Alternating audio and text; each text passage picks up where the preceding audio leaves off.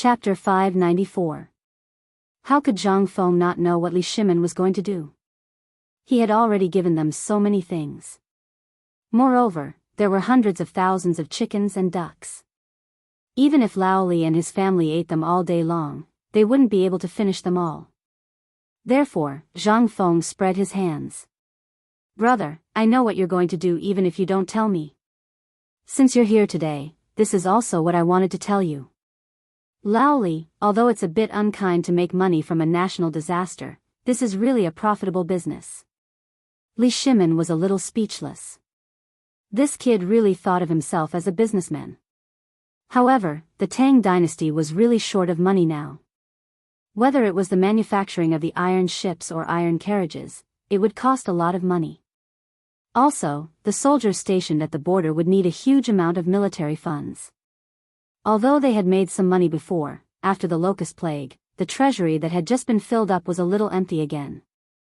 At this time, Li Shimin understood what Zhang Feng wanted to do after hearing what Zhang Feng said. You mean to sell this bowl of porridge to those rich people? Zhang Feng stretched out a hand and shook it. He said mysteriously, yes, and no. After all, we don't have much bone-strengthening powder now. We can't make this thing like this. This is one of the reasons why I asked Elder Sun to come up the mountain. On the one hand, I want Elder Sun to find some medicinal herbs that can replace the bone-strengthening powder and add them to this porridge. Moreover, I want to make this porridge into two different things. One is the kind that doesn't add the bone-strengthening powder and can fill the stomach, but the improvement of the physique is minimal. The other is the kind that doesn't add the bone-strengthening powder, but the taste and the effect of strengthening the physique are the same, or even stronger. What Zhang Feng wanted to do this time was actually a distribution model, which meant that he wanted to divide the same thing into 3, 6, and 9 grades. Although there was no hierarchy to this thing, and it was something that those unscrupulous merchants had originally divided for the sake of profit, he was now a merchant. Moreover, this great Tang wasn't like the modern world where everyone was equal. If this thing was really made into something like fine salt, then it would truly be a mess. However, for the people of the Tang dynasty, this thing was really a life-saving thing. Don't worry if the poor can't afford it. This thing can be reduced to the price of a bowl of porridge. It's just that the porridge is slightly more expensive. This porridge can be sold for money in the future. Of course, it's impossible now. There are so many chickens and ducks now. There were so many of them that they were consuming food every day. Since that was the case, they might as well bring them in. But what about after the disaster? The price of this item was bound to increase. However, this was not something that Zhang Feng could concern himself with. Those who liked it would naturally buy it. However, it would be different if medicinal herbs were added. A food shortage was a disaster for the commoners, but for the rich, it was just a matter of not having enough to eat. The oil in their stomachs, it was time to hang up. This porridge was tailor-made for them. Why? Wasn't it just to take money out of their pockets? And then use it on the construction of the academy? Before the construction of the academy began, Zhang Feng thought that it was so simple. However, when he really started it, he realized that this thing needed money. This was the King money-burning machine. Although Li Gan took the initiative to fight and paid for it, he couldn't let him keep paying for it, right? This was a bottomless pit. Even if he sold all of Lao Li's property, it wouldn't be enough. However, at this time, everything depended on Sun Simiao.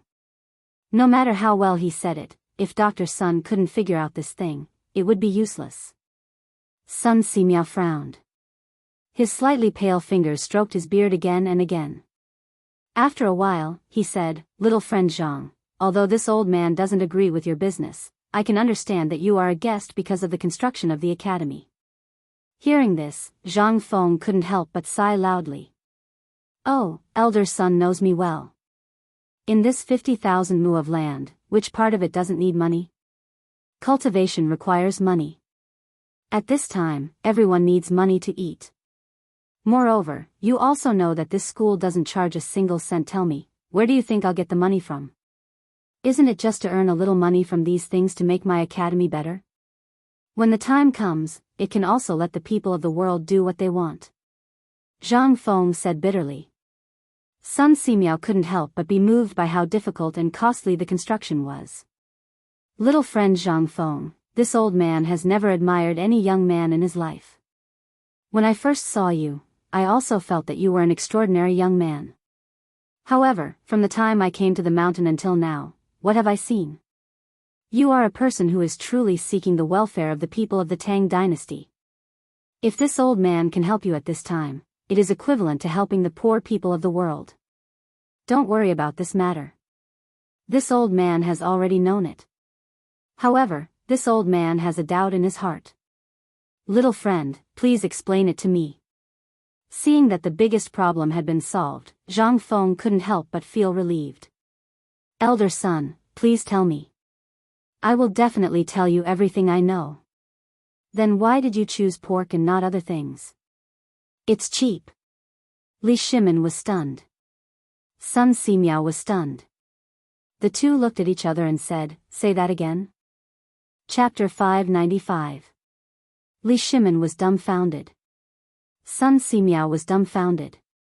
Wei Zheng was dumbfounded. Everyone in the world knew that pork tasted awful. It would not be a big deal if it was eaten by commoners, but what were they making now? What kind of rich people would eat this medicinal cuisine? How fishy would it be? How disgusting was it? How could they eat it? That would be a strange thing. If they really did that, there would be big problems. However, Zhang Feng did not answer. Instead, he ran to the door and yelled, Tai Niu, go get Li Qian. Tell him I'm looking for him. A moment later, a black-faced Li Qingxian rushed into the wooden hut, sweating profusely. What's the matter? I'm busy. Li Qingxian bowed to Sun Simiao and Li Shimin as soon as he entered the hut. Zhang Feng patted Li Qingxian on the shoulder and asked, we're all on the same side here, so I won't beat around the bush. Let me ask you, have you found the carpenter I asked you to find? I found him. He's an old eunuch from the palace. Sun Simiao was dumbfounded when he heard that. Li Shimin already knew, but wasn't he talking about pigs? Why was it related to this again? However, the two of them did not ask anything. They waited quietly for Zhang Feng. Zhang Feng was overjoyed when he heard that. That's great. Invite him in. I want to ask him something. Li Qingxian hesitated. However, after some thought and seeing Li Shimin's expression, he walked to the door and called in the eunuch he had brought with him. The old eunuch was very old. He had a head of silver hair, but his mouth was very thin. There was no beard on his chin. Zhang Feng was stunned. He pulled Li Qingxian to the side and asked, he must be a eunuch? Li Qingxian rolled his eyes. Didn't I just say it? I went through a lot of trouble to find a eunuch who just retired from the palace. Do you want him? If you don't, then forget it. He always felt that this matter was a little awkward, and he unconsciously felt a chill in his crotch. But since Zhang Feng wanted it, he didn't dare to say anything. He could only keep his head down and do his job. Seeing Li Qingxian like this, Zhang Feng's mood was greatly relieved. He circled the old eunuch a few times. Although the old eunuch was able to maintain his composure, how could he remain calm? Other than this idiot in front of him, the other three people were all people who could make the ground shake with a stomp of their feet. The emperor, the godly doctor, and the crown prince, he could not afford to offend any of them. If it weren't for eunuch Xiao Gizi's constant reminders, he would probably have knelt down by now. At this moment, he could only grin with a smile that was uglier than crying and bow his body as he stood. After Zhang Feng finished looking around, the old eunuch said, Greetings, Prince Zhang. Greetings to Master Li, young Master Li, and Dr. Sun. Sun Simiao rolled his eyes, looked at Li Shimin, and then looked at Zhang Feng playfully. Zhang Feng didn't care about the red tape and said, Let me ask you something. Old man. Seeing that the old eunuch's expression wasn't good, he hurriedly changed his words and said, Old eunuch, let me ask you something. Please tell me honestly, okay? Of course, if this is your privacy, just pretend that I didn't say anything." How could the old eunuch not agree? He hurriedly said, "Prince Zhang, please ask. It's my honor to leave my body behind to do something for Prince Zhang." "Good." Zhang Feng patted the old eunuch's shoulder and said, "Since old eunuch said so, then if I, Zhang Feng, treat you unfairly in the future, then I'm worse than a pig or a dog." The old eunuch was shocked when he heard this. Zhang Feng said, "Don't be like that. What I asked may be a secret to you and the palace. Are you sure you can say this? Can he say? Can he not say it? If he doesn't say it, he'll die." The old eunuch was about to cry. He suddenly felt that this grandson was even more long-winded than the monks in the temple. "If you have something to say, would it kill you to say it all in one breath?" But he didn't dare to say anything. He was afraid. He was afraid that he wouldn't live past tomorrow. He could only take a deep breath and say, "Prince Zhang, please ask." After Zhang Feng was sure that the old eunuch wouldn't do anything, he carefully asked, "Let me ask you. How many years have you been a blacksmith in the palace? Or should I say, how many people have handled your work? Of course, I'm not doubting your craftsmanship. It's just that this matter needs to be confirmed. Otherwise, you can't be the slightest bit careless. Otherwise, many lives will be lost. If things go wrong, we might all be finished."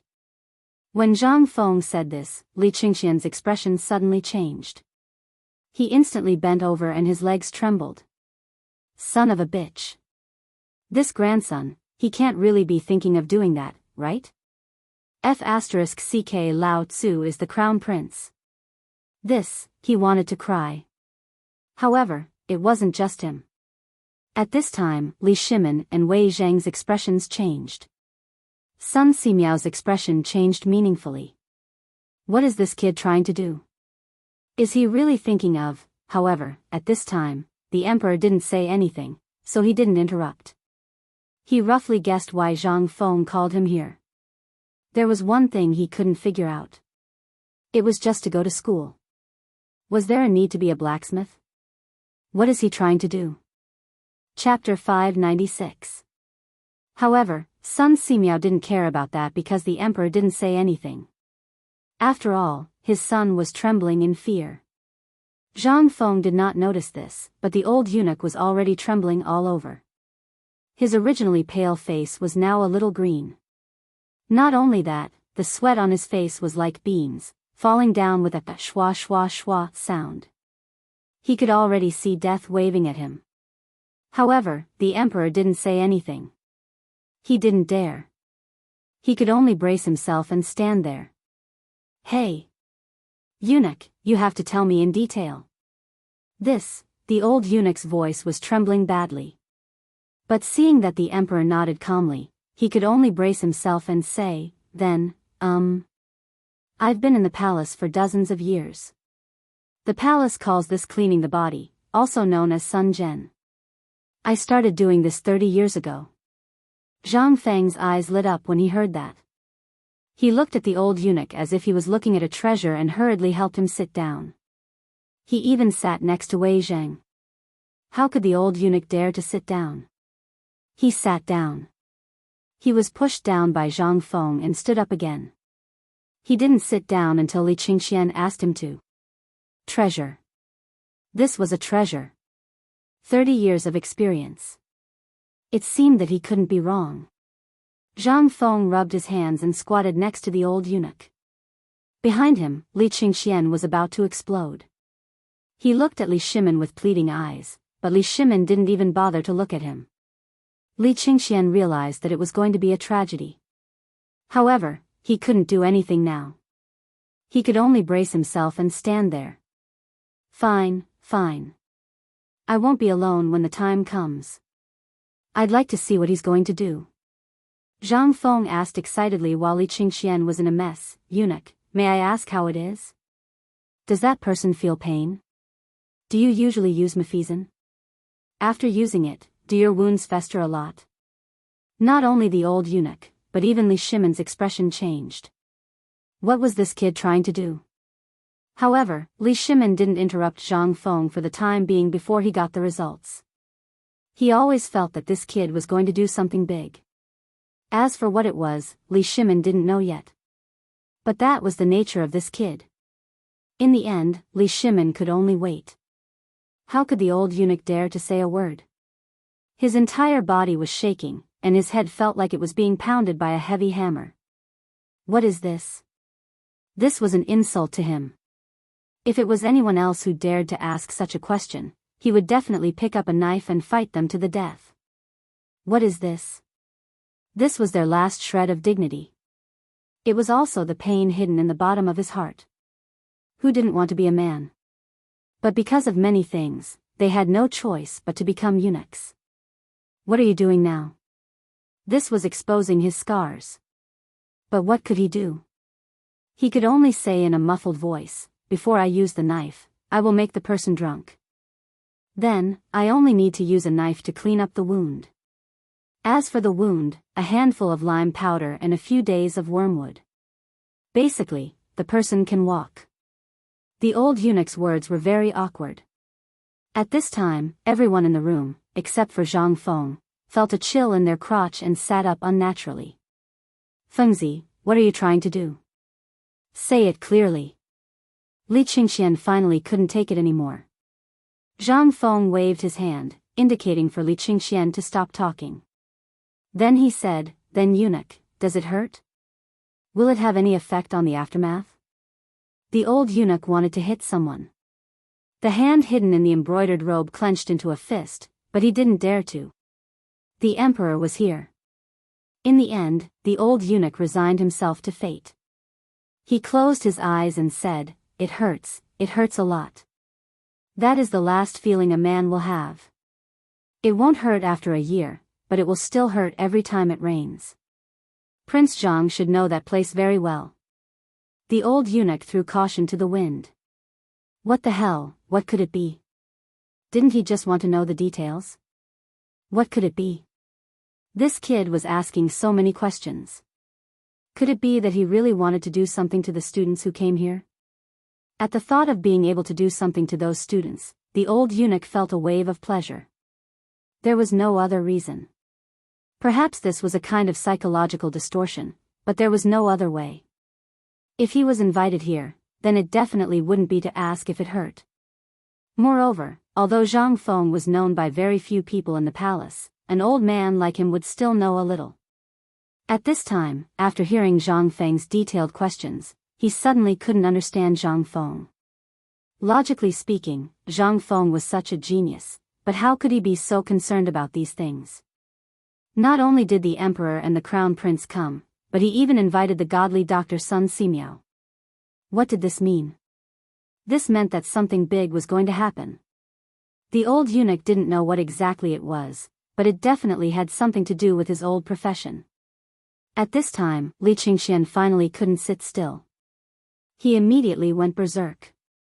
"That, Fengzi, it's time to eat. I'm going to help Dabing and the rest. I'm leaving." Zhang Feng was stunned and hurriedly waved his hand. "Where are you going?" "Wait, I still have something important to say." Scram. Lao Tzu quit. Chapter 597. Faced with Li Qingxian's inexplicable words, Zhang Feng was completely dumbfounded. He scratched his head and asked, "Lao Li, what's wrong with your son?" Well, Li Shimin's face stiffened. "Did you want to do something to him just now?" Zhang Feng was also dumbfounded. He asked with a face full of question marks, "What? A blacksmith? Did you find a blacksmith for him?" Li Shimin didn't want to say it, but he couldn't help it. That was not only his son, but also the crown prince of the Tang dynasty. He was also the face of the Tang dynasty. If people knew what happened today, wouldn't they laugh to death? Let's not talk about anything else. Just talk about this now. Do you really not understand? Alas. Li Shimin heaved a heavy sigh. Feng Zi, just say it directly. What do you want to do? Don't you feel scared by what you're saying? No. It's quite good. Zhang Feng's words almost made Li Shimin go crazy. It's quite good. How is it good? It's so scary. Li Shimin was speechless. Fengzi, you're asking so many questions. What does it have to do with the famine? I think it has nothing to do with it at all. Let's talk about your porridge now. I think it's still possible. Zhang Feng spread his hands. I'm talking about the porridge now. And it's the most important thing of the porridge, pork. Pork? You can talk about pork if you want, but why are you talking about blacksmiths? And you're talking about eunuchs. How are you talking about pork? Li Shimin couldn't help but go crazy. Fengzi, speak properly. Oh, look at you. Don't you have any patience? I, Zhang Feng, can guarantee that you'll be so excited that you'll jump up and down. Do you believe it? And this, eunuch, although I know you feel uncomfortable now, you have to know that in the future, although you can't be compared to those dukes, at least you'll be richer than those businessmen. Do you believe it? What's this? This is a big deal falling from the sky. Speak properly. Li Shimin's face was as black as the bottom of a pot. Sun Simiao also couldn't listen to him. This guy looked okay, but why was his mouth full of the stench of money? Young friend, you've fallen behind. Although you're doing business for the sake of the academy, you can't be so full of the stench of money, right? Tell me first, how are you going to make this porridge? Sun Simiao was very tactful. This was the first time in his life that he was sitting on a cold bench after being here for half a day. Wherever he went, wasn't he treated as an honored guest? But here? He felt that he was superfluous. Zhang Feng also noticed Sun Simiao's impatience, so he said, Elder son, please calm down. I'm being rude, but don't worry. Wait, I really have something important to discuss with you. Zhang Feng got up, took a sip of tea, and said, Everyone, I know that I've made you feel uncomfortable, but this is really a big deal for me. You all know that pork is smelly now. There are very few people who raise it, let alone eat it. Only those who are really poor and can't afford mutton will eat some pork. But do you know that the cost of pork is the cheapest, and its nutritional value? Forget it, you don't know about its nutritional value. Let's talk about its effect. This thing is better than mutton. If you eat too much mutton, you'll feel dry and hot, and it'll be easy to get heaty. But pork is different. Pork not only calms one's qi and blood, but also prevents one from getting heaty. If you're injured, you only need to drink a bowl of meat soup every day. Under the condition that you don't get heaty, you can. Zhang Feng blew on the pork with great gusto. But let alone Li Shimin, even Sun Simiao was a little confused. What was all this? However, he agreed with Zhang Feng on one point.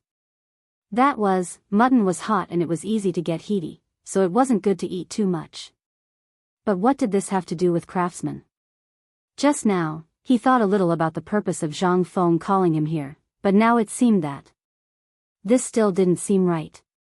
After Zhang Feng finished speaking, Sun Simiao said, Little friend Zhang Feng, this pork of yours is so good that even this old man wants to eat it. But this still can't make it presentable.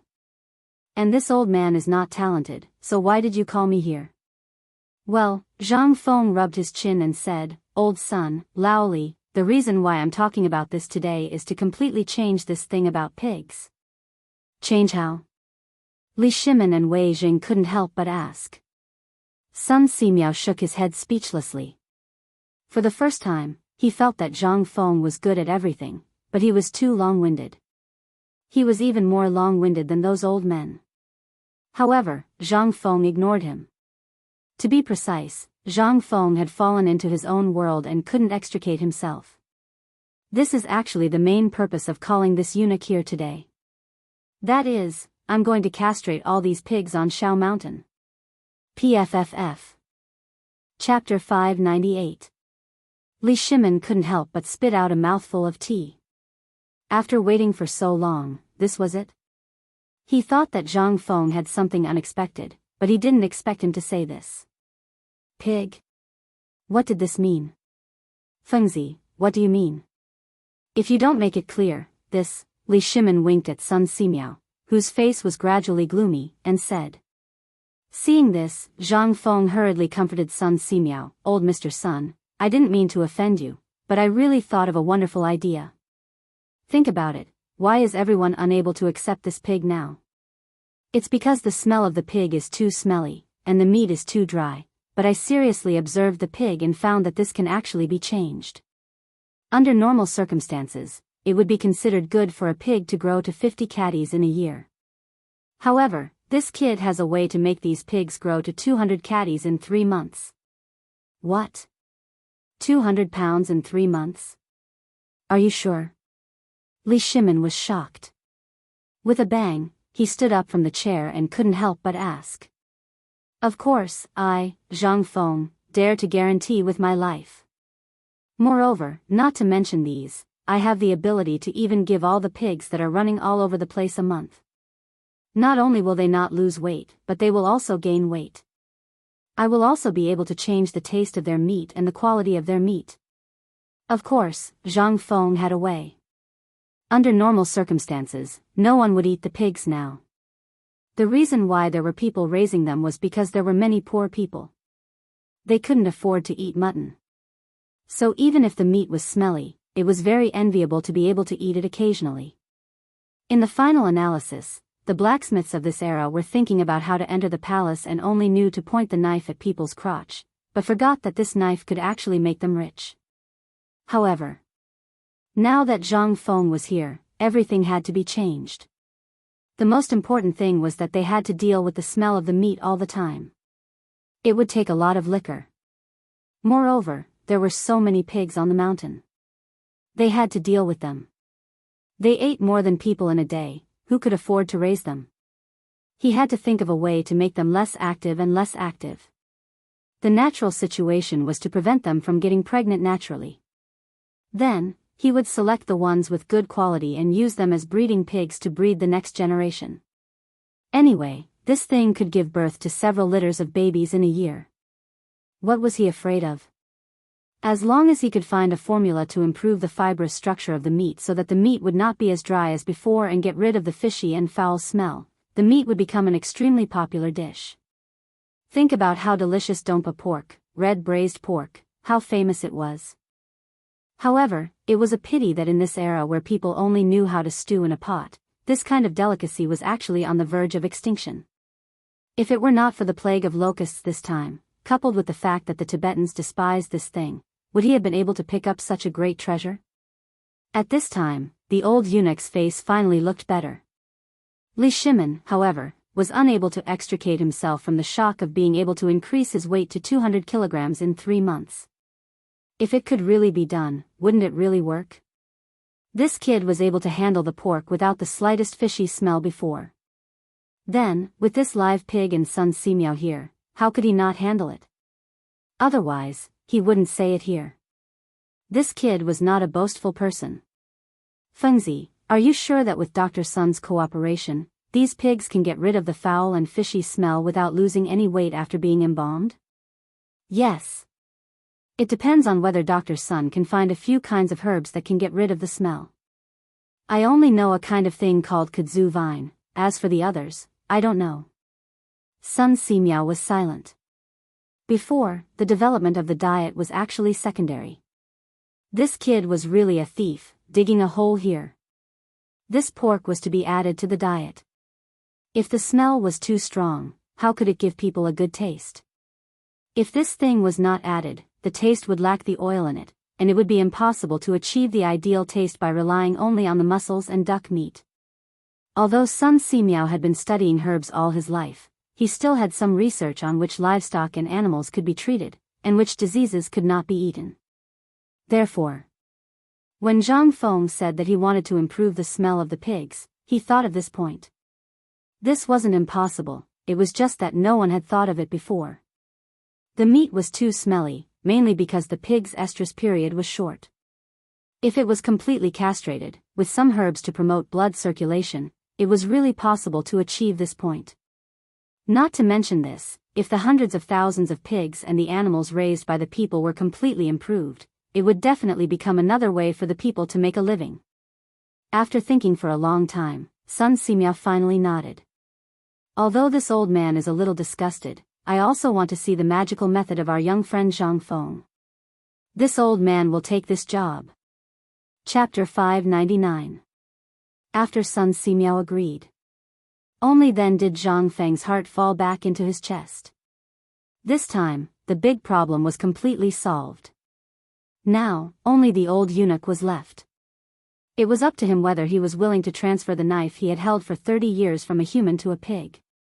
Zhang Feng couldn't help but turn around and look at the old eunuch. Eunuch, may I know if you... The old eunuch hurriedly stood up. Prince Zhang, please speak.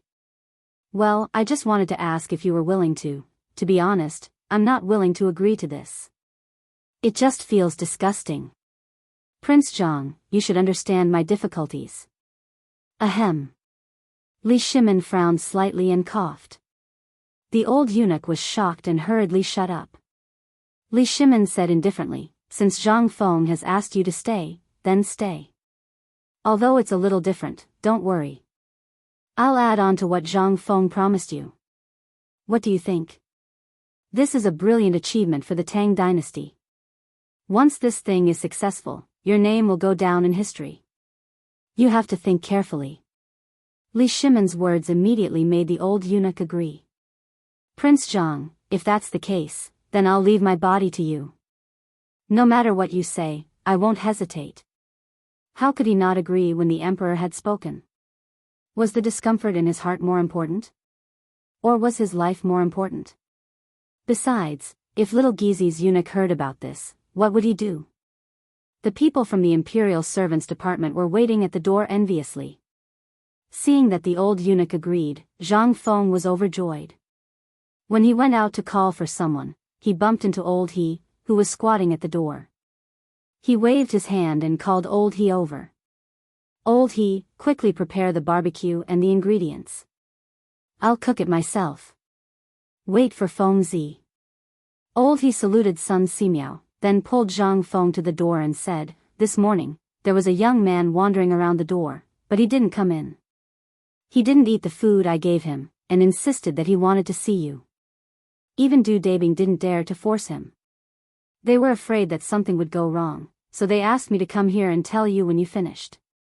Zhang Feng was dumbfounded. Who is it? I don't know. Old He shook his head, pointed to the mountain gate and said, why don't I ask someone to ask? If he has nothing to do, we can give him a few meters to send him down the mountain. However, this kid is wearing a scholarly robe full of patched scars. I don't know where he came from. Scholarly robes? Hearing this, Zhang Feng could not help but frown slightly. Lao Li, you guys take a seat first. I have something to do at the mountain gate. I'll be right back. As they spoke, Zhang Feng followed old He and hurried to the entrance of the mountain.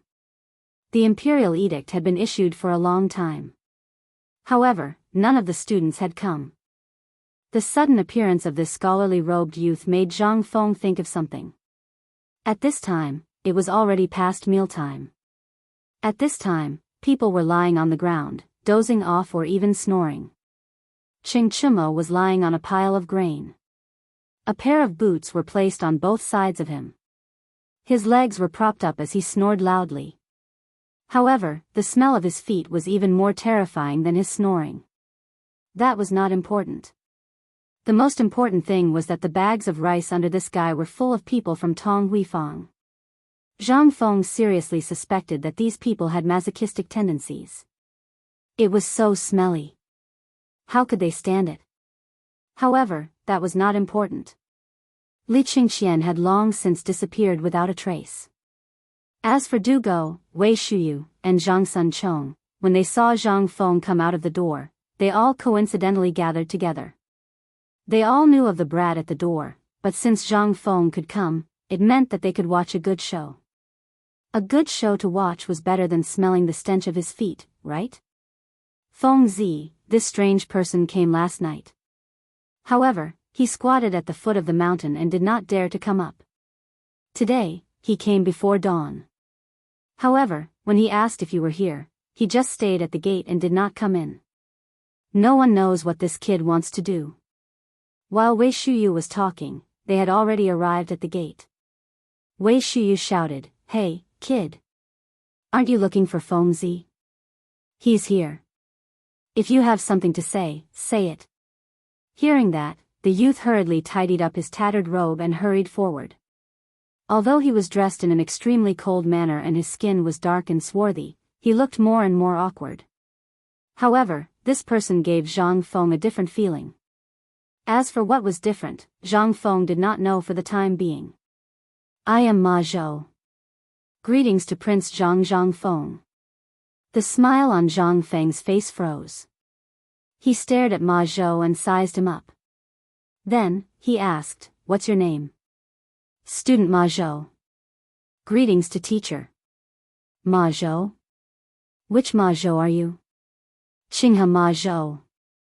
"Ma Zhou. Chang'an Ma Zhou." Damn. He had picked up a treasure.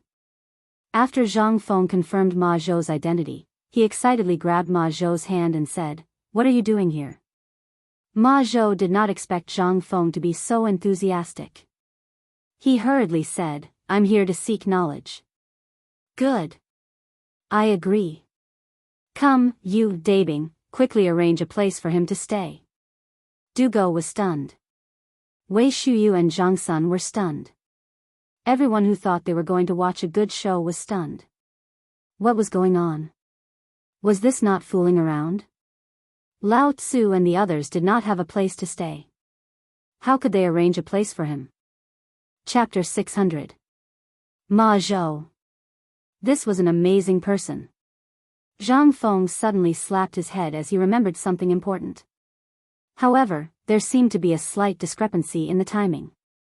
Originally, in the third year of Zhenguan's imperial examinations, there were 9 people who became Jinshi, and this Ma Zhou was one of them. This Ma Zhou was also an amazing person. In history, he was an official who advised the prime minister, and played a key role in the governance of Zhenguan. However, for some unknown reason, the imperial examinations that were supposed to be held next year were forcibly changed to the 5th year of Zhenguan. However, this was not a problem. After all, Ma Zhou was here. Damn it, even if Lao Tzu only taught him, he would also be able to achieve meteoric success. The talents of this era all had to send a visiting card. It was also known as a petition for merit. Before the imperial examinations, one would send one's greeting card to the noble families. And the imperial examinations of this era were basically recommended by the high officials and nobles. From there, one could participate in the imperial examinations and enter the official career. However, Zhang Feng was very excited at this moment. He pulled Ma Zhou and did not let go. Ma Zhou's dark cheeks were flushed red, but he did not dare to withdraw his hand. He could only let Zhang Feng pull him. When they reached the wooden house, Zhang Feng let go of Ma Zhou and asked, "Oh right, I forgot to tell you the rules here. You know the rules, right? This student is not talented, please teach me." Ma Zhou bowed respectfully. "All right, if that's the case, then who's that?" "De Bing, you tell him that this is our academy's first student. You have to bear with this. If you dare to do anything, just you wait." Dugo's face darkened. "Are you saying that the few of us aren't? Then those who came before are not counted?" Zhang Feng was stunned. "Oh, what's wrong with you? Are you jealous of Qishan? Why are you talking so much nonsense? Tell him the rules, and then I will register him." While speaking, Dugo reluctantly told him the rules. The gist of it was that if one wanted to study here, the first thing one had to do was to build a house in a designated area. Furthermore, this house had to be in a format set by the academy. Secondly, he had to participate in the construction of the Taoist college. This was also included in the credits. While Dugo was talking to Ma Zhou, Zhang Feng hurriedly wrote down something similar to an admission letter. On the paper, a large red flower was drawn in cinnabar. 2 red ribbons floated from the top of the paper to the sides, and in the middle of the paper was written in ink. Today, Ma Zhou of Qinghe is under Zhang Feng's tutelage and enrolled in White Deer College to study. With this as proof, the college will take care of the student's daily life during the period of enrollment. However, the student must complete the missions set by the college and accumulate credits. Those who fail in a year will be expelled from the college and will never be accepted again. The writer is Zhang Feng.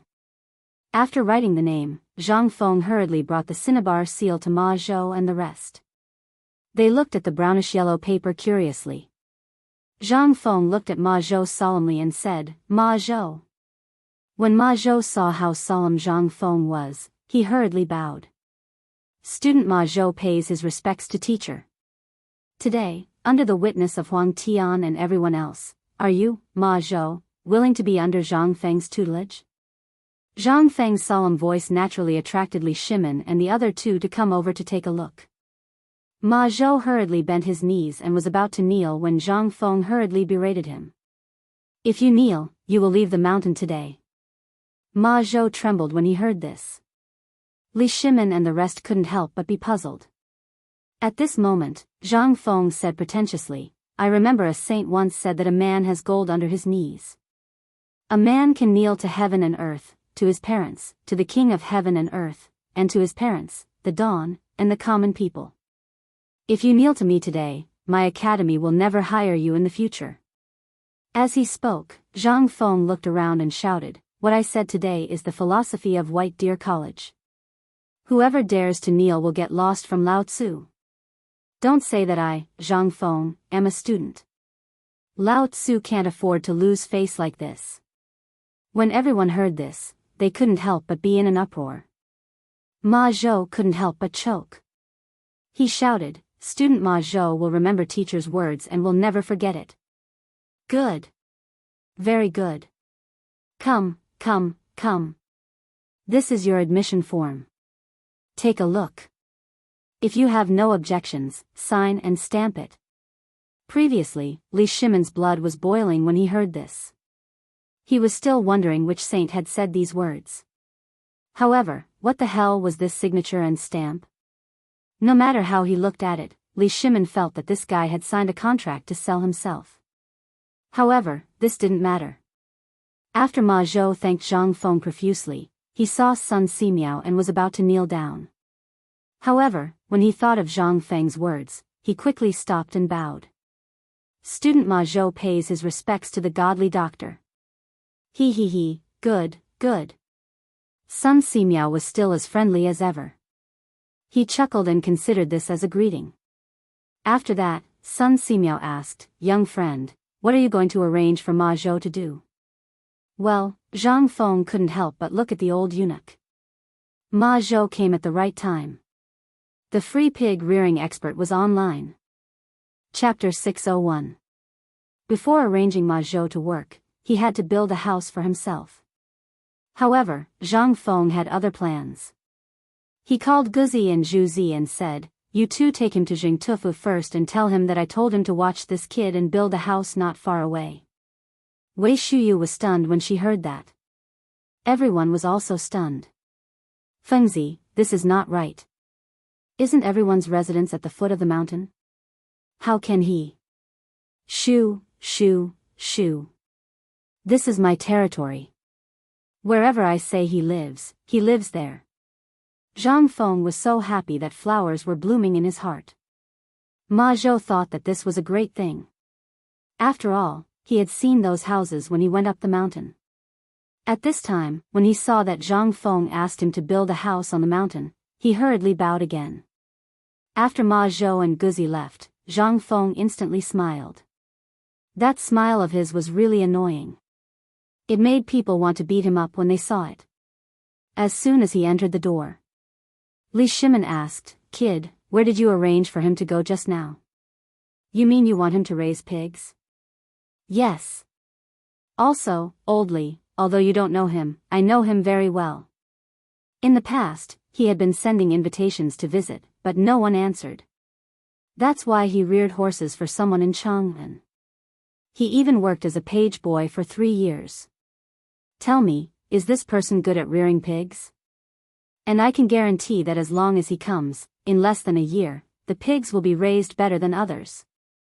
"A student of the academy, you actually want him to raise pigs? how embarrassing it would be if this were to spread out.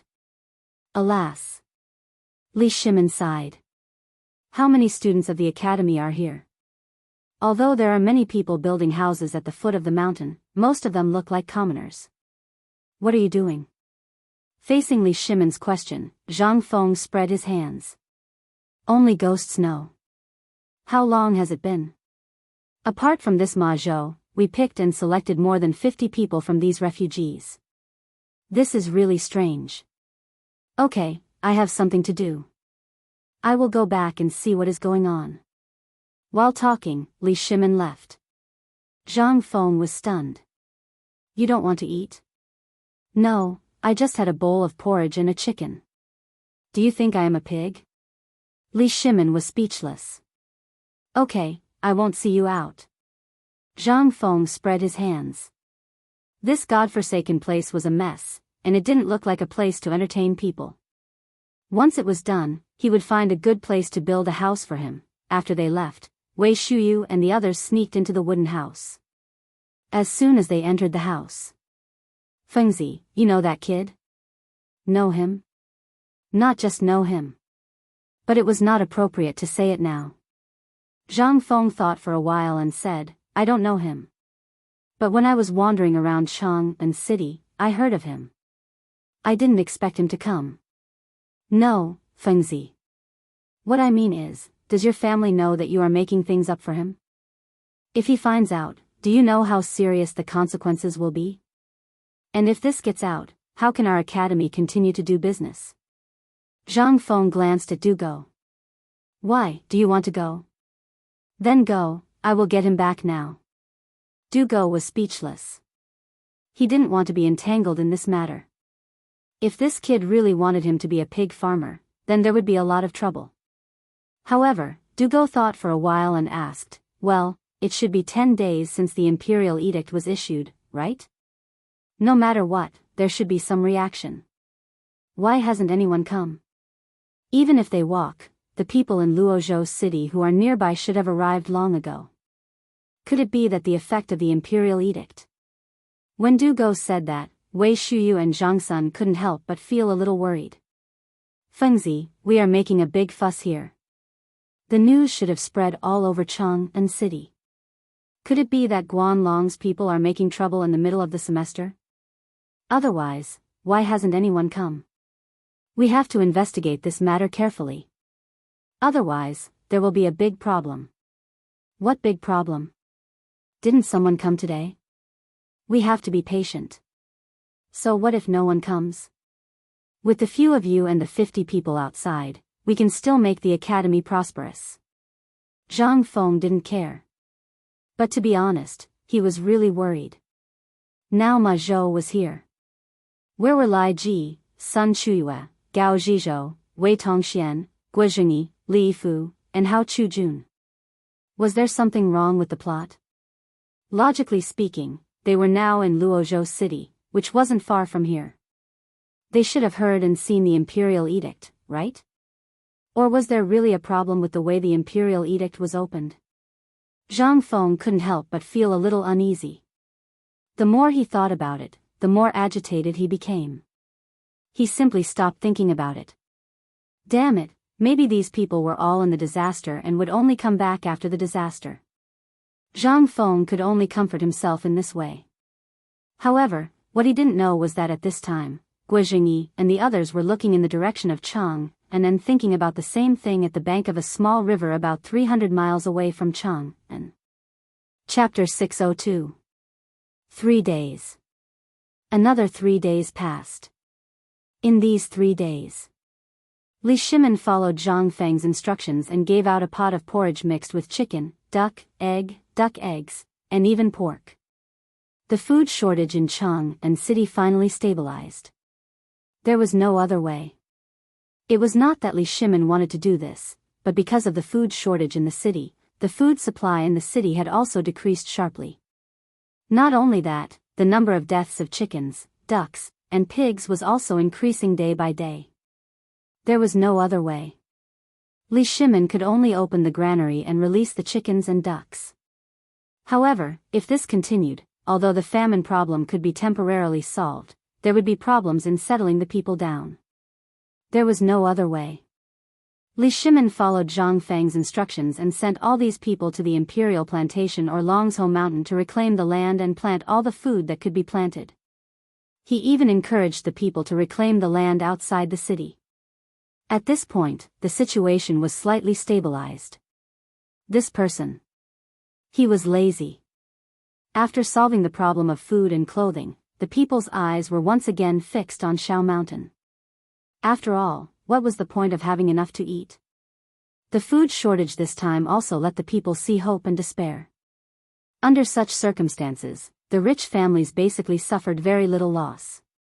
Only the ordinary people like them had to overcome more and more difficulties and even worry about a meal every day. What was this? This was the disease of poverty. But what about Shao Mountain? The notices from before once again appeared before the eyes of the commoners. What was this? This was something that could help them improve and make a name for themselves. The locust plague also made them realize that the only way to make a name for themselves was to go to the academy. And this academy. They could only afford to go to this free White Deer College. At the same time. At this moment, everyone in the hall received the imperial edict. After a moment of silence, everyone erupted in an uproar. I want to go to Chang'an. I want to go to White Deer College.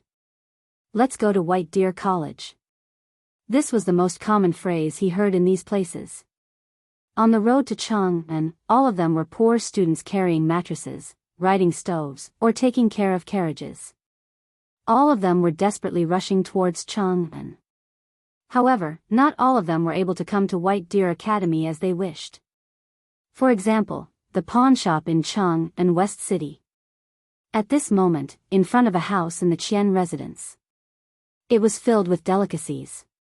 Some were steaming hot, while others were covered in dust. A noblewoman was kneeling at the door, her voice hoarse from crying.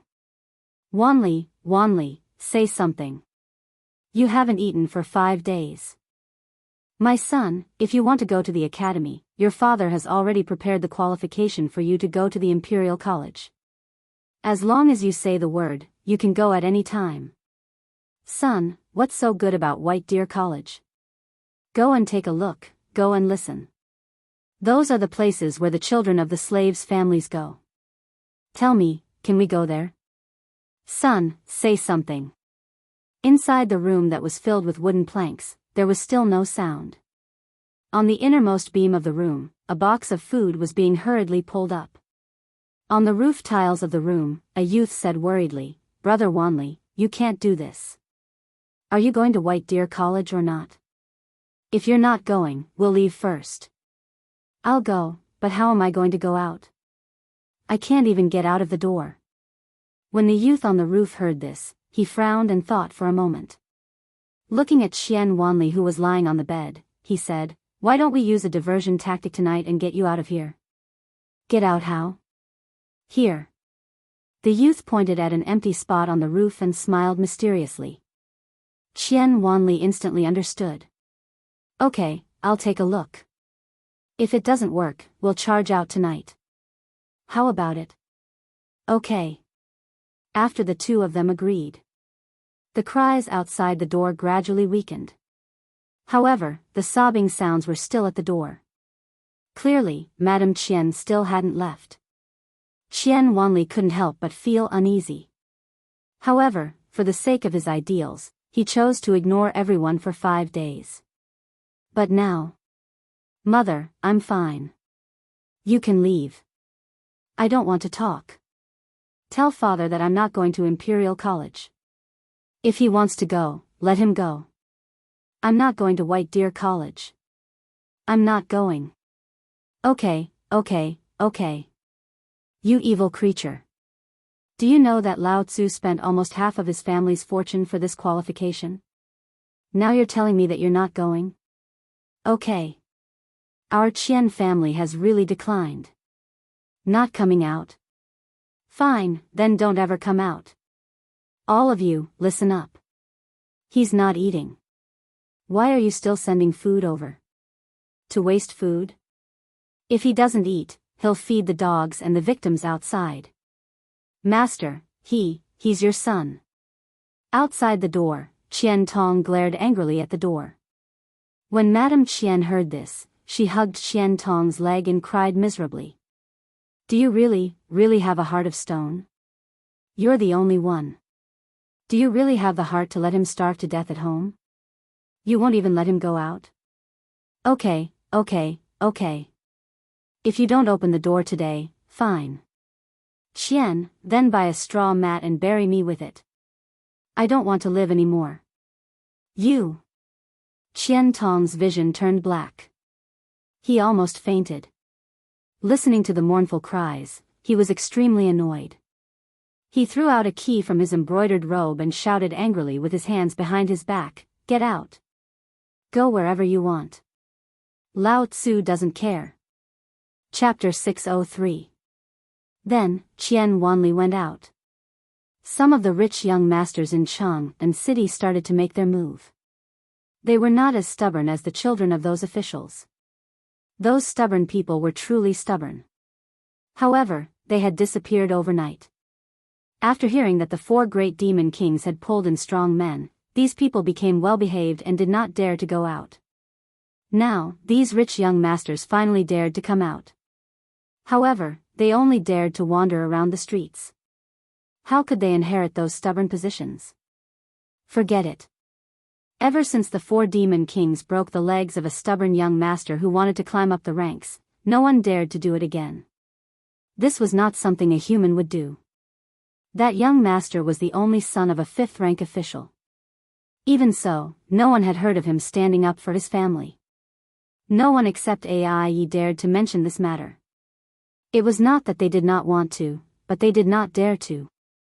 However, during this period of time, Chang'an city had calmed down. But the famine had also come. However, as the famine spread, the eyes of these rich young masters were once again fixed on the academy in Shao Mountain. They knew that even if they went to the Imperial College, they would not have a chance to stand out. This was because in this F***Ketup era, those who could get into high school were basically those who had connections. Them? Were they worthy? However, this Shao Shan Academy was different. It even taught them how to do business. If they learned well, they could even work in important institutions like the Ministry of Works. What was this? This was a free lunch from the sky. If it was someone else who said this, they would definitely slap their mouths. However, this was an imperial edict. An imperial edict. And the person who issued the imperial edict was none other than that street bum in Tonghui Lane, a lazy man called Zhang Feng. However, before this, he had opened some Chang'an University in Chang'an. However, that place, now, it was a bunch of stubborn people. This could not help but make people think. How could an academy opened by a street bum be taken seriously? This was the reason why everyone was hesitant. However, as Qian Wanli walked out of the residence in a high-profile manner, he raised his arms and shouted, "Lao Tzu wants to go to White Deer College." This time, the rich young masters in Chang'an city could not sit still. This was like a signal light. It even caused a series of shocks in Chang'an city.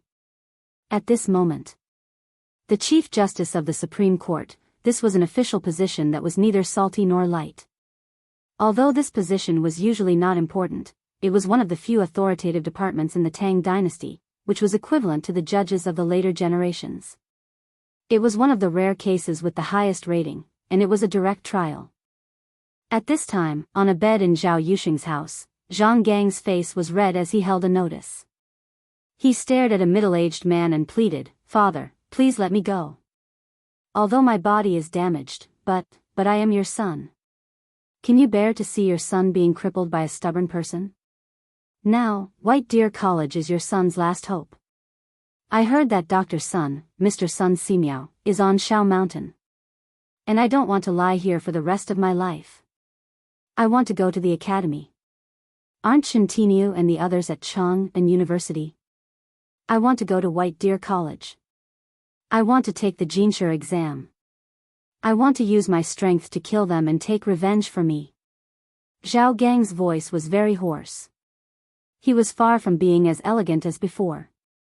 Even his handsome face was full of vicissitudes and fatigue. His face was full of stubble. Although he was less than 20 years old, he looked at least 30 years old. At this moment, his emotions were very calm and cold.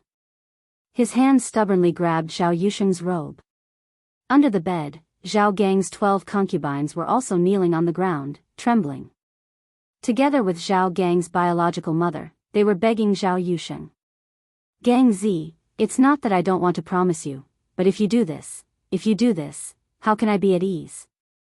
Also, remember this grudge clearly. It's best if you forget it. Otherwise, it won't be just you. You'll implicate the entire Zhao family. Do you understand? In fact, they all knew the true identity of Chen Tinyu and the others.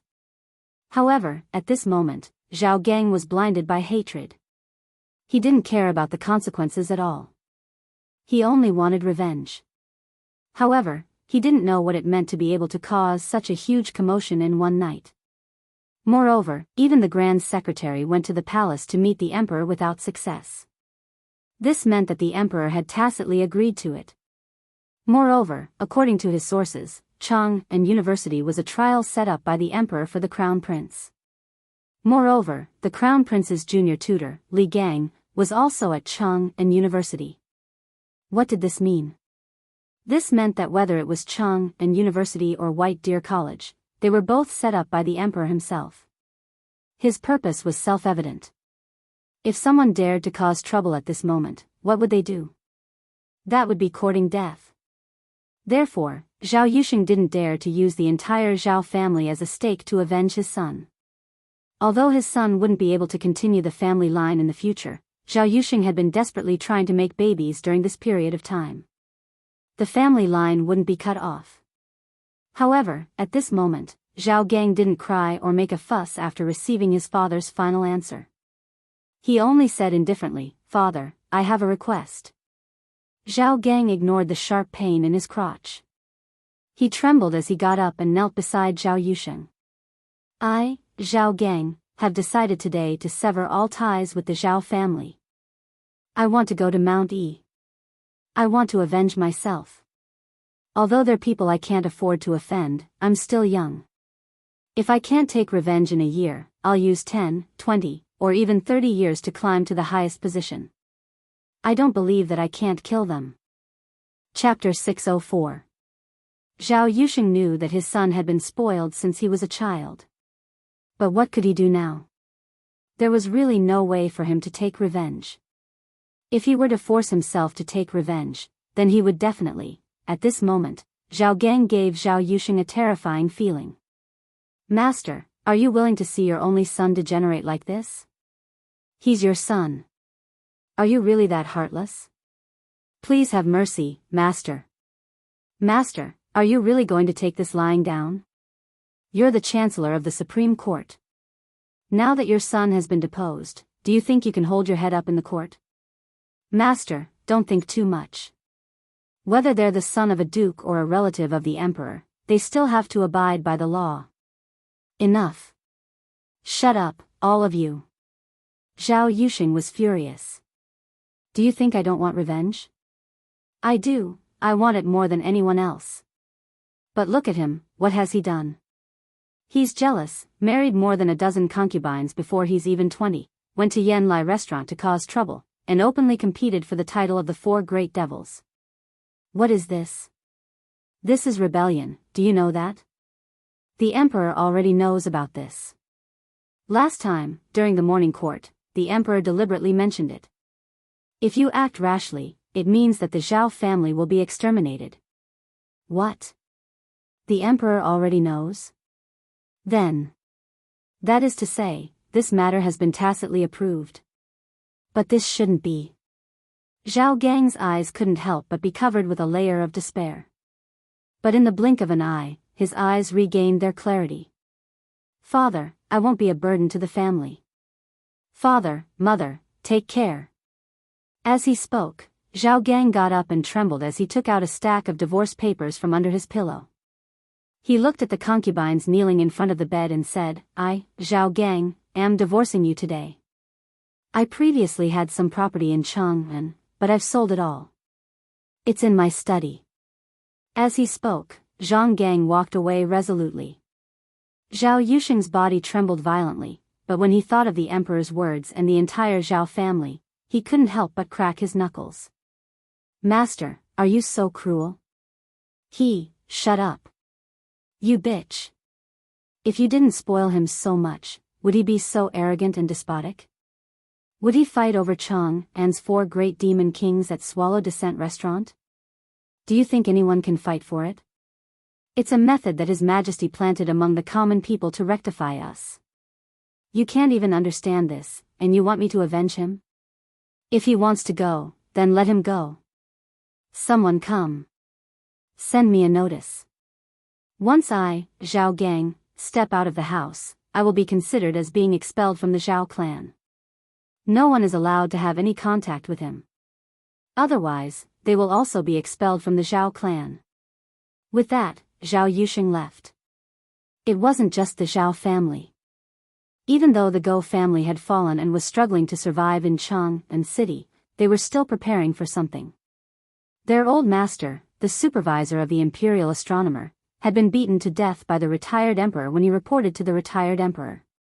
The retired emperor didn't care about it and acted as if he didn't know anything.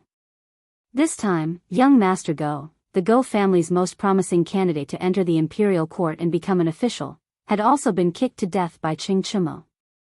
After lying low for a while and seeing that the Zhao clan hadn't stepped forward, the Go family met White Deer College again and held a family meeting. Basically, everyone from the Go family was there. They were doing this for no other reason than because young Master Go had been making noises about going to White Deer Academy after he received a letter from Zhao Gang. This was a big deal.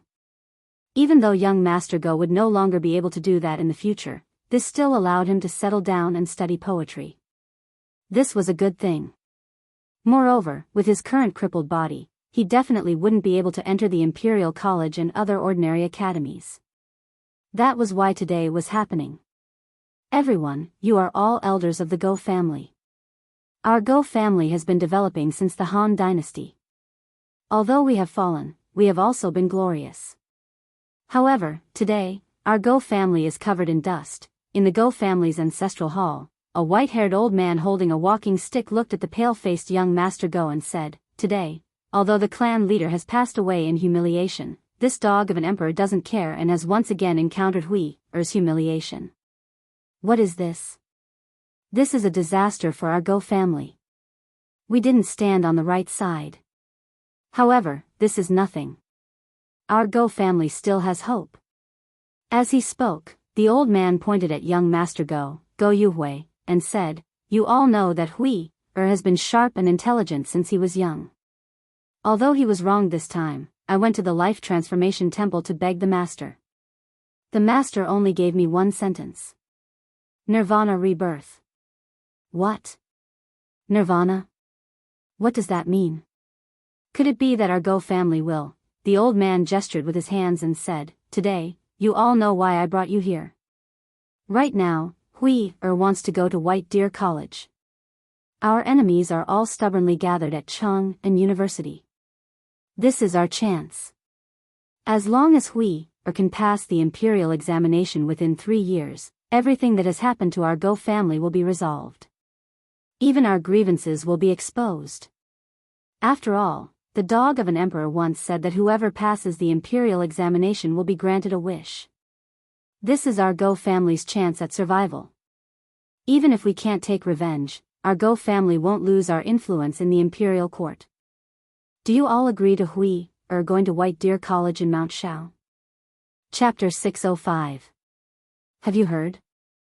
The kids from Tonghui Lane have all gone to White Deer College. This sentence had almost become something that the people of Chang'an would hear or discuss every day when they met. At that moment, in front of the East Market Treasury in Chang'an City, a line was waiting for the porridge.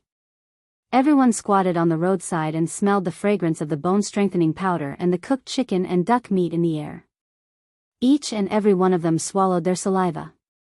Even those who had money and leftover rice at home ran over. It would be worth it even if you bought a bowl of porridge for 1 copper coin. Why?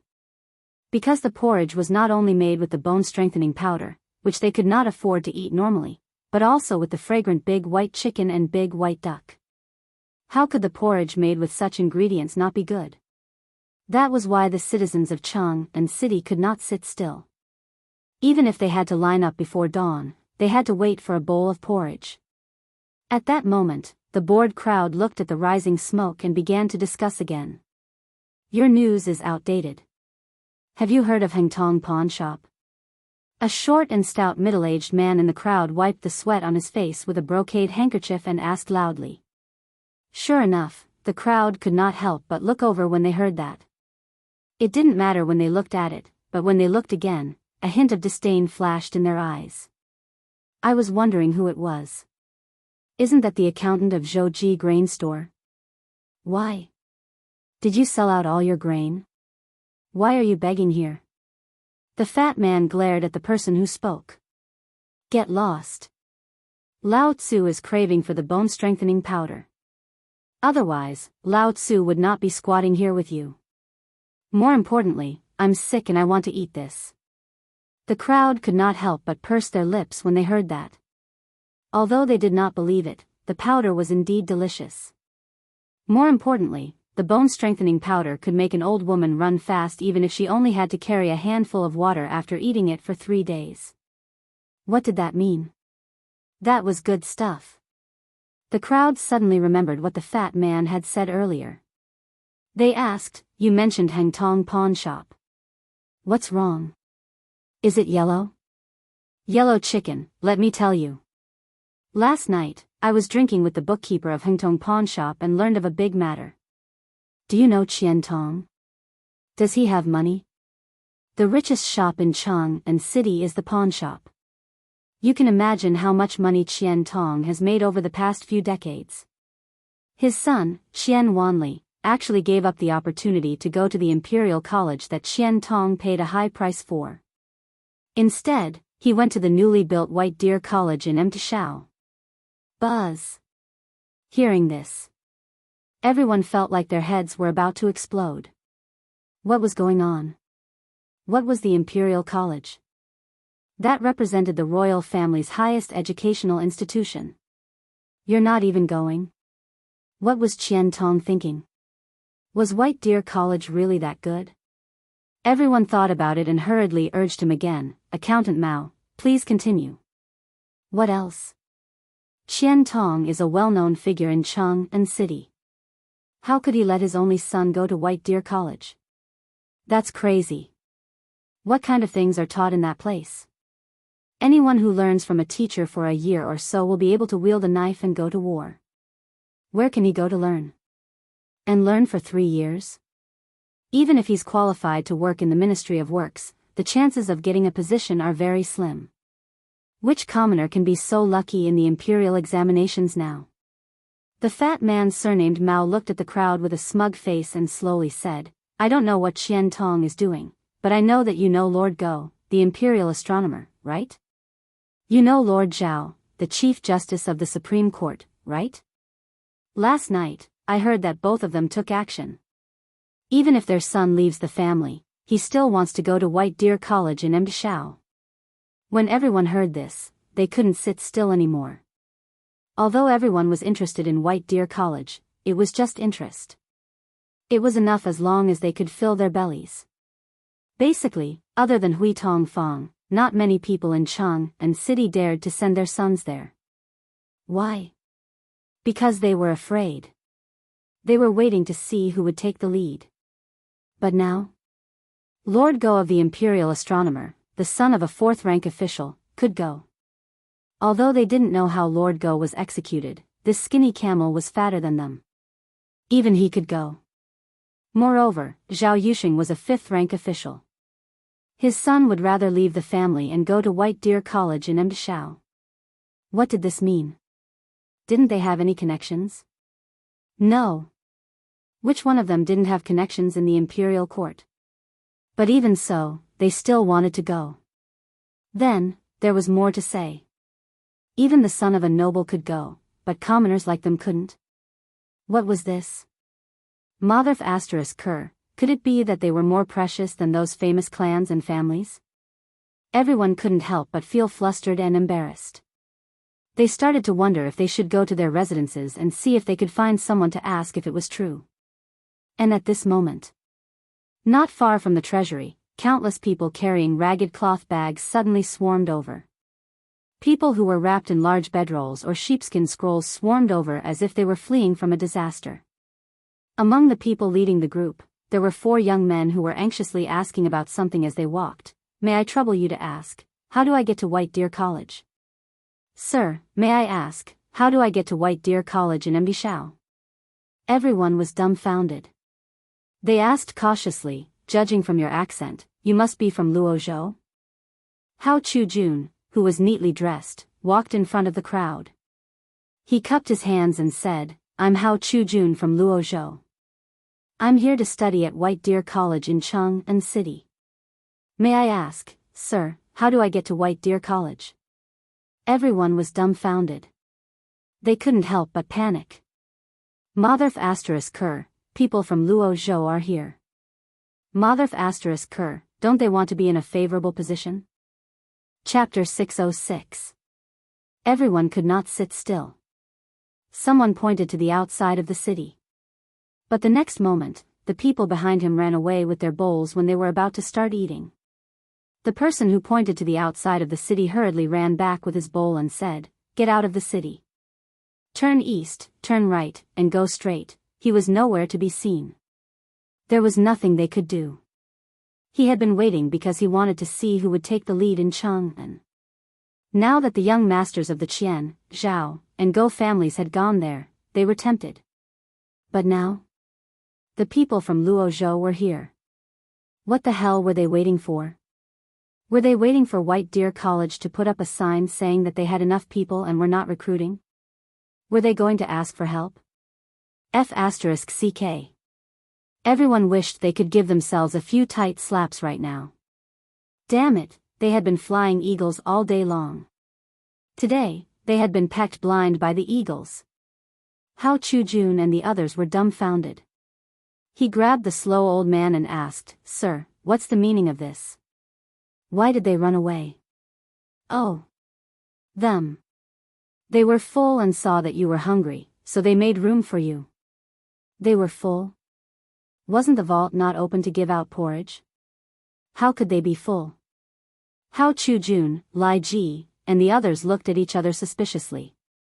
Then, they put down their bags and squatted by the roadside to give out porridge. It was not that they could not afford it. It was that where could they buy it along the way? Now, they could not even buy a bite of food with money. They had not touched their travel expenses along the way. They were so hungry that they felt dizzy. When they arrived in Chang'an City, they heard that the porridge in the vault not only contained bone-strengthening powder, but also chicken and duck. 1 bowl of porridge could last them 3 days. That was why they hurried over. They wanted to buy a bowl of rice.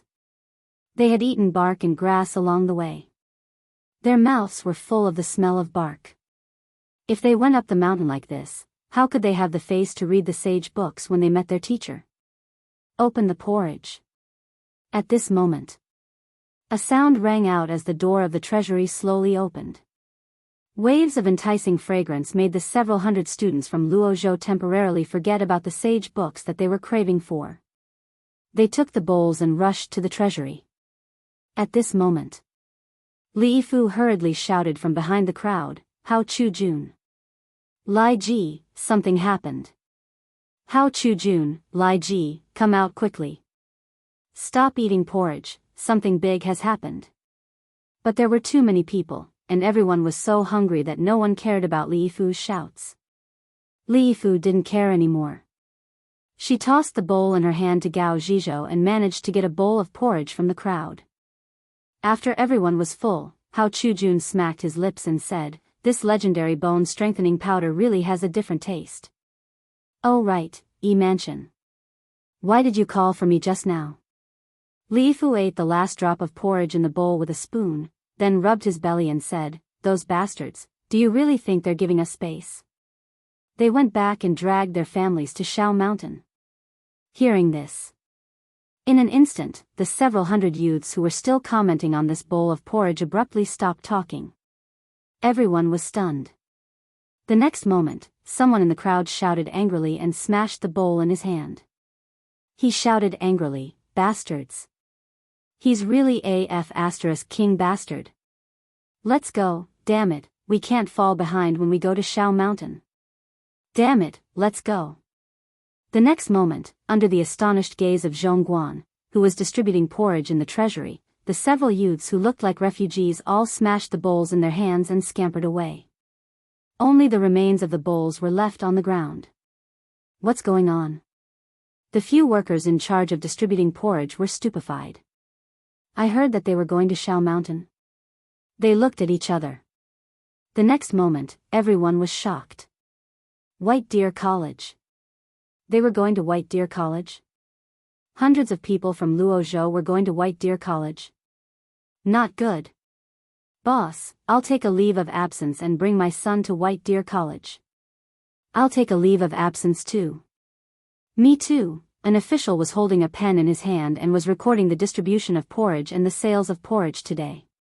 He didn't even notice that the ink on the tip of the pen had dripped onto the paper, creating a large blooming ink flower. He was staring blankly at the people who left in a hurry. What was wrong with these people? Shao Mountain. White Deer College. What were these people? Were these people crazy? However, the next moment, he couldn't help but think of something that he had forgotten. It was an imperial edict before the famine started. It seemed like the White Deer Academy was written on the imperial edict. It seemed that these people were talking about White Deer College the most recently. Wasn't no one going? What was going on? Were they having a stroke? Why were so many people going? When he thought of this, he suddenly had a bad premonition. He slapped his thigh and shouted, "Not good.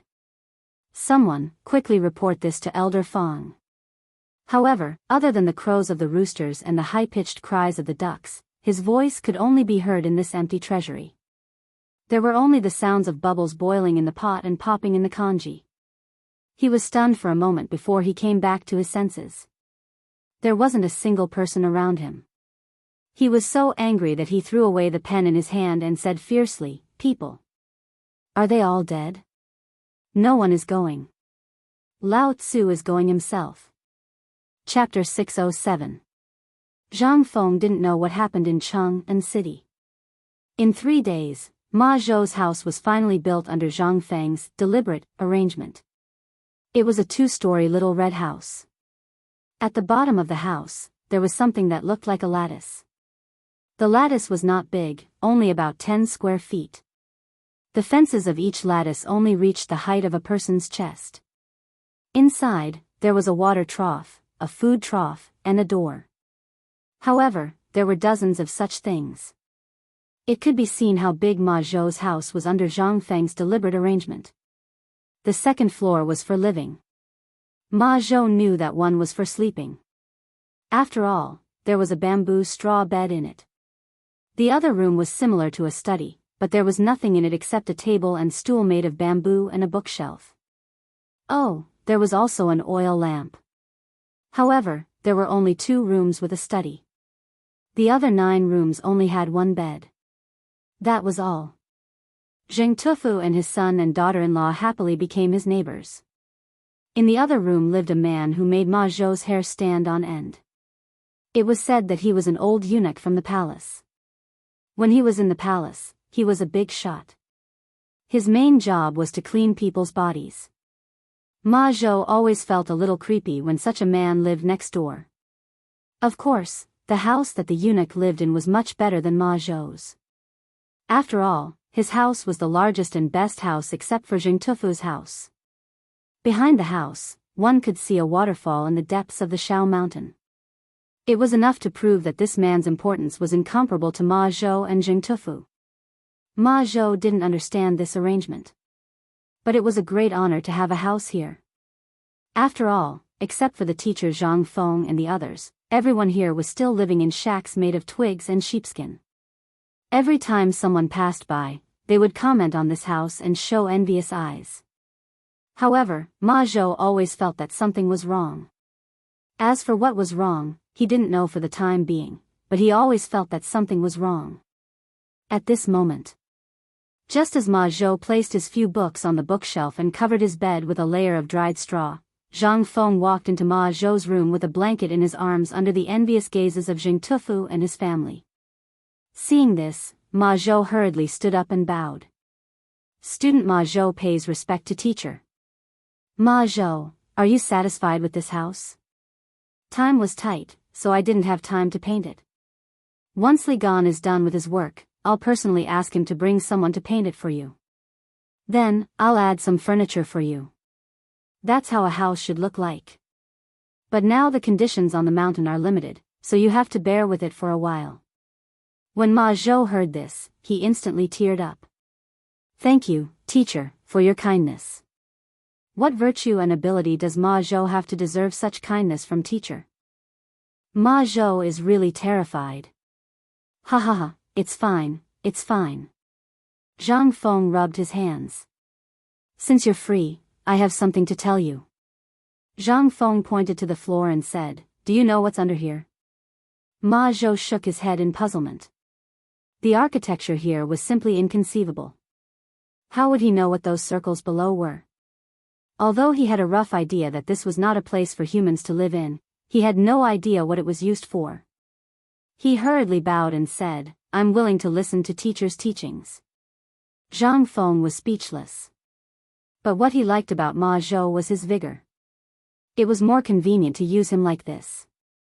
When they arrived at Shao Mountain, Zhang Feng had basically prepared everything that he could think of for Ma Zhou. This made Li Qingxian and the others jealous. But Zhang Feng only said one sentence. They could either have the house as a gift, but there was a condition, and that was that they had to rear pigs. When they heard this, each of them ran away faster than the other. They did not even dare to look at Zhang Feng. Zhang Feng gathered his thoughts and looked at Ma Zhou up and down. Then, he said, I heard that you've been in Chang'an for 5 years? Why didn't you participate in the last imperial examination? Ma Zhou's eyes darkened when he heard this, but he did not dare to not answer. He said, Teacher, you need to send your name to the imperial examination. Before I met teacher, I sent my name to all the places in Chang, and that I could send my name to, but, I heard that you raised horses? Zhang Feng did not want to listen to his long-winded words and asked directly. Zhang Feng already knew about this. Ma Zhou's face turned pale when he heard this.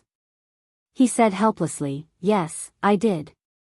It was all for my livelihood and to buy a book. I had no choice but to do this. Good, very good. Raising horses is good. Ma Zhou's expression froze. Raising horses is good? How is it good? If it was not for the handwritten authentic work of the former great scholar Chen, would he lower himself to feed horses? This was a humiliation to the literati. He did not understand what Zhang Feng wanted to say. What was the connection between this and the small enclosure below? He could only bow and wait quietly.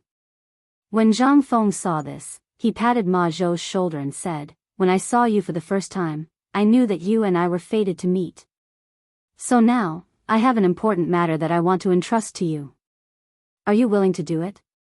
Chapter 608. Ma Zhou's heart tightened. His eyes reddened involuntarily. Who was he? To put it bluntly, he was just a down-and-out scholar. If he hadn't met Zhang Feng, he might have starved to death in this famine. What did he do to deserve Zhang Feng's favor? Was this the blessing of the ancestors? It must be. Ma Zhou hurriedly wanted to kneel, but Zhang Feng's cough woke him up. He didn't know whether to kneel or not. He was so anxious that he scratched his ears and cheeks. Seeing this, Zhang Feng couldn't help but smile. You don't have to do this. Although we are now teacher and student, if you don't want to, I won't force you, teacher, please rest assured. No matter what, I'm indebted to you for accepting me as your disciple. I will go through fire and water to repay you. Good, good, good. I'm relieved to hear your words. Zhang Feng rubbed his hands and narrowed his eyes into slits. He pulled Ma Zhou to sit on the bed beside him and said, Let me tell you something first. What does the Tang dynasty need the most now? Food. Ma Zhou didn't even think about it. Zhang Feng asked again. Then why do we study? Why? Ma Zhou couldn't help but be silent for a moment before he said, if it were before, it would be to pass the imperial examinations and enter the official career to serve the Tang dynasty. What about now? Zhang Feng asked again. Ma Zhou was silent for a while before he said, to save the people from water and fire. Now the Tang dynasty has experienced countless disasters since the founding of the country. Now we are facing drought, locusts, and famine again. Although the wise emperor of the Tang dynasty has set up the cooperative that is beneficial to the people, and you have also made beer. You took the wheat that sprouted from the poor people. In the eyes of others, you may be the kind of bodhisattva who saves people from suffering, but more people say you are a prodigal. But I think if everyone in the world could be like you, there wouldn't be disasters in the world. Zhang Feng was delighted to hear that. Although he really didn't want to listen to flattery. However, he still felt extremely comfortable when Ma Zhou flattered him. Zhang Feng signaled Ma Zhou to continue. Ma Zhou then said, actually, all of this was foreseeable. While everyone was working behind closed doors, the teacher put in 20,000 dawn of grain to suppress the price of grain. This forced the imperial court to lower the price of grain. What is this? This is carelessness. This is also what we need. But in the Tang dynasty, basically, out of 10 people, 10 of them are rough men who can't read big words. What's this? This was a crisis. If a country can't even popularize the most basic things, it's extremely dangerous. This is also why I thought about it for 3 days after I saw the imperial edict. Why did the teacher do such an unprecedented thing? Free. Confucius once said in his book that one should not receive a reward for nothing, let alone knowledge. This is what I've been most confused about recently. Although I have a general idea after reading the contents of the imperial edict and seeing what happened on the mountain in the past few days, Zhang Feng interrupted Ma Zhou and asked, you are right. Although my academy doesn't charge money, it is a little. However, I have a condition. Do you understand now? Ma Zhou nodded. This is also why I admire you the most. You use labor to replace labor.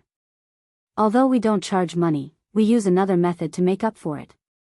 However, this is only useful in the beginning. If we wait until Mount E is built, then this method will be. Zhang Feng waved his hand and said with a smile, you are very good. There are not many people who can think of this now. Even Shintinu and the others pestered me for several days because of this. I didn't expect you to be enlightened.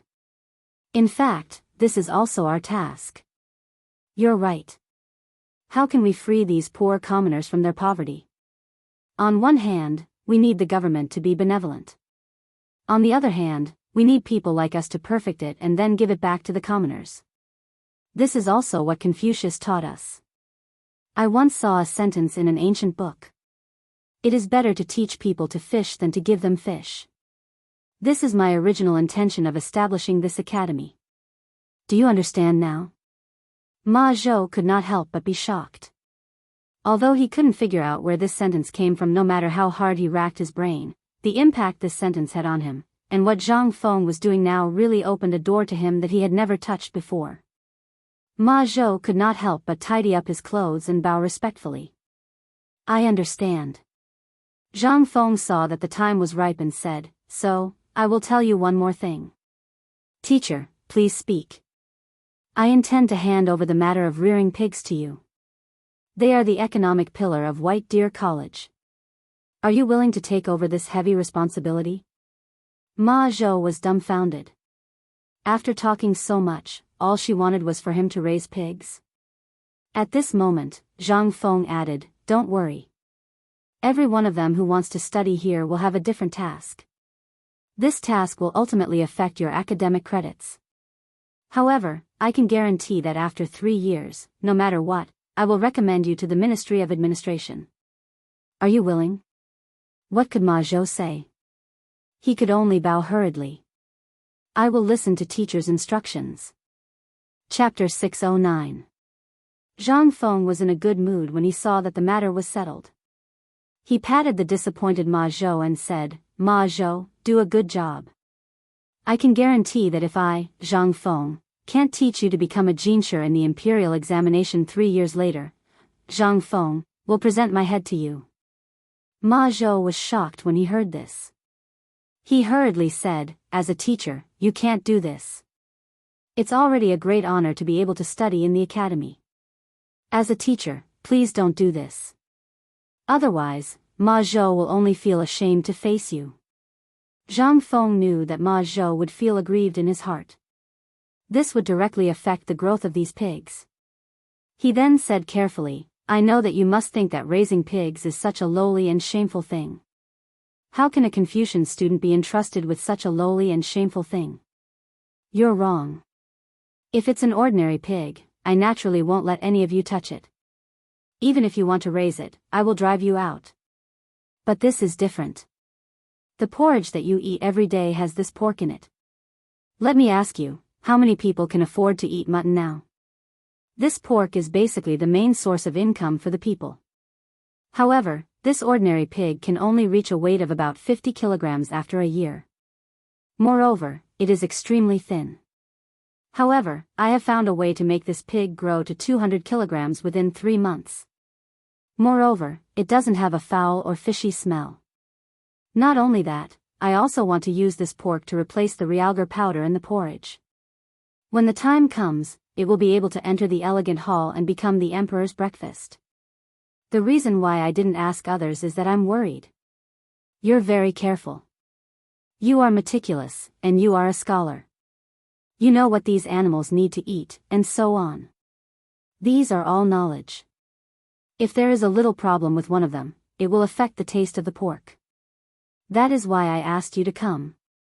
Do you understand my difficulties? I'm doing this for the welfare of the people in the world. I'm making an excellent breakfast for the emperor." Finally, Ma Zhou was shocked by Zhang Feng's persuasion. He couldn't help but ask in a trembling voice, 3 months? 200 caddies? And it doesn't have a foul or fishy smell? This is something prepared for the emperor? For the welfare of the people in the world. Yes. Zhang Feng continued to tempt him, "Think about it. Isn't this what the sages said, bow your head and be willing to be an ox, frown and be pointed at by thousands of people?" Zhang Feng's famous sentence erupted once again. He didn't care if Ma Zhou could understand him or not. In any case, he just said whatever he wanted to say. The flesh on Ma Zhou's face trembled as he spoke. He was abnormally excited. What is this? This was a teacher imparting moral principles. This was something that could never be learned from books, poems, etiquette, or the book of songs. But now, Zhang Feng was also pretending to be impressive. As for the purpose, let's not talk about it then. It was all to trick Ma Zhou and let him raise pigs for him with peace of mind. After all, he had been craving this thing for more than a day or two. After that, Zhang Feng took Ma Zhou and the old Xiaocai and knocked on the old eunuch's door. The old eunuch was from the palace and was called Eunuch Gao.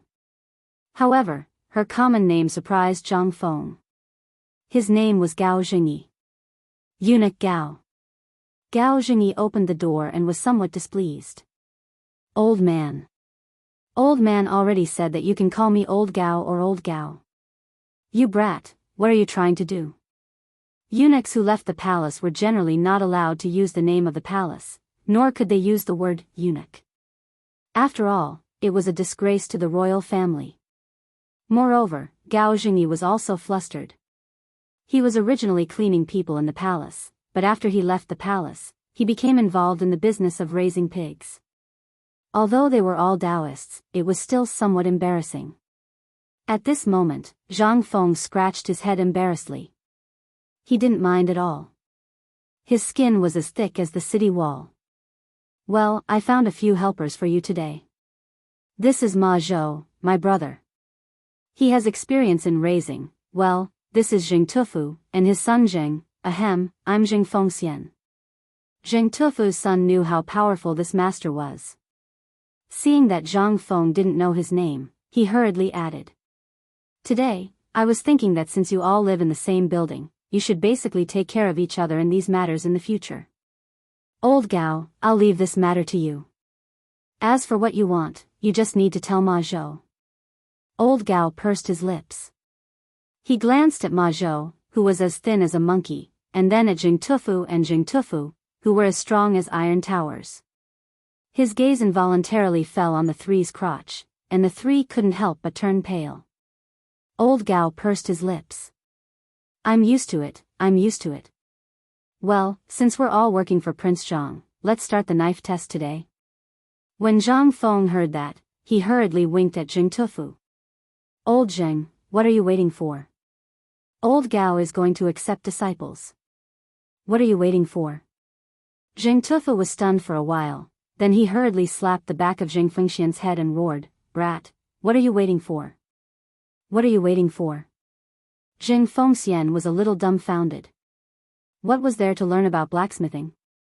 It was not as satisfying as a butcher's knife. Chapter 610.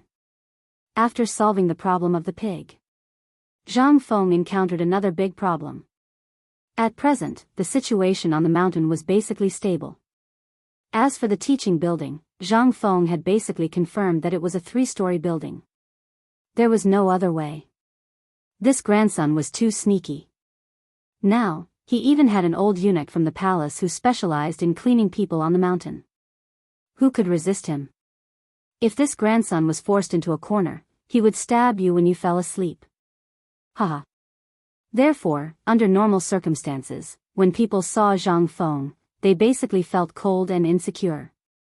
There was no other way. Who knew if this grandson would do something bad to you? Although it was not very likely, they did not dare to make any guarantees. At this moment, these guys were squatting on the high platform at the gate of the mountain, looking down the mountain in a daze. Zhang Feng happened to pass by at this moment. He was going to check on the situation of the food storage in the past few days and look for Sun Simiao to study a kind of hay. However, from afar, he saw these guys slacking off and couldn't help but be angry. He shouted a few times, but these guys didn't respond at all. Zhang Feng couldn't help but feel puzzled. He climbed up the sentry post made of 3 intersecting logs. Even when he sat down, these guys didn't notice him. What are you looking at? Zhang Feng couldn't help but be very interested. Following their gazes, Zhang Feng couldn't see a single person at the foot of the mountain. He couldn't help but feel more confused. When Zhang Feng's voice rang out, it instantly gave everyone a fright. Qing Chimo, who was sitting on the edge, almost fell down. F*ck, Feng Zi, you mother Ker, say something. You'll scare me to death, do you understand? Zhang Feng spread his hands speechlessly. I've already shouted until my voice is hoarse, but you didn't hear me. Who's to blame? But what are you doing? Wei Shuyu, Li Qingxian, Zhang Sun, Chong, and Qing Chimo couldn't help but sigh when they heard this. Sigh. You've been circling around that horse all day. Haven't you noticed that there are no more people going up the mountain today? Zhang Feng was stunned. Isn't it good that no one is around?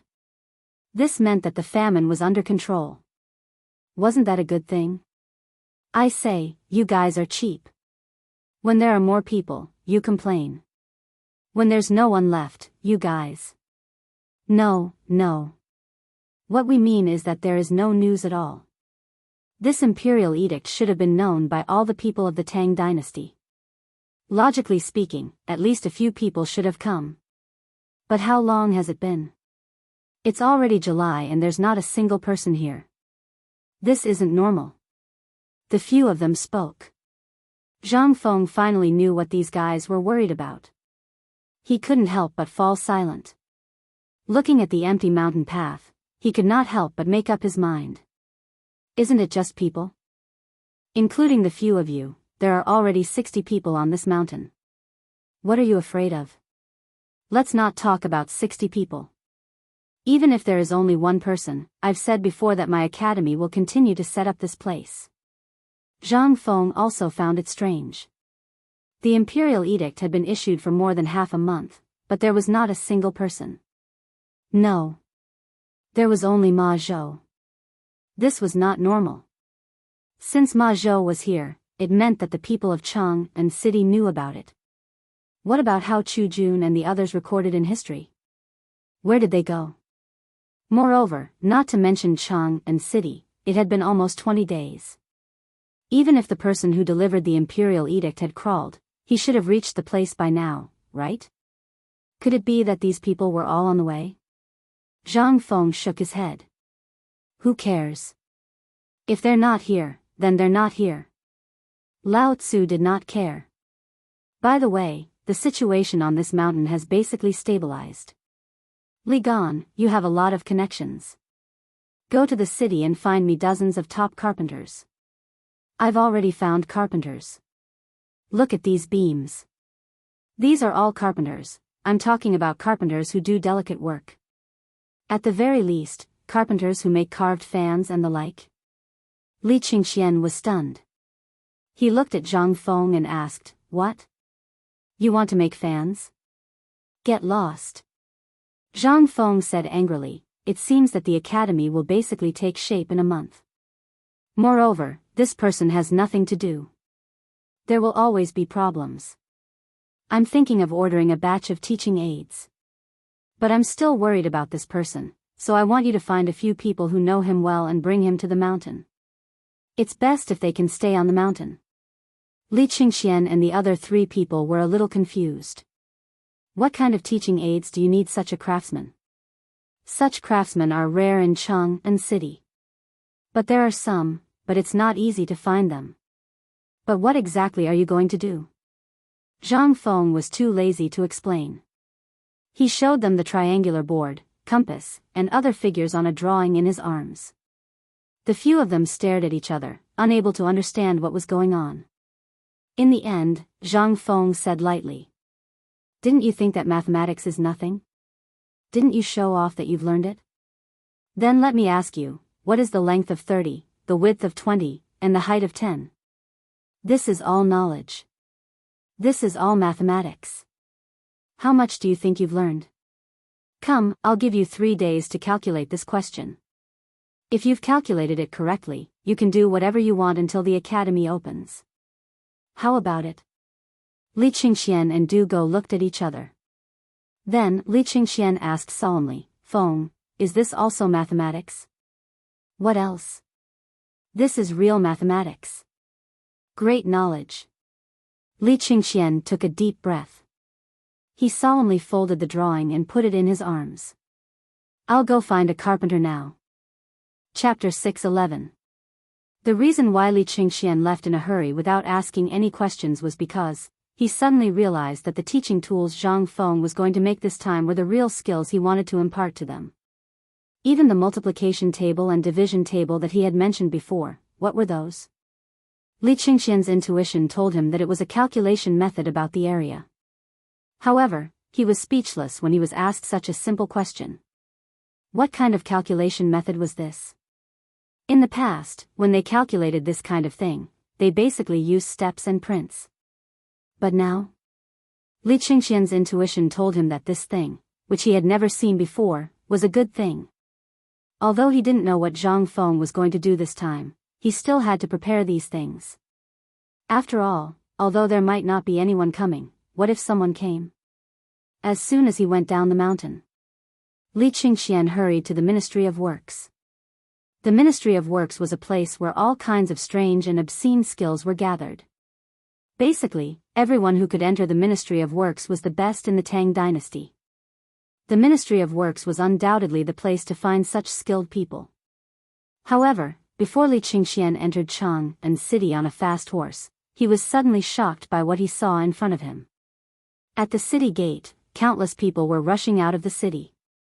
Those people looked as if something terrible had happened in the city and wanted to escape.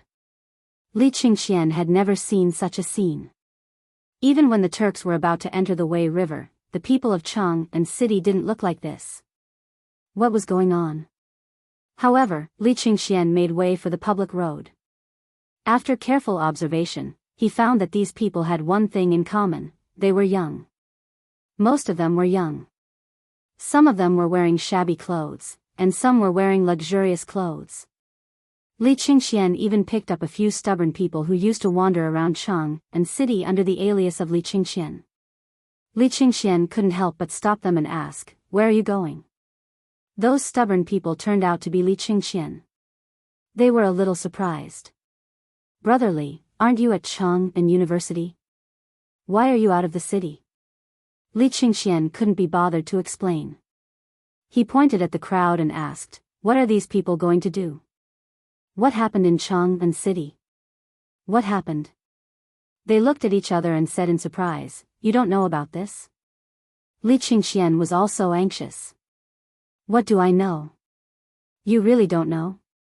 They were even more surprised. Basically, everyone in Chang'an city who could understand human language knew about this matter. How could this guy not know about it? Were they still the former 4 great demon kings? Holy shit. What was going on? Strange expressions appeared on their faces. One of the youths came to Li Qingxian's side and whispered into his ear, "Are you sure you don't know?" Li Qingxian was also anxious. "If I knew, would I need to ask you?" Seeing this, they said, "Are you sure you don't know about White Deer College?" Wang. A buzzing sound rang out in Li Qingxian's mind.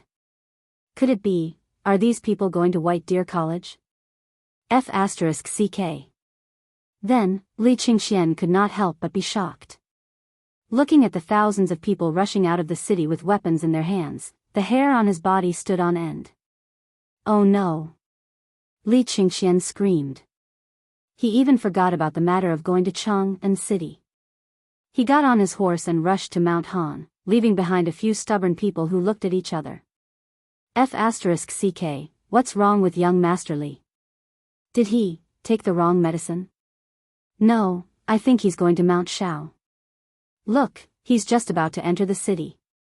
Could it be? They could not help but look at each other again. At the same time, a sentence flashed in their minds.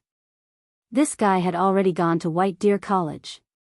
On the other side, Li Qingxian was shocked.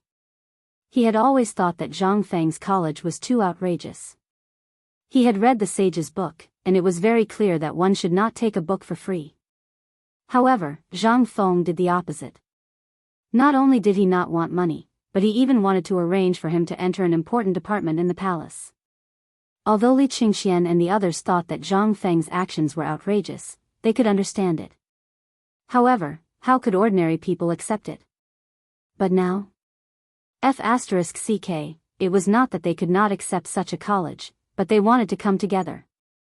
Li Qingxian waved his whip as if his life depended on it. He hated the fact that the horse was too slow. If only it had a pair of wings. That way, he would be able to see Zhang Feng's shocked face earlier. Giddy up! Giddy up! Giddy up! Li Qingxian waved his whip and rushed to White Deer College. Along the way, Li Qingxian ignored all the greetings of the people who were transporting materials to and fro. The onlookers were baffled by this scene. Before reaching the gate, Li Qingxian saw Zhang Feng and the others standing on the sentry post. He waved his white robe and shouted, "Feng Zi, something happened. Something big happened in Chang'an." Chapter 6:12.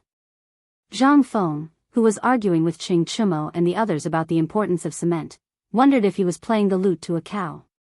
And at this moment, Li Qingxian's voice at the foot of the mountain saved his life. How could you explain this to a few uncouth men and a monk? This was King Fatal. Li Qingxian was simply a great savior. Before Zhang Feng could thank Li Qingxian silently in his heart, his next sentence scared Zhang Feng so much that his legs went soft. The few of them were basically in the same situation. They anxiously leaned on the railing of the sentry post and looked at Li Qingxian at the foot of the mountain in the distance. They shouted, "What happened?" However, the distance was too far, and Zhang Feng's lung capacity was not enough. Once he shouted, he felt suffocated and dizzy. Zhang Feng hurriedly grabbed Qing Chumo. "Taimyo, shout. Ask what happened." What happened? Zhang Feng was not worried about anything else. He was only worried about his small pub and the brewery. especially the basement that he dug. It was filled with money that he had saved up. There was also a book of 300 poems of the Tang dynasty that he had prepared to write to show off. If that place was destroyed by thieves, he would lose a lot of money. That was what he had prepared to present to the emperor when he entered the imperial court. He would use it to show off. The other one was the winery next to the tavern. Now that most of the workers in Tonghui had left, the workers there had been replaced by old Li's men. Although the sprouted wheat stored in the winery had been dried and stored to be used for brewing wine, it was still edible at a time like this where diseases were everywhere. If someone who was starving went to get it for him, that was basically the same as cutting off his only source of income. Seeing Zhang Feng begging, Qing Chimo finally cleared his throat and shouted, "Young Master Li, Feng Zi asked you, what happened? Is there something wrong with the tavern?" This voice exploded like muffled thunder, instantly causing Li Qingxian's warhorse to tremble. Only then did Li Qingxian roar, "No, nothing happened to the tavern." Amidst the wind and the rustling of the tree trunks. That was all the crowd heard. "It's gone, the tavern is gone, something happened." When Zhang Feng heard this, he only felt his head sink and was about to fall head first. "It's over. Motherf **, it's all over. I don't want to live anymore. It's Lao Tzu's money. Lao Tzu's poetry collection." Fortunately, Wei Shuyu and the others were skilled. Seeing that Zhang Feng was about to fall, they hurriedly pulled him back. At this time, everyone at the mountain gate also heard this sentence. Old He and the others could not help but explode. "What? Did you hear that, neighbors? Feng Zi's tavern is gone. Workers of Tonghui Lane, get your weapons and go down the mountain. Let's see who has the guts to touch Feng Zi's tavern. Go, go, go. Feng Zi, don't take it too hard. We'll avenge you right now. Go, go, go, go, avenge Feng Zi. Feng Zi's tavern is in trouble." At this time, as this matter spread around the mountain gate, everyone was also talking about it. Unwittingly, as the rumor spread, the atmosphere changed. Feng Zi is in trouble. Feng Zi is gone. Feng Zi is in trouble. Quick, go to the mountain gate. Someone is fighting their way up the mountain.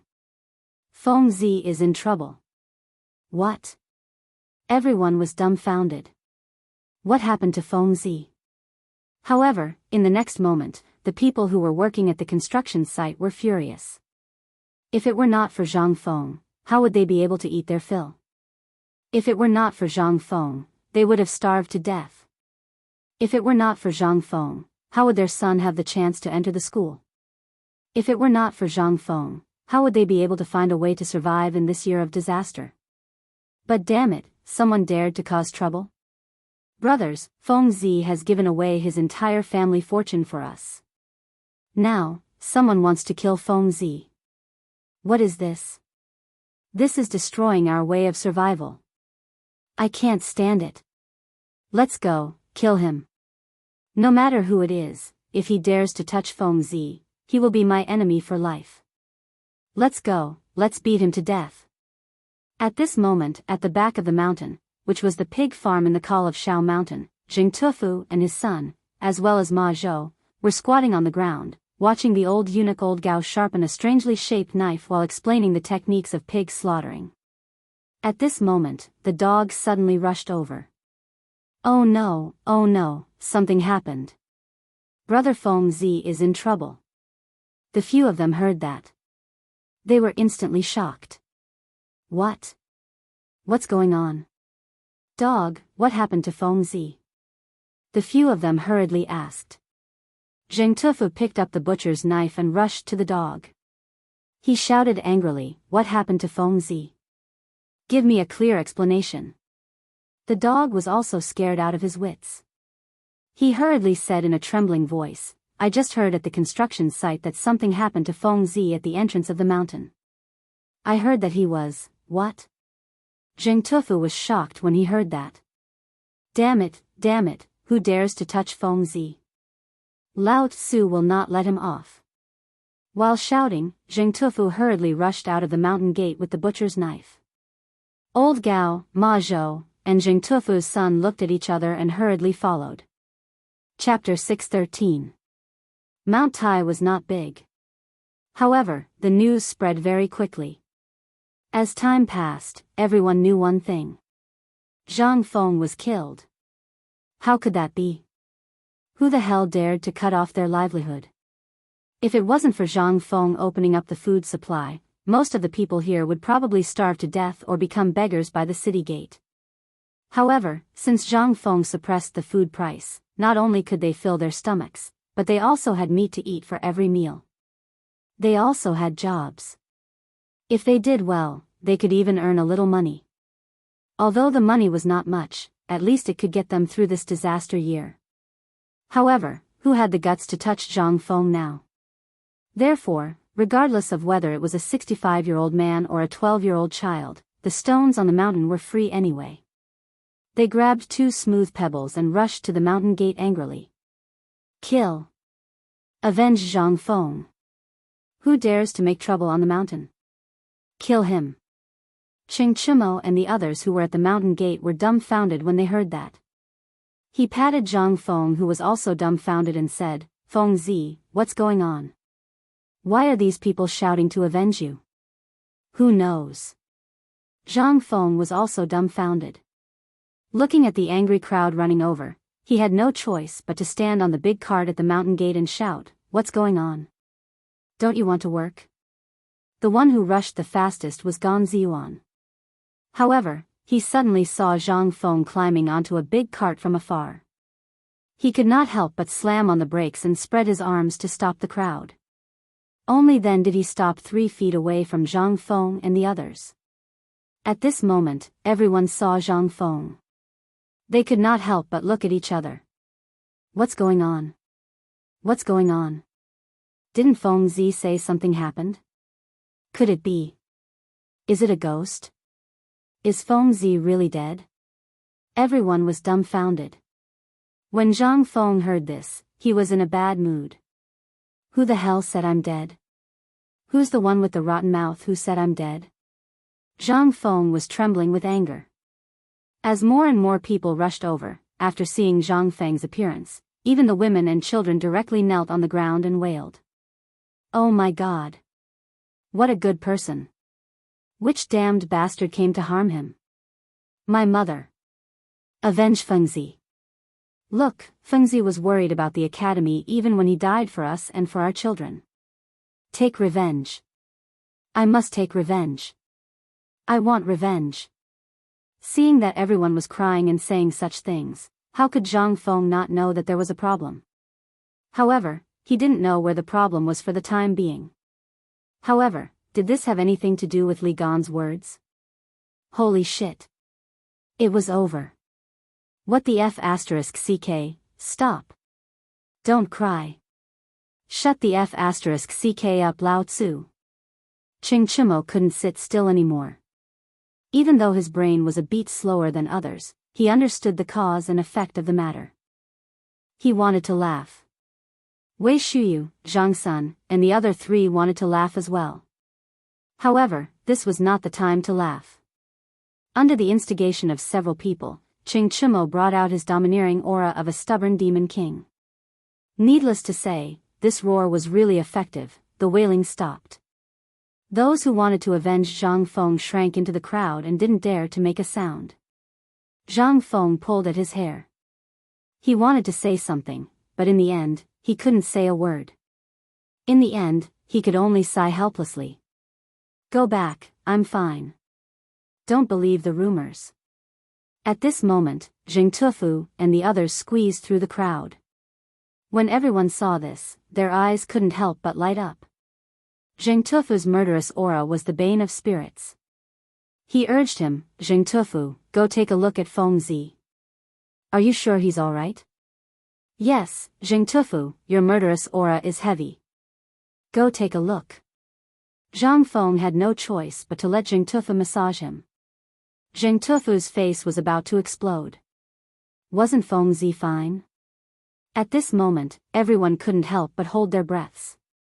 Zheng Tufu silently tidied up Zhang Feng's messy hair. Then, he waved his butcher's knife and roared, "Motherf asterisk cur, go Z, you piece of trash, come out from Lao Tzu. You motherf asterisk cur dare to say that Feng Zi is dead. Do you believe that Lao Tzu will kill you first?" Go Z, who was squeezed in the crowd, shuddered. He quickly shrank his body and crawled out of the crowd. At this moment, under Zheng Tufu's confirmation, everyone finally knew that Zhang Feng was fine. Only then did they leave embarrassedly. "It's good that he's fine. Ha ha ha, he's fine. Go and do your work. Are you slacking off here? Let's go, let's go. Feng Zi is fine." Zhang Feng was speechless. He wished he could find someone to beat up. However, after looking around, Chen Tiniu couldn't beat him. Idiot Wei and Bug were even worse. There was only one soft and Du Dabing. But he was afraid. A beating was a beating. This grandson would surround you and recite scriptures for a few days. Who could stand that? In the end, Zhang Feng's eyes lit up. He looked at Li Qingxian, who was rushing down the mountain, and shouted angrily, "Li Qingxian, you bastard, die." Chapter 6:14. Li Qingxian was very anxious. A large number of students were running up the mountain. He had just seen Zhang Feng and even saw a large number of people gathered at the mountain gate. But why was there no one now? But this was not important. What was important was he had to let Feng Zi know the good news. The path up the mountain was not straight. It was a winding road built with the mountain. At this time, he could not see anyone on the road. It was as if everyone had gone up the mountain in an instant. He even saw some people cooking in the huts where the fire was lit. At this time, he suddenly heard Zhang Feng's roar. Although he could not hear it clearly, he could faintly feel that Zhang Feng and the others were running down the mountain. Li Qingxian hurriedly waved his horsewhip and shouted, "Feng Zi, don't come. Run back. Get ready, people are coming. There are so many of them." But in the forest, especially in the windy forest, the meaning of these words was different. The few people running down the mountain, as well as Gan Ziyuan and the others behind them, heard, "Feng Zi, don't run back. There are so many people coming." As soon as he heard this sentence, Zhang Feng didn't feel good at all. As for Gan Ziyuan, he staggered and fell into the mud. Damn it. This was the Crown Prince? What was the Crown Prince doing? He was going crazy. Zhang Feng also stopped running. He was so angry that he looked left and right. Feng Zi pulled a thin bamboo from the side of the road and held it in his hand. Instead, he listened to the sound of horse hooves and waited. Why should I run? This bastard will definitely come up.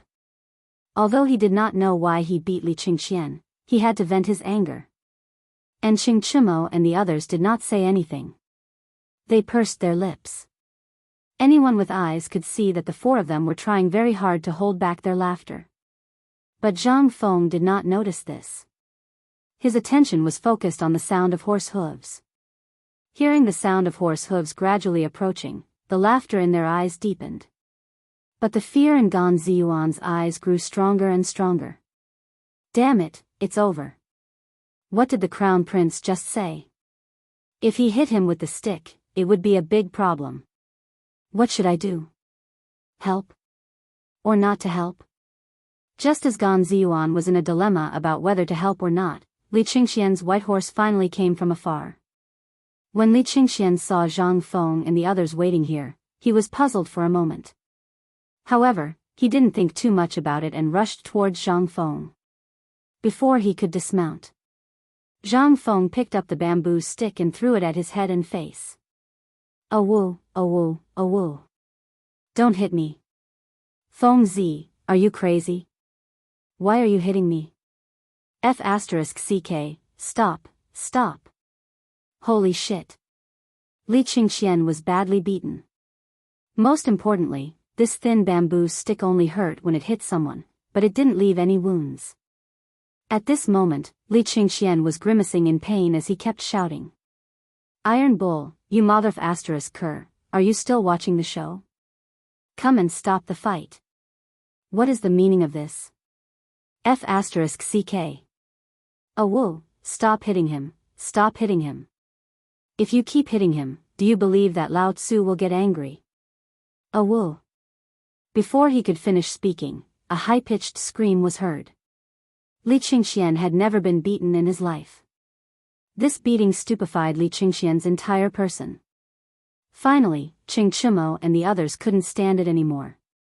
Ching Chimo lifted Zhang Feng up as if he was carrying a chick.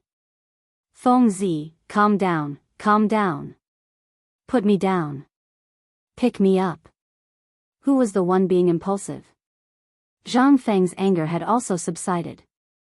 However, he still felt uncomfortable when this matter was mentioned. Feng Zi, calm down. Listen to what he said. Don't you know him? Even if you give him 10 guts, he won't dare to say anything bad about you, right? Du Go also hurried forward to persuade him. Zhang Feng thought for a moment. He struggled out from under Ching Chimo's iron pincers and asked, "What did you shout at the foot of the mountain just now? Didn't I just shout that something happened and a lot of people came? What's the big deal? Did you beat me up because of this?" Zhang Feng was dumbfounded and slapped himself hard on the face. Ching Chimo and the others were also dumbfounded. Li Qingxian was even more dumbfounded. Did this guy do it because of this? Hit me? Zhang Feng finally remembered something at this time. When the sound was transmitted in the wind, there would be a deviation. Why didn't I think of it just now? However, he had already hit him. What could Zhang Feng say? He coughed and said, "Do you know why I hit you?" How would Li Qingxian know? He stared at Zhang Feng and clenched his fists so hard that they made cracking sounds. Seeing this, Zhang Feng didn't dare to say anything. He hurriedly calmed himself down and said, "I asked you to go down the mountain to do something, but you just went down the mountain and ran up. 3 points will be deducted from this semester's credits, but for your sake, this meal will make up for those 3 points, bang." Before Zhang Feng finished speaking, Li Qingxian's fist landed on Zhang Feng's stomach. What the F*ck, I thought you were doing it for something? You hit me for this? What the F*ck? Look at the foot of the mountain. What's at the foot of the mountain? Li Qingxian was about to cry. Although he punched out, it just tickled Zhang Feng's stomach. It didn't hurt at all. He didn't dare to hit Zhang Feng. This was an unexpected disaster. This was simply an unexpected disaster. However, at this time, Zhang Feng and the others were also dumbfounded when they looked at the foot of the mountain. Zhang Feng patted Li Qingxian on the shoulder and asked blankly, "Li Qingxian, who are those people running wildly at the foot of the mountain?" Chapter 6:15. Zhang Feng was a little dumbfounded. At this moment, standing on the winding mountain path, they could already see the faint silhouettes of people at the foot of the mountain. There were a lot of people, but they looked slightly better than those who were fleeing. Among them, there was no lack of people wearing brightly colored clothes. That was what puzzled Zhang Feng. Li Qingxian didn't say anything. He rubbed a bloodstain on his arm and snorted. Then, he turned around and rode his horse up the mountain. When Zhang Feng saw Li Qingxian running away, he hurriedly followed him up the mountain. Gan Ziyuan, on the other hand, was stunned. He didn't care who was coming down the mountain. After all, this mountain was in high demand. There were many people who had come. But at this moment, the one who shocked him the most was the Crown Prince. He was beaten up and ran away without saying a word. Was that the Crown Prince? He felt that his worldview had been destroyed. The Crown Prince. He was a high and mighty person. How could it be like this? On the other side. At the foot of the mountain. Li Yifu and the others looked at the rising smoke and the banging sounds of tents and trees. They couldn't help but feel excited. "Brothers, we're here." Hao Chu-jun and the others looked at the mountain in front of them in surprise. Is this the White Deer College mentioned in the Imperial Edict? It doesn't look like it here. They looked at the place that looked like a construction site and couldn't help but feel apprehensive. Was this an academy? Wasn't this a construction site? Let's go. Didn't you see so many people running up the mountain? That means this place is right. Li Ji wiped the sweat off his forehead and tightened the blanket on his back. Then, he hurriedly followed the footsteps of the people from Chang'an. It couldn't be helped. The people from Chang'an were very crafty. While they were eating, many people had disappeared in just a short while. When they came out of the city gates, they saw that there were more people outside the city than inside the city. How could this be? How the F***ck could this be? The people from Luo Zhou couldn't sit still. She scampered up the mountain after him. At this moment, just as they were about to cross the Wei River, they saw dozens of youths looking at the group in a daze. One by one, they were asking questions. Excuse me, where are you going? Brother, where are you going? Did something happen in Chang'an City? But no one cared about them. There was no other reason. Because in the eyes of the people in Chang'an, as long as you looked young, you would definitely go to White Deer College. How big was White Deer College? How many people could he take in? If all of them went up, wouldn't his chances be reduced? This is our Chang'an Academy. We can't let outsiders take advantage of it, can we? Therefore, as long as someone asked, the better ones would reply that they didn't know, and the worse ones wouldn't even look at them. It was as if he had met his mortal enemy. At this time, Hao Chu-jun and the others had just passed by these people and saw the honest Li Ji being pulled by the arm. Brother, may I ask where you're heading to? I don't know, ask someone else. Without waiting for Li Ji to speak, a fair and plump Chang'an youth who had just passed by said something in a low voice and then pulled Li Ji forward.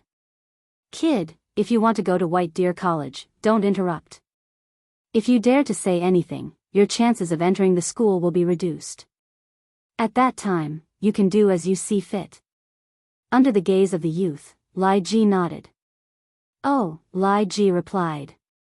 He turned around and said, Brother, you're going to White Deer College too. Look, we're all going to White Deer College. Li Fu and the others were dumbfounded. The youth was dumbfounded. The youths who passed by Chang'an City were dumbfounded. Everyone looked at this dark and swarthy weirdo as if they were looking at an idiot. F***ck, you're a F***king idiot. Go go go, brothers, run faster. Hao Chu-jun and the others looked at Li Ji speechlessly. Although they knew that Li Ji was doing the right thing, if they were to fall out with these people and say something bad about them in front of the examiner, then, they could only pat Li Ji's shoulder speechlessly. Let's go. The youth who had asked for directions thanked them profusely. He was inexplicably surprised and ran madly again, spreading the news along the way. They're going to White Deer College. Come back, don't go to Chang'an City. Here, these people are all going to White Deer College. Hearing that, the people who came from Chang'an City and the children who were preparing to go to school ran even faster. Some of them even abandoned their luggage. They carried their dolls and ran up the mountain. They had no choice. There were so many people. If they went up, how many of them would stay? If they didn't give these foreigners a chance to speak, they would be fine as Chang'an residents. However, it was different now. Everyone panicked. Charge. Who cares? Don't bother with your luggage. As long as you enter the college, Lao Tzu will sell his house to get your luggage. Go go go, go, go. Damn it, don't block the way. The vast and mighty group of people, like a swarm of migrating locusts, instantly swarmed like a tidal wave toward a small three-pack in the middle of the two mountains. Hao Chu-jun and the others' luggage had been squeezed to God knows where. At this moment, they could only follow the crowd up the mountain. One could imagine how dense the crowd was. Chapter 6:16. On the mountain. Li Qingxian was sitting in a carriage at the entrance of the mountain. A guard disguised as a servant was rubbing medicine all over his body. Li Qingxian was in so much pain that he was grimacing in pain. At this moment, Li Qingxian's guard at the foot of the mountain rushed up the mountain. Prince Zhang, bad news, bad news. Something has happened at the foot of the mountain. There are about 3,000 people at the foot of the mountain. Although most of them are in disguise, most of them are young people. It's suspected, what? Zhang Feng could not help but turn pale with fright when he heard this. At this moment, Li Qingxian glanced at Zhang Feng proudly. Now you know how to be anxious. Li Gan, Uncle Li, who are these people? Zhang Feng was anxious.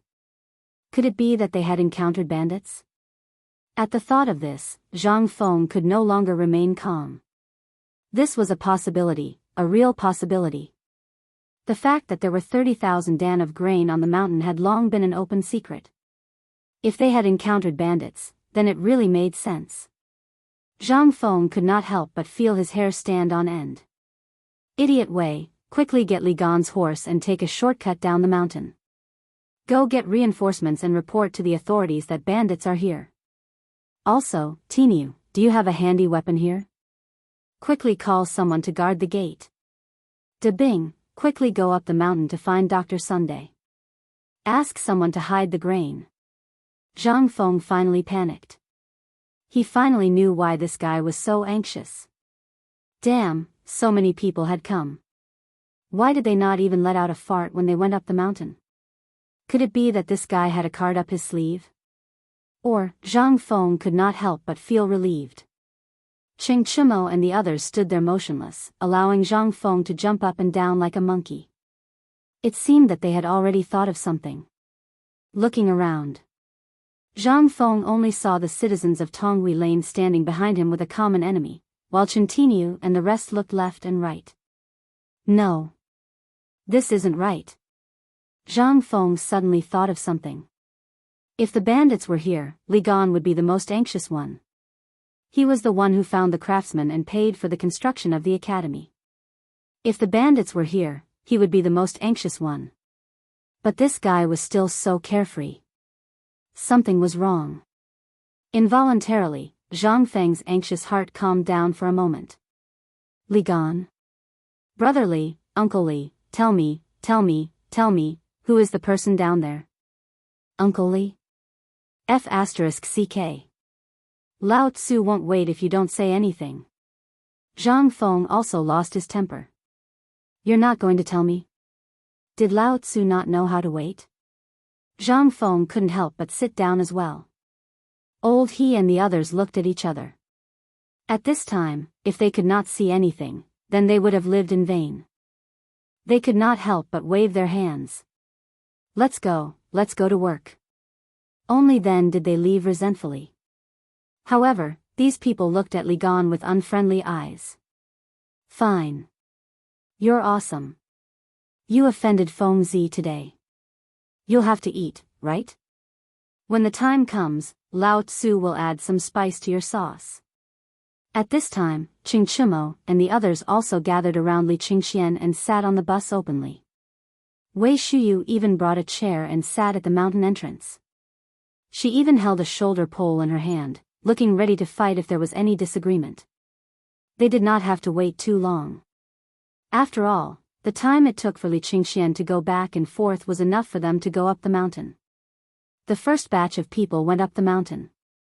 They stood impatiently at the mountain entrance. Those who knew Zhang Feng pointed at Zhang Feng and shouted in surprise, "Look! He's Zhang Feng! He's Zhang Feng! He's waiting for us! Hurry, tidy up and greet the teacher!" Clang! Zhang Feng was dumbfounded. Chang'an and the others were also dumbfounded. Even the shoulder pole in Wei Shuyu's hand fell to the ground. Feng Zi, I say. What's going on? Zhang Feng did not know. However, when he saw Li Gan's donkey face, he could not help but roll his eyes. He got up and cupped his fists. Everyone, I'm Zhang Feng. What can I do for you? Everyone saw. They hurriedly bowed with various etiquette. Student Zhang Sen greets the teacher. Student, greets the teacher. Greetings the teacher. Voices rang out in unison at the entrance of this small mountain gate. In an instant, everyone in the White Pants Academy heard it. Everyone forgot what they were doing and stared blankly at the mountain entrance. The large group of young people were dumbfounded. Damn, what's going on? Where are the bandits going up the mountain? Why are they all kowtowing to Fengzi? Damn, could it be that imperial edict? Hiss. At the thought of this, everyone sucked in a breath of cold air. Seeing more and more people at the mountain entrance and hearing more and more laborers gathering behind them, Zhang Feng and the others finally exploded. Chang'an slapped the back of his head and shook Zhang Feng's shoulder in horror. He asked in a trembling voice, "Damn, are these all the students who came up because of the imperial edict? I'm going crazy. Who are these people? They came in a group." Chapter 6:17. At the mountain gate, in the eyes of everyone, Zhang Feng was wearing a Confucian robe. Although he was standing quietly in the wind, he gave people the feeling that he was so elegant and free. At this time, everyone only felt that Zhang Feng was like a great Confucian, lowering his head and pondering. And they all knew the masters behind Zhang Feng.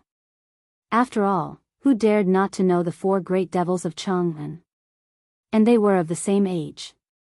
Needless to say, Zhang Feng was actually able to make them submit to him.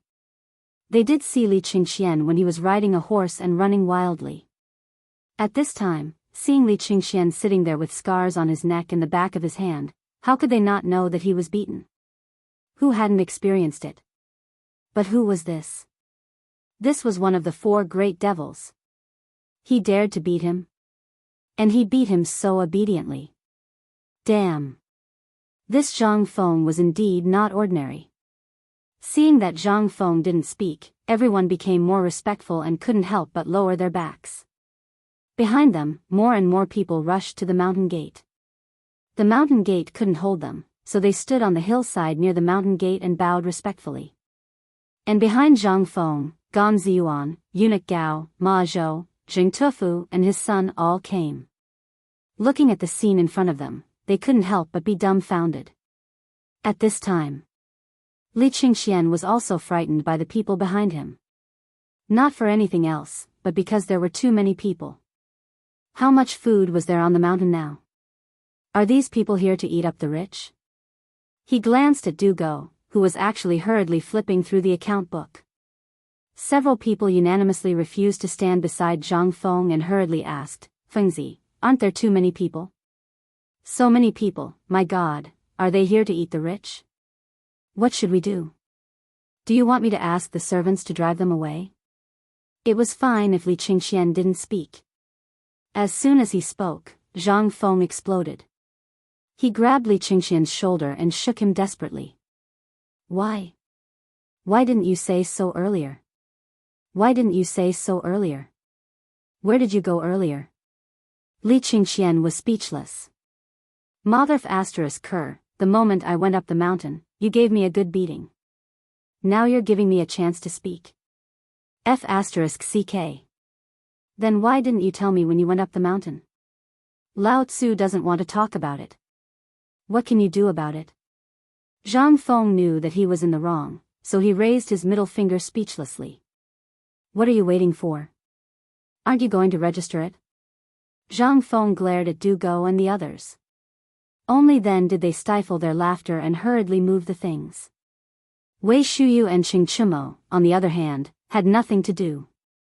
They stood at the entrance, each holding a shoulder pole. They glared angrily at the crowd at the entrance and roared, "Shut up! Those who want to enter the academy, line up for Lao Tzu.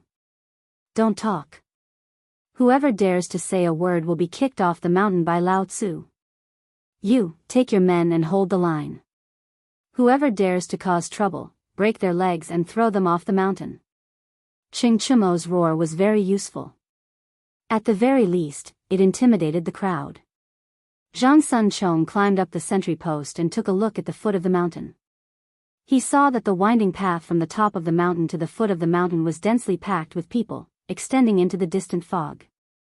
Zhang Sunchong couldn't help but gasp. "Oh my God! Why are there so many people?" Zhang Sun hurriedly climbed down the sentry post and pulled Zhang Feng, saying, Fengzi, there are more people at the bottom of the mountain than on top of the mountain. There are at least 1,000 people. What should we do? There are so many people. Can our academy fit all of them? When the others heard this, they were also shocked. They hurriedly gathered beside Zhang Feng. Zhang Feng frowned. However, there was not much worry in his eyes. This was the result that he wanted. It's just a few thousand people. It's not a big deal. Which school in the future doesn't have that many people? Zhang Feng glanced at Du Go and patted his shoulder, saying, Kid, do you know why I want to build a 3-story building? If we do it the way you said, even if there are 10 Shao mountains, it won't be able to fit so many people. Indeed. Even the Imperial College of the Tang Dynasty only had a few people. At most, it could only hold about 100 people, all right? However, what about White Deer College? The college had not been built yet, but there were already so many people. What would happen after it was built? What would happen then? Just this scene alone was enough to shock the world. Not to mention after the college was opened. However, what should they do with so many people? What about the admission procedures? Fengzi, there are so many people. Are you going to accept all of them? I've observed for a while. Among these people, there are many who just want to make a living. You want these people too? That's right, Fengzi. Are you going to accept all of them? You have to think carefully. Even the Imperial College only has about 100 people in a year. You can't do it. Zhang Feng frowned slightly. Looking at the crowd at the entrance of the mountain, he could not help but come up with a brilliant plan. How about this? Dabing, Li Gan, and Tai Nyo, I'll give you a heavy responsibility now. When they heard this, they hurriedly asked, what responsibility? The admission examination. Chapter 618. Admissions assessment. This thing was actually a test to see if they had a good foundation and reaction time. He couldn't possibly recruit some idiots, right? However, Zhang Feng also considered some factors. After all, many of these people were born as bumpkins, and their ancestors were illiterate. However, it didn't matter. As long as you knew a craft, it would be fine. There was no shortage of things to do here. After all, there was a shortage of kills and bricklayers. Now, he had even opened a cement factory, and he needed people to do that. However, if you said you didn't even know how to do these, then why did you make a hammer? As a poor man in his teens, even if you knew how to weave straw sandals, it meant that you had the ability to support yourself. However, if you didn't even know how to do this, then, get lost. Lao Tzu didn't teach idiots and sluggards. This was Zhang Feng's principle. Under Zhang Feng's detailed explanation, the eyes of these people were shining. However, Chingchumo also made a constructive suggestion. Fengzi, what if there's someone like me who also has boundless strength? Look at that silly big guy. Damn, he's a talent. If he doesn't have strength, then it's really a waste of his tendons. Chingchumo pointed to a tan strong man and said. Zhang Feng glanced at that man and was a little surprised. He was 2 meters tall, wasn't he? So tall, okay, why don't we ask him to come and try? Okay. You, that tanned big guy, come here. Chingchumo pointed at the man and beckoned him with his finger. The man pointed at his own nose, and after confirming that he was the one being called, he walked out of the crowd under the envious gazes of the crowd. Then, he bowed to Zhang Feng first. Then, he bowed to Chingchumo and the others. I'm Gao Kansas, greetings to the teacher and the devil grandfathers. Gao Kan. Zhang Feng was surprised. In the blink of an eye, he grinned as if he had picked up a treasure. What a high level. F***CK. A famous general under Li Ji. Motherf***Ker. First, he picked up Ma Zhou. Now, he picked up another one. He even managed to get a military general. However, even though Zhang Feng was already dancing with joy in his heart, there was no trace of joy on his face. It wasn't that he wasn't happy, but his strong mental fortitude prevented him from revealing a trace of surprise. Ahem, Gao Can, let me ask you, can you read? Gao Can shook his head, and his tanned face couldn't help but blush. Then do you know any craft? Does eating count? Zhang Feng held back his patience and pointed to the handcart at the entrance of the mountain, as well as the bags of food that each weighed 100 pounds. He asked, since you can eat so much and are so strong, can you lift this up? Oh. Gao Can hummed in acknowledgement. Then, he walked towards the handcart. But just as he reached the handcart, he turned around and looked at Zhang Feng. He asked honestly, if I can lift it up, can I come here? Zhang Feng nodded. Chang'an impatiently urged, why are you wasting time? Hurry up. Can't you see that there are so many people waiting behind? If you dare to ask one more question, this young master will tear your mouth apart. Gao Can glanced at Chang'an and smiled honestly. Then, under the horrified gaze of the crowd, he actually lifted the handcart up. Handcart. It was a handcart. Zhang Feng rubbed his eyes and counted the bags of food on the handcart.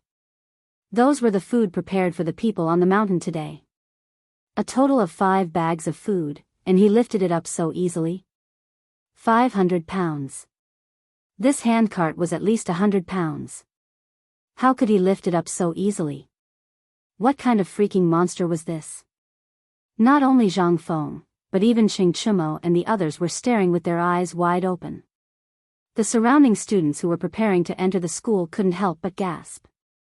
Hiss. Oh my God, who is this big blockhead? I don't know. Damn it, did he grow up eating stones? Why is he so strong? What's the use of being strong?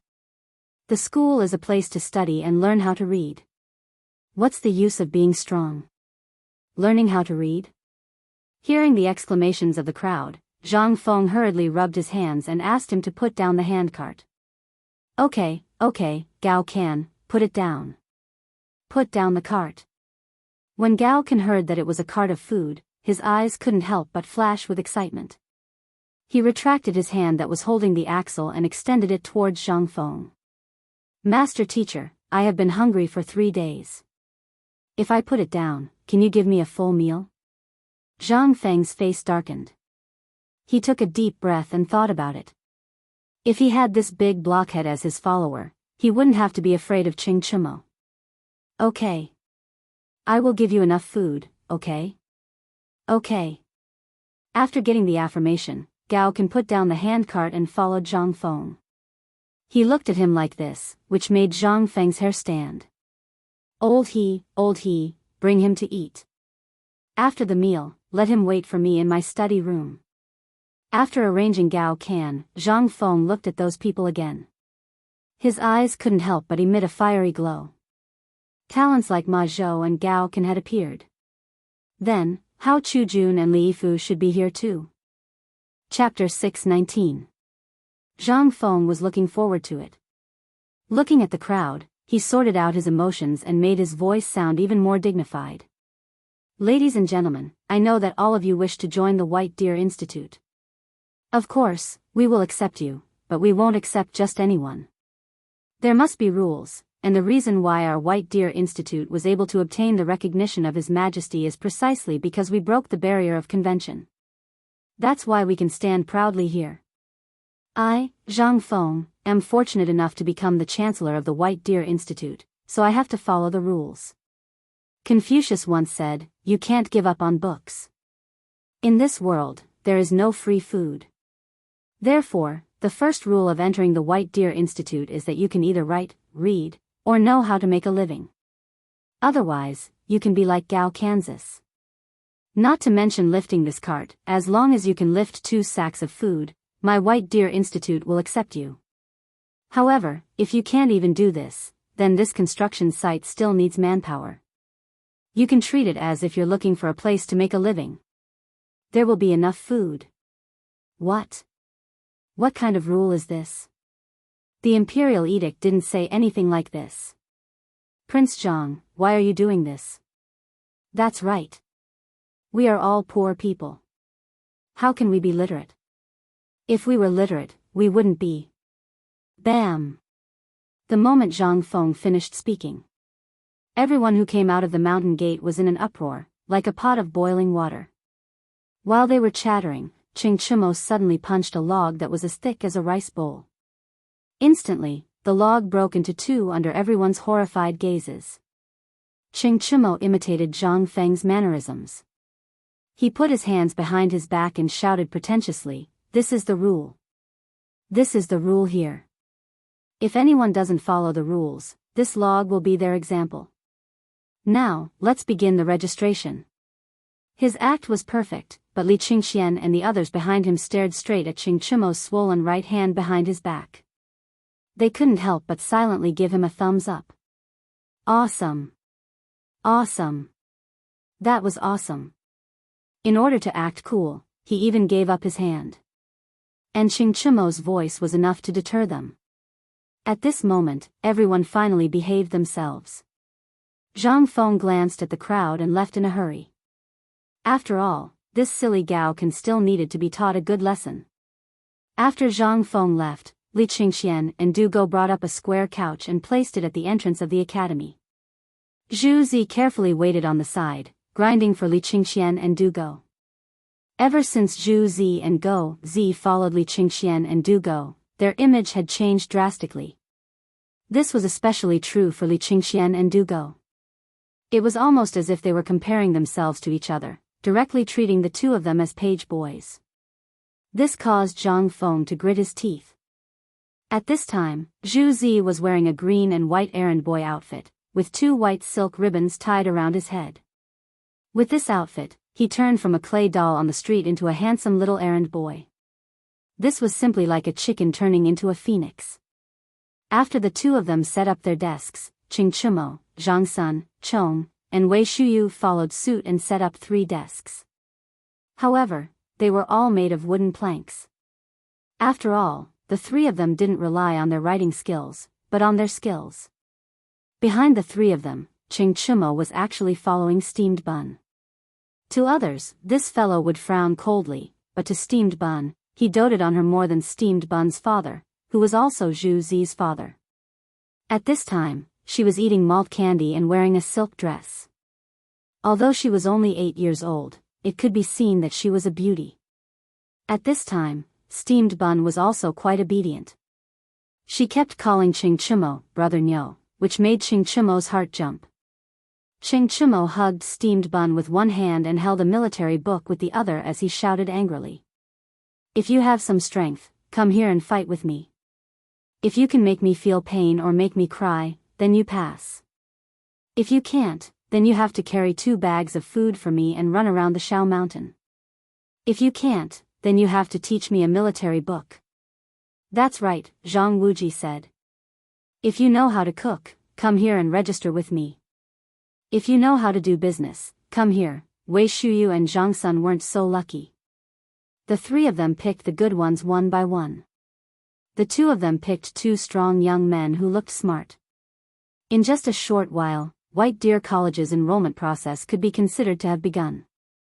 After everyone pondered for a while, they obediently lined up in a long line under the intimidating sight of the wooden log and the angry glares of the fierce servants. "You, what's your name?" "Wang Erniu." "Can you read?" "I can read. If I want to write, I can only write my name." "All right, write 1 and pay 1 copper coin." Wang Erniu was taken aback. "Sir, didn't they say that it's free?" Li Qingxian was furious. "It's free? You think the ink and paper are free? You don't even have 1 copper coin. Do you think this is a charity hall? Scram if you don't have money." Wang Erniu's face turned green and white. At this moment, Hao Chujun blocked Wang Erniu and cupped his hands. "Brother, I'll pay this fellow's 1 copper coin." Li Qingxian looked at Hao Chujun in astonishment.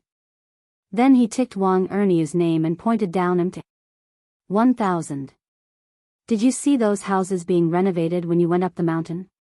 Take this to the manager and tell him you're going to register." Wang Erniu was taken aback. Li Qingxian roared impatiently, anyone who registers here must personally participate in the construction of their houses. This is also considered an entrance examination. If you can't even do it yourself, you'll be the scum of the Tang dynasty once you leave the academy. Those who want to enter White Deer College, listen up. Next. Wang Erniu was taken aback. Finally, he cupped his hands at Hao Chujun and left. Name. Hao Chujun of Anzhou. Chapter 620. Even if they only needed to register a name, and then take out the certificate issued by the official of the place where the household registration was located. Even so, it lasted from around noon all the way to the evening before it finally ended. At this time, Li Qingxian and the others looked at Gao Can, who was standing behind Zhang Feng like a wooden stake, and were speechless. They didn't know what Zhang Feng said to this thing, but it actually made him follow Zhang Feng wholeheartedly. Li Qingxian and the others looked at the 9 feet tall Gao Can and couldn't help but shake their heads and sigh. In the future, it would be impossible to abuse Zhang Feng again. This guy also learned to be smart. But this was not the point. The point was that this guy actually looked at the name on the registration book and actually laughed wretchedly. Everyone couldn't help but watch it. Cheng Chimo even whispered something in Steamed Bun's ear, and then Steamed Bun actually ran over and said crisply, "Brother Feng Zi, Brother Niu said that your smile is so wretched." Zhang Feng heard this and his face instantly twisted. Gao Can, who was standing behind Zhang Feng, glared and was about to beat Steamed Bun. Zhang Feng was so scared that he hurriedly blocked Gao Can, touched Steamed Bun's head and said, "You go and tell him that I said to let him pick up feces tomorrow, or I'll deduct his credits." PFFF, ha ha ha. Ha ha ha, Iron Niu, you have nothing better to do. You dare to make such a joke with Feng Zi. Now you've gone too far, right? Cheng Chimo looked at Zhang Feng with disdain and said lightly, "Steamed Bun, your brother Feng Zi asked you to pick up feces tomorrow. Are you going?" "No, Brother Niu will pick." Steamed Bun blinked his eyes and looked between Zhang Feng and Cheng Chimo. Then his answer made Cheng Chimo scared. Okay, you guys go back to sleep. Let's discuss what to do next." Zhang Feng was too lazy to say anything more. To be able to recruit Gao Can today was simply picking up a treasure. This fellow was recorded in history as being ranked 5th in the late Tang Taizong period and the early Li Ji period. If he could recruit such a ferocious person as his subordinate and properly train him, he would be a great help to him in the future. What's more, Hao Chujun, Li Yifu, and the others were also here. How could he not be excited? Guzi, Zhu Zi, and Steamed Bun had all left, but that hothead Gao Can was still standing behind Zhang Feng, unmoved. Li Qingxian and the others also looked at him speechlessly. Seeing this, Zhang Feng curiously turned around and saw that this guy was still standing there. He said, "Gao Can, go to sleep. If you don't sleep, go guard the door for me." "No, you said it. If you want me to stay close to you, then I will stay close to you." "Fine. Then you can stand." Zhang Feng was too lazy to speak, but he was also a little confused. Was this still the 5th-ranked general? How could this be an iron fool? But at this time, he couldn't care so much. He knocked on the roster and said, "How many people did you recruit today?" 1125 people. "I think there will be more later, but it shouldn't be as scary as today." "But Feng Zi, with so many people, how do you want to handle it? If you teach alone, won't you be King tired to death? Do you want to invite old Xiaocai and Mr. Li Gang up here?" Li Qingxian put his hands on the table, his face solemn.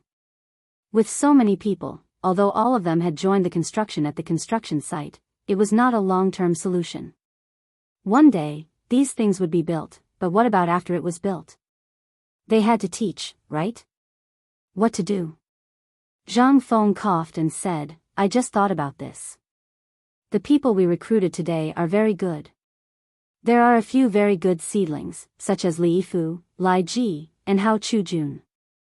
These guys need to be taken care of." Zhang Feng was silent for a moment, then looked at Cheng Chimo and the others and said, Do you know something called military science? What? What's military science? The few of them were confused. Li Qingxian frowned and asked, are you talking about studying military books? That stuff is not something the academy should. F***ck, don't tell me you want to teach this stuff. Li Qingxian seemed to have thought of something and asked in surprise. Zhang Feng nodded. That's right. Now it's time to divide the subjects. I know you don't know what subjects are, and I can't be bothered to explain it to you. You will understand later. But there's one thing you have to remember. Since I have opened a unique academy, then I have to completely separate myself from these things. First, everyone must learn mathematics. Bing, make something to memorize. When the time comes, we will divide the subjects. Go heard this and hurriedly took out a brush, ink, paper, and inkstone. Li Qingxian also helped to grind. At this moment, Zhang Feng said, physics and mathematics. Majored in mathematics, physics, and chemistry. Actually, these three can be grouped into one thing, and that's called science. However, mathematics is the foundation, and it's something that must be learned. As for science, only people at your level are qualified to learn it, or very talented people can come into contact with it. Otherwise, this thing can cause a big problem if it's not handled properly. Hence, we have to use our own people. There's also medicine, military science, business science, and technical science. As Zhang Feng spoke, he organized the subjects that needed to be learned in primary schools in the future, combined with the situation in the Tang dynasty, and then explained in detail. However, it took Zhang Feng 6 hours to explain all these things in detail. Li Qingxian and the others only felt dizzy. Go looked at the few of them and said, Fengzi, can you say it again? I didn't hear it clearly just now. I was just recording. Chapter 621. In fact, it wasn't that they didn't hear him clearly. They had already recorded it. How could they not hear him clearly? That was simply nonsense. However, these things were too unbelievable for him. They couldn't help but feel incredulous. Li Qingxian sorted out his thoughts, took a deep breath, and asked, Fengzi, we've heard of physics before. We also know about mathematics. But what is this chemistry you mentioned? What's the use of this stuff? And medicine. Is this the purpose of you inviting Dr. Sun Simiao up the mountain? Also, military, this stuff. Are you going to find the group of veterans from the reclining workshop to teach these students? Isn't this nonsense? These were too unbelievable. Not to mention other things, they all knew about business. In fact, it was the art of merchants. They knew this before. There was also this technical school. But military medicine and science, what the hell were these? It was too unbelievable. Even if you said that you were studying the 8 trigrams of Zhou Yi or something, it would still make sense. If you were studying something like Sun Tzu's art of war, it would still make sense. But you directly said that it was military. Zhang Feng didn't care about this and knocked on the table. Do you still remember the matter of dealing with Tubo and the Turks? In fact, although this seems to be national policy, it's not completely true. This is actually military science. Sun Tzu's art of war is actually military science. It doesn't include fighting and killing. Training to fight and kill is to see the overall quality of a soldier. Yes. I remember that I've told you before.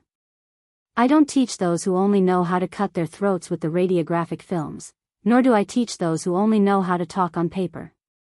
I can't afford to lose face like that. What I want to teach is the kind of person who can be as awesome as Qin Yaojin, Yu Qigong, Li Jing, Qin Xiong, and Qin Shubao in the future. If it's an ordinary soldier? If I, Zhang Feng, can teach such a person, Lao Tzu will bang his head against the wall. They were shocked. Finally, they remembered what Zhang Feng said to them that night. He wanted Qing Chumo to be an invincible heavy cavalry. Wei Shuyu wanted to be an assassin without leaving a trace. And Zhang Sun? That goes without saying. Previously, after the appearance of the unbreakable shield and the unbreakable spear, as well as the recent events, they had really forgotten about it. But now that Zhang Feng said it again, everyone couldn't help but be shocked again. What was Zhang Feng doing? He was King teaching them real skills. No. Li Qingxian slammed the table in excitement. He stood up and roared. This gave Zhang Feng a big fright. What? Are you crazy? Li Qingxian didn't pay attention to Zhang Feng's words. Instead, he anxiously said, Feng Zi, if you only handed this matter to Tai Niu and us, then we wouldn't have anything to say. We are brothers, but you want to spread this information? Do you know that His Majesty has issued a decree forbidding the private distribution of military books? Do you know the reason? How could Zhang Feng not know? You don't have to worry about that. I know what you're worried about. It's nothing more than teaching some ungrateful brats that will rebel. Shoo! Li Qingxian hurriedly covered Zhang Feng's mouth. Zhang Feng waved his hand indifferently. I've thought about this matter many times. Look at the current situation of the Tang dynasty. Tubo, Turks, for example, Shirwei, Goguryeo, and so on are all around. As for what I teach, don't worry. I'll only teach the core knowledge to you. As for the rest, other than the academy, it's up to His Majesty to use them. These are not things that we need to worry about. But when it comes to selecting people, you'd better pay more attention. Do you know why I made mathematics the main course, medicine the auxiliary course, and poetry, books, etiquette, and so on as the auxiliary course? It's mainly to build their character. In fact, people are not bad at the beginning. It's only later that they'll be slowly driven by the interests and the wildness in their hearts. To teach military scholars, you must pass this test first. So you can rest assured. However, how could Li Qingxian be so assured?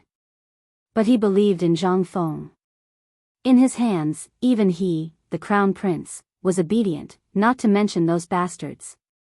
If it really didn't work, thinking of this, Li Qingxian could not help but have a murderous look in his eyes. Just as Zhang Feng said, if they were not used by him, he would kill them. By the way, when will the physics class you mentioned start?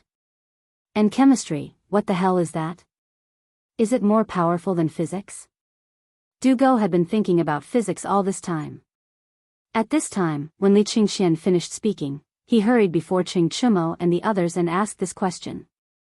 Zhang Feng could not help but be amused. Actually, it's not a big deal. Do you know why I set up a research institute? What do you think the research institute is going to do? Isn't it just ships and cars that can travel millions of miles in a day? Li Qingxian said so subconsciously. However, Zhang Feng shook his head. Wrong. What do you think the Tang dynasty lacks the most now? Food. Li Qingxian, Dugo, Qing Chumo, and the others said in unison. Zhang Feng smiled mysteriously. If I say that if this science of mine is developed, the Tang dynasty will not lack food.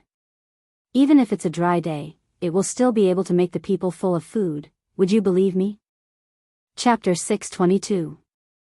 Li Qingxian and the others were completely shocked. Let the people fill their warehouses?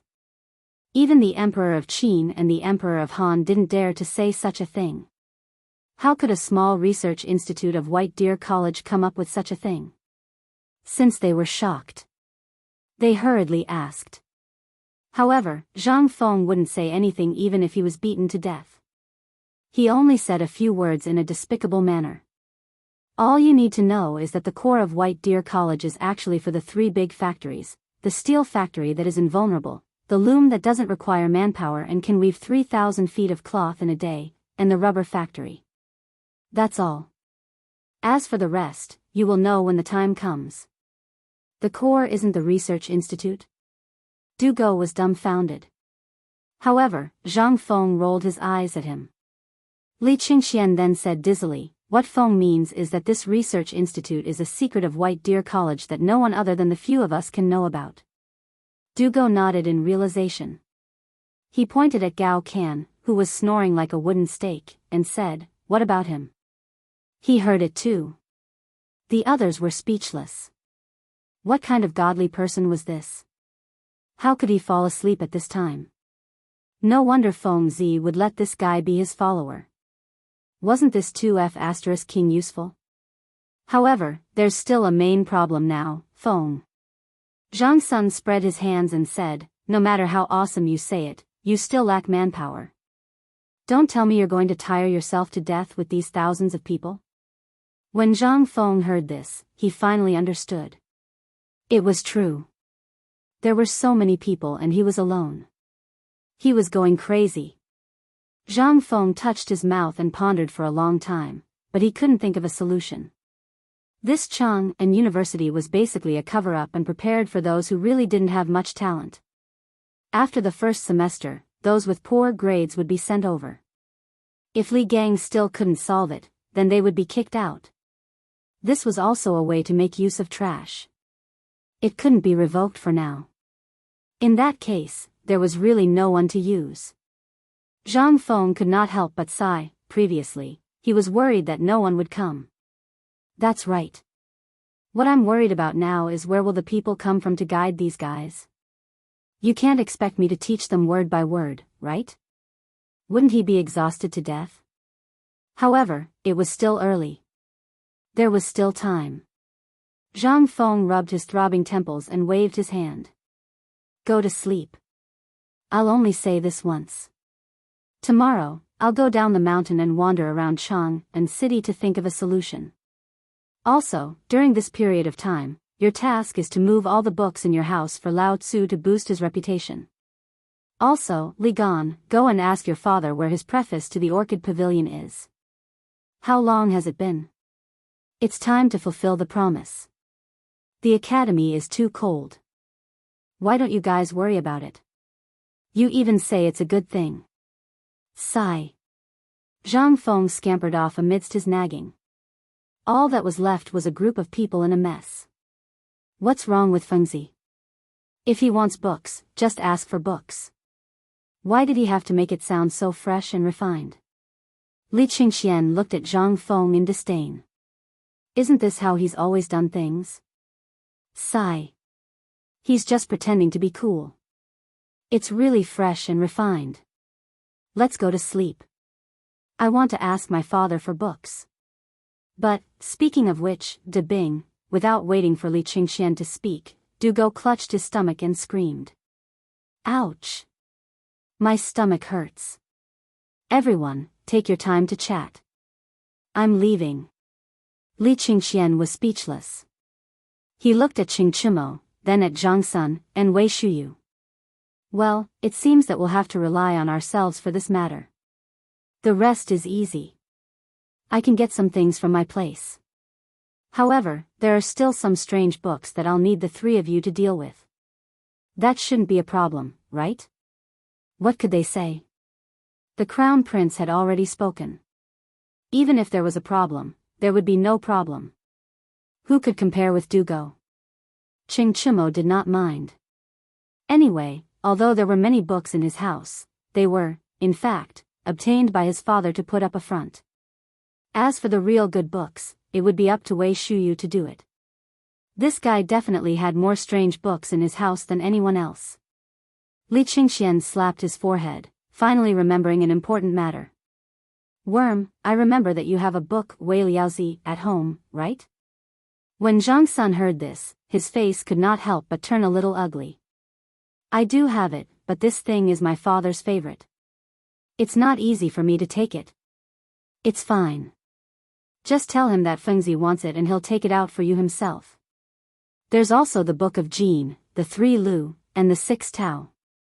Have you heard of these things? Li Qingxian racked his brains and asked one by one. He had to make use of this good opportunity to get all these good things out. Even he only knew about these things when he chatted with Li Gang in the past. He really did not know where these things could be found. If he could make use of this opportunity to get his hands on them, then his life would not be in vain. As for Dugo, who was hiding outside the door, actually did not go to the outhouse because of a stomachache. When he heard that there were so many good books, how could he sit still? He hurriedly said, I know about this. Previously, when I was at the bad guy's house, I happened to hear him mention a book called The Six Tao. It would have been better if he did not say anything. Once he said that, Li Qingxian and the others could not help but laugh evilly. I'll leave the rest of the books to you. It's your fault for having so many books. Chapter 623. The next morning. After saying goodbye to everyone, Zhang Feng went to Chang'an City leisurely on a roller coaster. Although Li Qingxian tried to persuade him to sit in the great scholar's sedan chair or ride his white horse, Zhang Feng didn't know how to ride a horse. Besides, he didn't want to be too conspicuous. At this time, some small vendors and stalls had already been developed at the foot of the ruined mountain. Even the traveling merchants had built a simple shed with trees and started to do small business in it.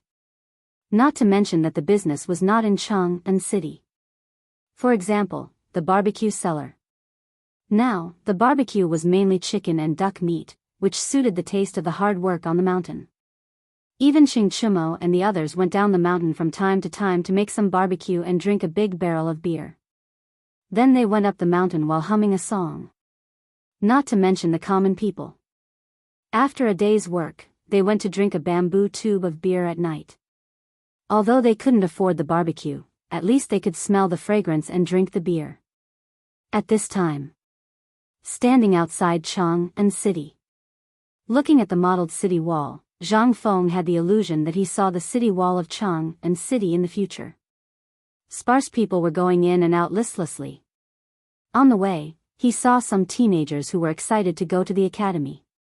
Entering Chang'an City, the disaster victims in the city were obviously reduced a lot.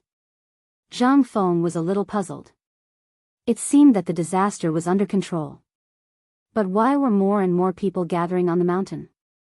It was not a good sign if it went on like this.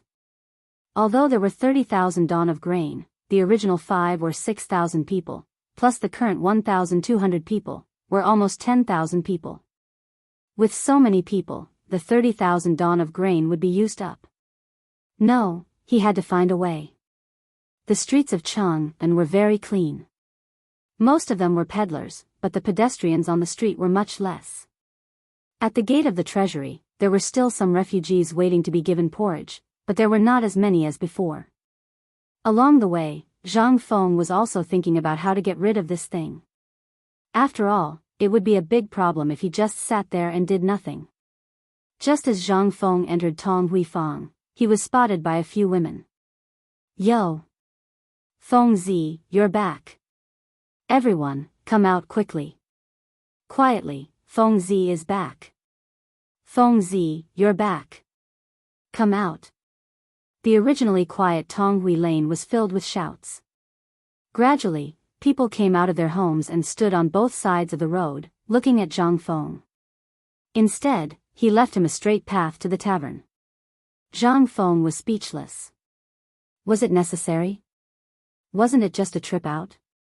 Why were they all so polite? Zhang Feng could only grin like an idiot as he clasped his fists and thanked everyone. With great difficulty, he finally made it to the tavern. Zhang Feng finally let out a deep sigh of relief. He took a piece of smoked bacon and threw it into the pot to wash it. Then, he set up the firewood and took out a jar of good wine. He lay down on the recliner and swayed gently. It was still more comfortable to be at home.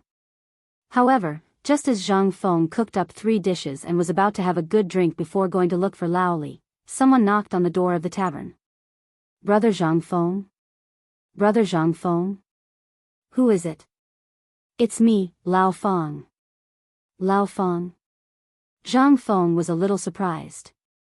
However, he still put down the wine jar and opened the door of the tavern. As soon as he opened the door, he saw Feng Xianling squinting and stroking his beard while sizing up Zhang Feng. Beside him was an old man in a purple robe with white beard and gray hair. His face was ruddy, but his nose was extremely red as if he had been scalded by boiling water. The old man looked a little strange, but his arrogant aura was emitted from the inside out. It was impossible to fake it. Zhang Feng couldn't help but feel a chill in his heart. Oh, Lao Feng is here. This is Fang Xianling stroked his white beard and glanced at Zhang Feng mysteriously. However, he didn't say anything. Instead, he pushed Zhang Feng away a little and respectfully invited that person into the tavern. As soon as he entered the tavern, that person saw the poem on the wall. He couldn't help but look a little awe-inspiring. "This, young friend, is this the poem you wrote?" Zhang Feng couldn't figure out who this person was, so he could only nod. "I was drunk and randomly drew it. I didn't have time to clean it up."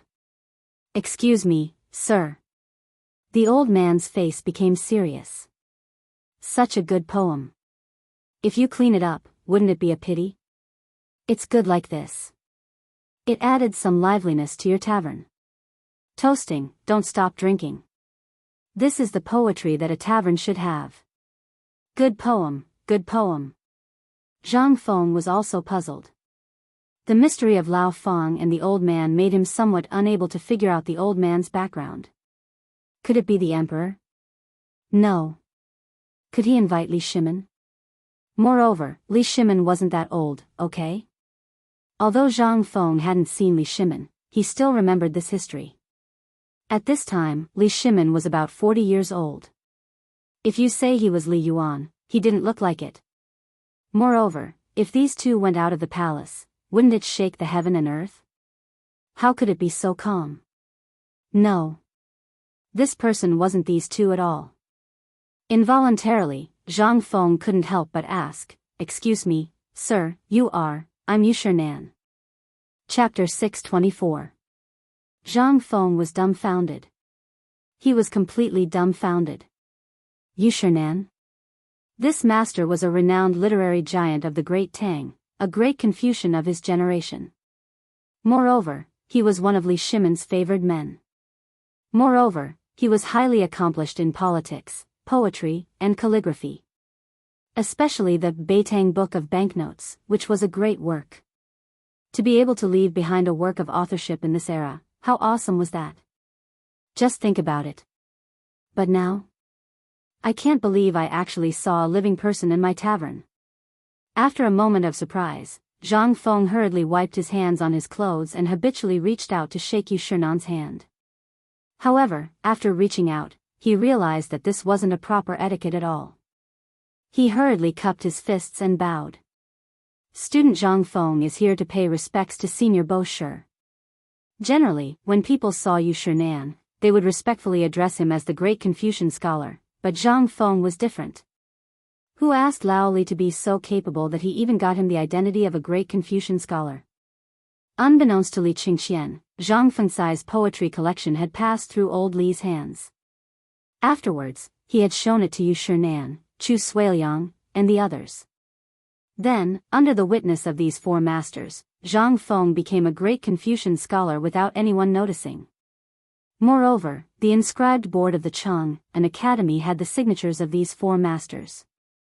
This thing was a golden signboard in the Tang dynasty. Generally, if a person wanted to become a great Confucian scholar, at least 10 great Confucian scholars had to jointly recommend him, and then he had to make a backup record in the Imperial College, the Ministry of Personnel, and the Supreme Court. Only then would the Imperial Court issue a document. But that was not all. You also had to be recognized by the Shandong gentry. You had to get a great Confucian jade plate issued by the Shandong gentry, which was equivalent to an identity card. Don't ask why the Shandong gentry had such qualifications, because they considered themselves as the descendants of Confucius. Who in the world dared to offend them? Who would dare to question him? At this moment, Yushernan also accepted Zhang Feng's bow. This was the etiquette of a junior greeting an elder, and not the etiquette of a student greeting a teacher. If it was someone else, it wouldn't be appropriate, but Zhang Feng was different. On one hand, he was a junior. On the other hand, he was recommended by Yushernan. This was equivalent to being Yushernan's student. At this moment, Yushernan stroked his beard and personally helped Zhang Feng up. Fang Xianling had been eating by himself for a long time. "I say, the two of you, don't just stand there.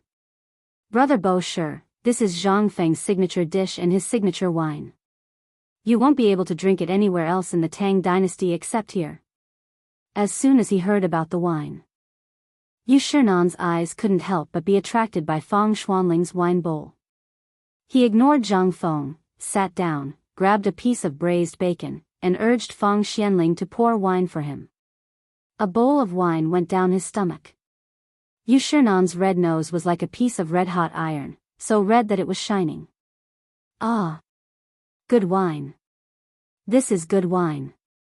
Ha ha ha, come on, little friend Zhang Feng, sit down, let's talk while eating. Okay. Zhang Feng agreed. He was about to say a word of thanks, but he held back for a long time and couldn't say it. The problem was, this was his pub, wasn't it? Zhang Feng could only sit down embarrassedly and eat and drink by himself. After 3 rounds of wine and 5 dishes, the 3 of them drank 5 large jugs of 15% white wine. Only then did they feel dizzy, touched their stomachs, and burped. Little friend Zhang Feng, you're going to treat this wine like a treasure? Yu Shernan said very bluntly. What he meant was, you're going to hide something good. You don't want people to know? However, Zhang Feng knew that if this sentence was said by Lao Li, it must be directed at the wine. However, this was Yu Shernan. How could he not think about what he said? Zhang Feng thought for a while, then said, Mr. Bo Shi, you're joking. Although this wine is good, it's precious because it's rare. I also know that it's better to enjoy it with others than to enjoy it alone. However, this wine needs people who understand it to taste it. Those who only know how to drink like a donkey won't understand the true essence of this wine. Yu Shernan smiled. Little friend, are you saying that White Deer College is also like this? No. Mr. Bo Shi, you're joking. The college is a place to educate people. How can it be compared to wine? But do you know that the path of a teacher is not easily taught? I know. However, although I've waived the entrance fee, every student has to work at White Deer College to pay off their debts. Hearing this, Yu Shernan's interest was piqued. Then tell me, how do you intend to pay off your debts? How come I've heard that you're using work as a substitute? Zhang Feng knew that this old man was here to ask about this. After all, the stubborn scholars of this era all believed that books should not be studied for nothing. This was also the reason why scholars in this era were superior to others. However, Zhang Feng did the opposite. He directly let everyone have books to study. Wasn't this a huge taboo? However, the reason why no one came to find trouble with him was mainly because of Zhang Feng's unimaginable philosophy of running a school and those incomparably complicated subjects. Everyone thought that he was just fooling around. On the other hand, this college, in the eyes of the people at the top, was actually just a toy for the crown prince. Chapter 625. Zhang Feng said after pondering for a while. Mr. Bo Shi, may I ask how many literati there are in this world? Less than 1 level. Zhang Feng asked. Then may I ask if these people can pick up their swords and go to the battlefield to kill the enemy when the country is in danger? Yu Shernan thought for a while, and his face became serious. No. Well, may I ask Mr. Bo Shi, why should the literati be 1 level higher than the common people? Why is that? In this time of famine, it is the literati who suffer. Can what we learn from books help the world? When the country is in danger, can these literati protect the country? Yu Shernan's face changed. He sighed and said, no. Zhang Feng also sighed.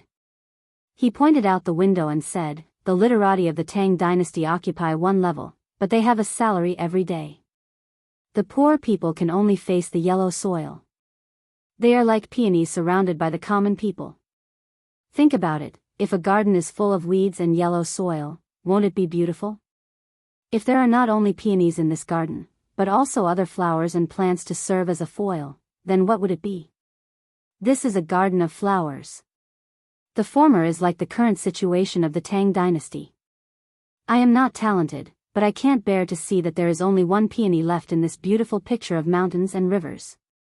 Therefore, I use my own strength in this way to add a little green to this garden. Yu Shernan's entire body turned solemn. And so did Feng Xianling. In fact, He came to Zhang Feng's place today because he was pestered by Yu Shinan. In Li Shiman's study, Yu Shinan accidentally learned about Zhang Feng's calligraphy and found a poem that didn't belong to the collection in Feng Xuanling's study. He couldn't help but be interested. But he didn't know. The poetry collection that Li Shiman had shown him was only half of it. To be precise, it was not even half of it. It was just that Li Shiman picked out a few poems and didn't let him finish reading them.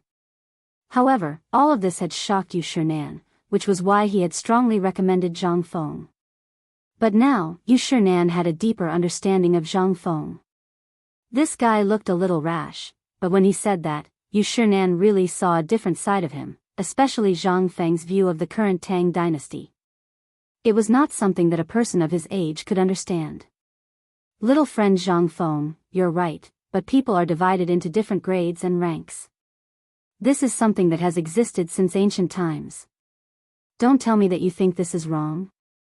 When people are just born, there is not much difference. As long as they have enough to eat and wear, it is enough. The difference is what happens after they have spiritual wisdom. At this time, the differences between people will be revealed one by one. Some people, with a teacher taking the lead, are like an old cow teaching a calf to plow the field and pull a cart. With some teaching, they will make faster progress. Without teaching, they will naturally make slower progress, and even live in ignorance for the rest of their lives. Without considering a monster like you, the difference between those who have read books and those who have not can be reflected. Thus, the division of the upper and lower, the division of the 3 grades and 9 ranks, and the division of the social class, came out. In ancient times, people practiced slash-and-burn cultivation, and it was difficult for them to survive. That was why there were groups of people for warmth and ethnic groups. After living in groups, they got more food, and there was trade between ethnic groups. And this led to a few things. Some people got more, and some people got less. Therefore, there was selfishness, that was why there was everything after that. At birth, people are good by nature. Their natures are similar, but their habits are different. Yu Shinan said this very slowly. And the essence in his eyes made Zhang Feng a little shocked. But this was a matter of philosophy. Zhang Feng nodded and said, I know what Mr. Bosher means, but just now you said that people are good by nature. Their natures are similar, but their habits are different. That is to say, everyone should be equal, wrong. Yu Shinan waved his hand. He sighed and said, if that is the case, it is really beautiful, but do you think it is possible? Yes. The reason why there is a division of the upper and lower, and the division of the social class, is to better survive. If there is no one who centralizes power and controls power, then who in the world will have a good life? Take the 3 kingdoms as an example. How do you think the people lived in troubled times?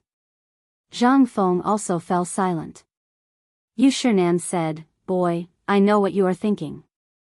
You just want to create more useful people for the Tang dynasty. This is a good idea, and I support your approach. But you have to remember one thing, and that is nature. Don't forget nature, otherwise. Zhang Feng's face was solemn. How could he not know what Yu Shinan meant at this time? He couldn't help but take a deep breath and bow. This student has learned something. Ha ha ha, you are worth teaching. Brother Feng, you've won. Yu Shinan laughed heartily. Then, he waved his hand and motioned for Zhang Feng to get the wine. Zhang Feng fetched a jar of wine and personally poured it for Yu Shinan. However, at this time, Zhang Feng suddenly thought of something. Chapter 626. Didn't he go down the mountain because of this matter? Now that this person had taken the initiative to come knocking on his door, it seemed that this collection of poems was still useful. Tomorrow, he would have to distribute all the poems so that those great scholars would take the initiative to come knocking on his door. Wouldn't that be wonderful? Thinking of this, Zhang Feng couldn't help sighing with a sad face. Old Mr. Bosher, there's something you don't know. Although I have the intention of teaching and educating people, I can't cook without rice. Fang Xianling glanced at Zhang Feng. How could he not know what this guy was up to? But he couldn't say anything. After all, he knew the situation on the mountain. At this time, seeing Zhang Feng's appearance, Feng Xianling could only help him and said, "Brother Bo Shi, you didn't go to Feng Zi's place, but my son has been there for more than 10 days. The last time he came back, I heard that there were basically shacks there. You don't know, right?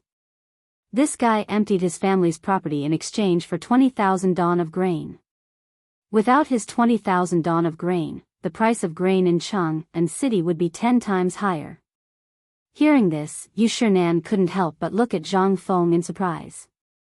He stroked his beard and nodded. "That's right. Practice what you learn and apply it.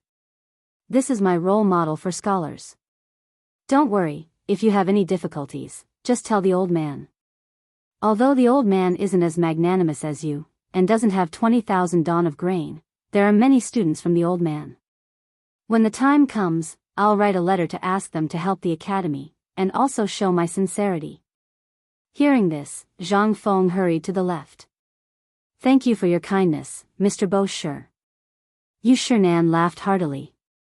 The three of them drank a cup of wine and saw that Zhang Feng was still frowning. Yu Shinan asked again. "It seems that you have something that you can't tell me?" "Of course. And it was a big problem." Hearing this, Zhang Feng sighed again and nodded. Yu Shinan narrowed his eyes. "Let's hear it. The old man wants to see who is so bold as to go against the academy issued by the emperor's imperial edict." "Don't worry, old man will take care of this matter for you." "Tell me, what exactly?" "Old Mr. Bo Shi, this isn't a matter of who's against you. Like I said before, I can't cook without rice." Yu Shinan put down a piece of bacon in surprise and asked, "Tell me about it." Seeing that Yu Shinan had taken the bait, Zhang Feng said, "Everything is going well in the academy. In the past few days, we have accepted almost 1,000 students. If we count according to the number of students who have come to the academy in the past few days, it is estimated that there will be about 5,000 students." Yu Shinan couldn't help but cry out in alarm. "So many people? What are you trying to do?" Zhang Feng spread his hands. "As this brat said, it's precisely to add some color to the Great Tang's flower scroll. Moreover, I've opened up many subjects, which is why so many of these poor people are flooding into my academy. I know what you are worried about. Yes, my academy does have a lot of people. However, only a few of them may soar to the sky, but what about the rest? Although my academy is not like the Imperial College, where some people are selected from the root, the people who can graduate from my academy can basically escape from poverty. And the key lies in the subjects that I have set up." Yu Shinan heaved a sigh. In fact, Yu Shinan had long heard of Zhang Feng's unimaginable teaching philosophy. To be honest, in the beginning, Yu Shinan really didn't care about such things. He could find an experienced teacher in the market and learn for 3 to 5 years. Then he could reach a higher level and earn some money to support his family. Why did he have to come here? But when Zhang Feng mentioned the picture scroll, Yu Shinan couldn't help but accept Zhang Feng's idea. However, 5,000 people. One could imagine how much effort it would take to nurture all these people. If it was him, he wouldn't do it. However, the so-called subject still aroused Yu Shinan's interest. "Young friend, there are so many people. Are you sure they are all attracted by your subjects?" That's what the old man couldn't figure out. In this academy, which one doesn't strive for excellence? It's easy for people like you to make up the numbers. Seeing that Yu Shinan was slowly taking the bait, Zhang Feng said, "Mr. Bo Shi, although 5,000 people are a lot, it's still too little for the current Tang dynasty. I urgently hope that if there are 50,000 people, or even 500,000 people who can read, then the Tang dynasty can really be prosperous and the people can live in peace." "What do you mean?" "It's very simple. Look at the current situation of the Tang dynasty. Basically, the trade and commerce has crossed Lingnan, Jinla, Tubo Turks, and other countries. But this is only a small number of people. And among these people, who can really understand some exquisite trade? Besides, the best and most popular things in the Tang dynasty are tea leaves, silk, and ceramics. But these things are basically in the hands of a small number of people. Think about it. When the time comes, the Tang dynasty is bound to start the age of navigation. At that time, how can these little things meet the needs of the foreign people? How can the Tang dynasty really become a prosperous country? So, there's only one word. The Tang dynasty is poor. Chapter 627. Yu Shinan was a little confused. What this kid said was wrong. Everything he said was correct. Basically, there was one thing in many things nowadays, and that was the wine. If everyone could open up this kind of brewing technique, wouldn't everyone be able to live a good life? But it was easier said than done. Could it be that this kid wanted to? Kid, are you saying that you're going to hand them all over the place in your academy? And the forging technique of the invulnerable shield and the invincible spear that you mentioned before? Yes. Zhang Feng slammed the table, and then picked up his wine glass and clinked it with Yu Shinan and Fang Xianling. Then he said, actually, old Fang knows my plan. Brother Bashi, you don't know yet, right? Let me tell you a secret. Don't tell anyone else. Seeing Zhang Feng pull him up, Fang Xianling couldn't continue sitting there. He whispered in Yu Shinan's ear, you should have heard of this thing called the mysterious scripture, right? This kid knows this stuff. Moreover, it is said that Mozi and Lu Ban comprehended part of it, and that's why they were able to comprehend that kind of strange skill. You don't know that the previous strategy against the Turkic Tubo and the other countries, and the lifting of the blockade at Guanlong, were all made by this kid. Yu Shinan couldn't help but think highly of Zhang Feng again. You mean, this thing was made by this kid? Fang Xianling glanced at Zhang Feng and said, not only that, the cooperative and the fine salt that you praised so much were also made by this kid. What? This time, Yu Shinan finally couldn't sit still.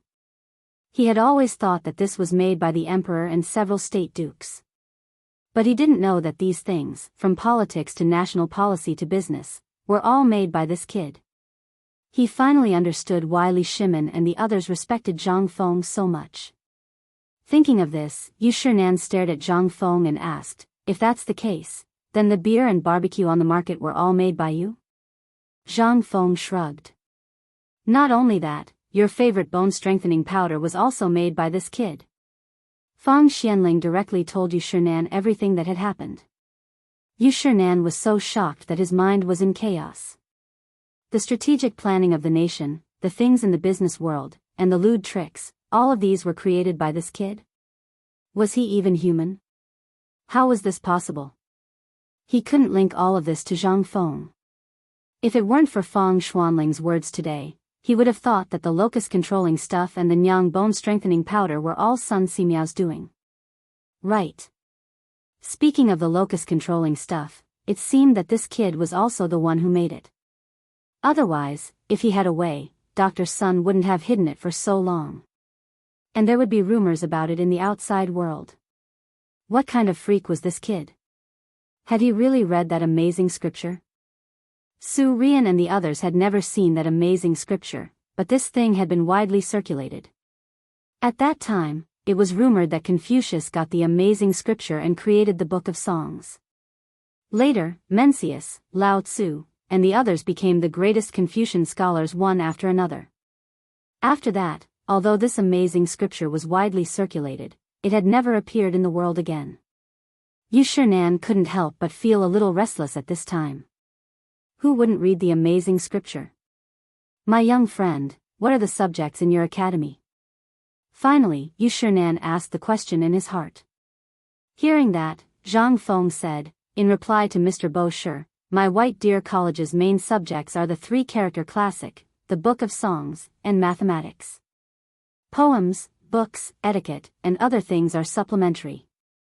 Among them, there are physics and chemistry. These things are the foundation of my academy, so only a very small number of amazing geniuses are qualified to sign contracts and study them. And among them, it includes the production and research of the textile machine that can be controlled and weaved day and night. There's also the research of the stainless steel, which is to make an impenetrable shield and an invincible spear. You should have heard that old Shen is setting up a car factory and a shipyard. These are the most sophisticated things. When the time comes, they will be researched in a place that I named the Research Institute. The others can also learn some basic things. There are also military studies, medical studies, business studies, forging, manufacturing, brewing, and other professions. Finally, I will temporarily set up 3 factories on Shao Mountain. One is a steel factory that specializes in mass production of shields, spears, crossbows, and so on. Another one specializes in brewing the tires of iron carriages and war chariots. The last one is the textile factory I mentioned just now. On one hand, it's to provide them with a lucrative career. And the other reason? It's also because they are poor. If you want to run this big academy, you will need a huge amount of money, so. Zhang Feng said everything that he wanted to say in an eloquent manner. However, he didn't explain what those subjects were. However, business studies, medical studies, and other skills were nothing more than craftsmen. Yu Shinan knew a little about them. Not to mention the skills of a chef. He had tasted Zhang Feng's skills when he was in the palace. He also knew a little about the brewing industry. However, there were only 4 subjects. He couldn't understand. Chapter 628. Little friend Zhang Feng, this old man knows about mathematics. I've also seen it in Lao Li's house. However, this old man still doesn't understand physics, let alone chemistry. Can you explain it to this old man in detail? Yu Shinan's curiosity was piqued. He knew a little about physics, as well as the magical division and multiplication table. He also learned some things from his conversation with Du Ruhui. Du Ruhui, who mastered this thing, was actually able to handle the complicated matters of food distribution, registration, storage, and so on. How shocking was this? If it was an ordinary person, facing thousands of people coming to buy food or exchange food every day, wouldn't it take dozens of people to handle it? This could not help but highlight the power of mathematics. But what was physics? Although he had heard of it, what he heard was definitely different from what Zhang Feng said. Zhang Feng also knew that Yu Shinan would ask this. He deliberately dragged it out and said, "Old man Bo Shi, actually, this is the highest level of mathematics. For example, if an illiterate person doesn't even know how to read, how can he learn the book of songs?" However, when Zhang Feng saw the displeasure on Yu Shinan's face, he hurriedly said, "The so-called physics is actually studying something. For example, how to use the power of nature to transport water to a mountain instead of using manpower. Also, how to make a caddy of iron and a caddy of cotton fall from a high place at the same time and land at the same time, etc. These are all more profound things. They all require the foundation of mathematics to be able to calculate things. Isn't this what the fraud is studying?" Yu Shinan instantly lost interest. "What about chemistry? What's that?" This, Zhang Feng was a little speechless. At this moment, he did not know how to explain it to Yu Shinan. There was no way to explain it. How to explain it? After thinking for a while, Zhang Feng said, "Do you still remember the thing I mentioned just now? My research institute is to study how to let the people eat their fill, wear warm clothes, and have a warehouse full of food. Also, about the ship." "Oh right, old Fang, have you told this to Mr. Bo Shi?" Fang Xianling shook his head. "I haven't told him yet. This thing hasn't been done yet. How can I tell him? But now that you've said it, I'll tell him, okay?" Fang Xianling pursed his lips and told Yu Shinan everything about the shipyard, the Sea Silk Road, and the car factory. Yu Shinan was dumbfounded. Especially the kind of iron ship that didn't need manpower to paddle and could move the ship. What kind of thing was that? This was something he had never heard of. What was this? This was the real lewd trick. Compared with the craftsmen who called themselves strange masters, if this thing was really built, the Tang dynasty would really enter the golden age. Plus, there would be endless food, those looms, and the invincible spears and crossbows. Although Yu Shinan did not agree with war, the foundation of a country was its military. If there was no strong military, how could the safety of the people be guaranteed? Zhang Feng, this brat, simply included everything from military, to business, to agriculture. This. Yu Shinan did not dare to think about it. He hurriedly asked, "Young friend, what you said, is it chemistry?" "Yes.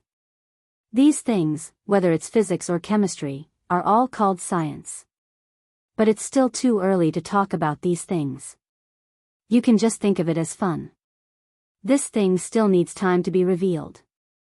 People in this era did not understand these things at all. They did not even have the basic common sense of life. If you said too much, people would only think you were crazy. But the reason why Zhang Feng told you Chang'an at this time was that this guy was the most representative Confucian scholar of the Tang dynasty. His academy needed such a person to hold the fort. Otherwise, Zhang Feng would not have bothered to say these things. After all, if he said it too early, people would only take it as a book. Only when he said it at the right time could it have an unexpected effect. Yu Shinan also understood Zhang Feng's meaning. He nodded and said, "Don't worry. I understand what you said. But, what's the matter with the military? Could it be that you want to train soldiers?" This was also what Yu Shinan was most puzzled about. Compared to science, that stuff was like a divine object that couldn't be found anywhere. But what about military? He instantly thought of the dirty scene in the garrison camp outside Chang'an city. This was simply like the difference between heaven and earth. How could it be possible to combine these two things that were originally completely unrelated? Moreover, it was in White Deer Academy. In fact, the military was also the purpose of Fang Xuanling's visit today. He was very worried that once this thing was revealed, it would inevitably cause ripples in the imperial court. At that time, it would not be a simple problem of the academy, but a political problem. Fang Xianling patted Zhang Feng's shoulder with a serious face and asked, "Fengzi, you have to think about it. Once this military course is revealed, do you know what the consequences will be? And military studies, isn't it just reading books? Could it be that you want everyone in White Deer Academy to study the art of war?" Chapter 629. Not to mention Yu Shinan, even Du Ruhui couldn't help but worry. The military and the academy had always been at odds with each other. Otherwise, the civil and military officials wouldn't have fought against each other in the cottage. But what was Zhang Feng trying to do now? Was he trying to combine the two into one? How was this possible? There was always a taboo for soldiers, and that was to be involved in politics. It was the same for politicians. But what Zhang Feng was doing now, wasn't it? The two of them didn't dare to think further. That was why Fang Xuanling's expression suddenly changed.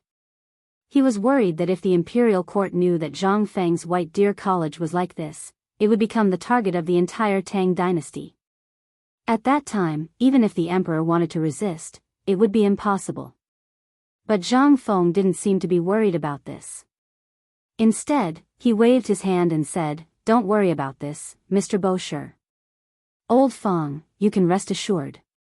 Do you think I'm stupid? How can I teach this to just anyone? Same old rules. To put it bluntly, this thing isn't made for ordinary people. Do you think this thing is made for ordinary people?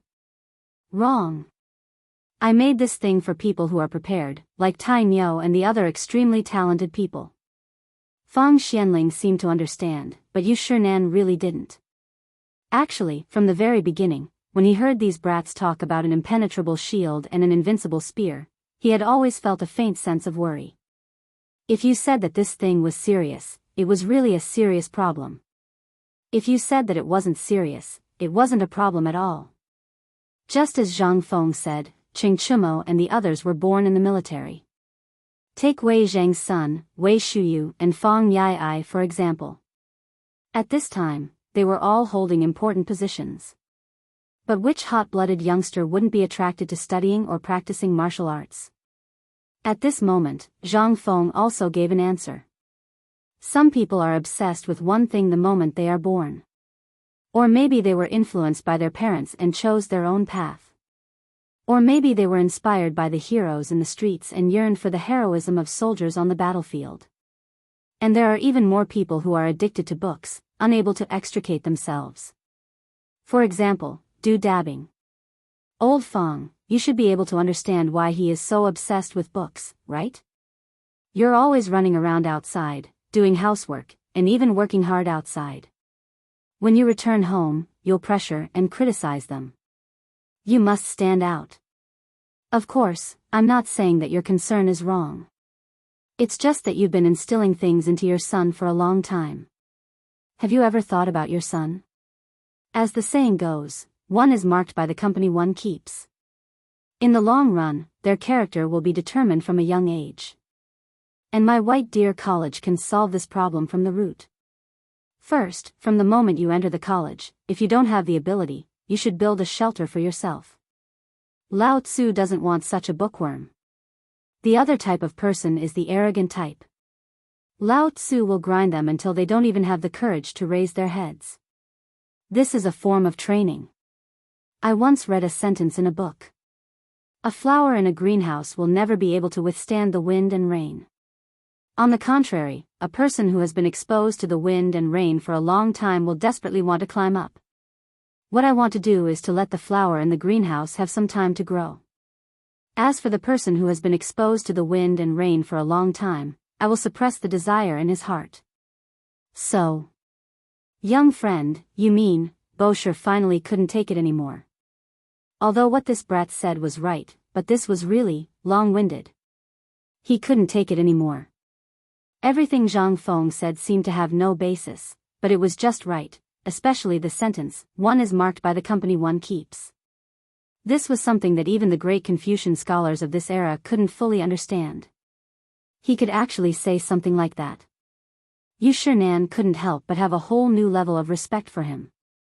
As for the military concept that Zhang Feng talked about, Yu Shinan also started to look forward to it from the bottom of his heart. Yu Shinan couldn't help but ask again, young friend, what you said about one is marked by the company one keeps. Where did this sentence come from? Zhang Feng was a little confused. He scratched the back of his head, unsure if Yu Shinan actually didn't know about this. But when he saw Yu Shinan's expression, he said, isn't this a sentence from Jin Fu Xian's The Proclamation of the Crown Prince? Don't tell me Mr. Bosher doesn't know. This was a famous sentence from the ancient times. He actually didn't know? A great Confucian scholar of this era didn't know? How could this be? When Yu Shinan heard this, he narrowed his eyes and thought for a long time. He had read Jin Fu Xian's The Proclamation of the Crown Prince and so on. But this was the first time he heard of this. But all of a sudden, Yu Shinan thought of something. That was the well-read Chu Suiliang. He didn't know where this guy was there such a rare book? He heard that this guy had been reading all kinds of unique books for the past 2 years. Could it be that this book was also unique? Otherwise, why hadn't he heard of it before? Chapter 630. However, Yu Shinan faintly felt that he had been led astray. After thinking for a while, he could not think of a single clue. He glanced at Fang Xianling and saw that Fang Xianling was not surprised. He could only temporarily suppress the doubts in his heart and asked, little friend, do you mean that you want to educate them from their roots? Yes. Zhang Feng slapped his thigh and once again thought of a famous saying, Mr. Bosher, some people are great in life. They don't have to worry about tomorrow since they were born. They can live a life of luxury. But they don't think that sometimes, a meal or a drink is the dream of a poor student. Zhang Feng pointed to the meat and wine on the table and said, take the food on our table for example. This table is worth at least 100 coins, right? If it was in the hands of a rich family, it wouldn't matter. Isn't it just 100 coins? But have you ever thought that this 100 copper coins might be a harvest that a poor family wouldn't even dare to dream of in a year? Not to mention eating and drinking. If this trend continues for a long time, it will inevitably cause a catastrophe. Yu Shinan and Fang Xianling heard this and could not help but ask in unison, what catastrophe? In their view, this was just a normal thing. Zhang Feng lightly pointed to the door and said, people have dreams. Just like how we think when we see such a table of delicious food before we go to school.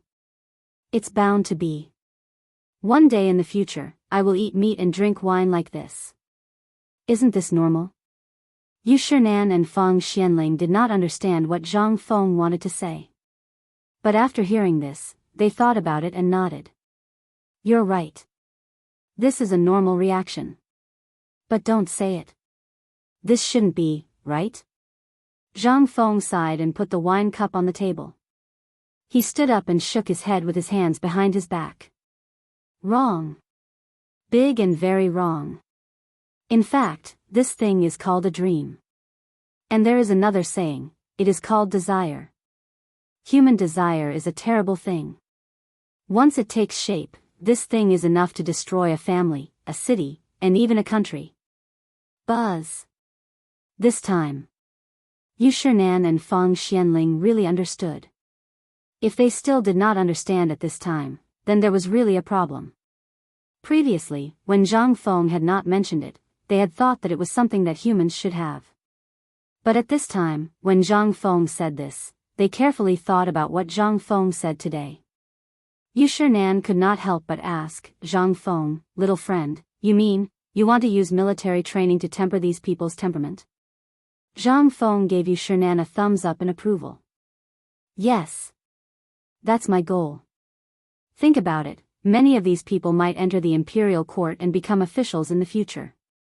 I don't want to be criticized behind my back when the time comes, saying, Ayaya, look, this corrupt official is from the White Deer Academy. What is this? You are destroying your own reputation. And more importantly, you have seen the situation in the Tang dynasty now. The 3 lives and 6 ministries system, plus the system of recommendation for the imperial examination, basically, many talents are in the hands of those big families.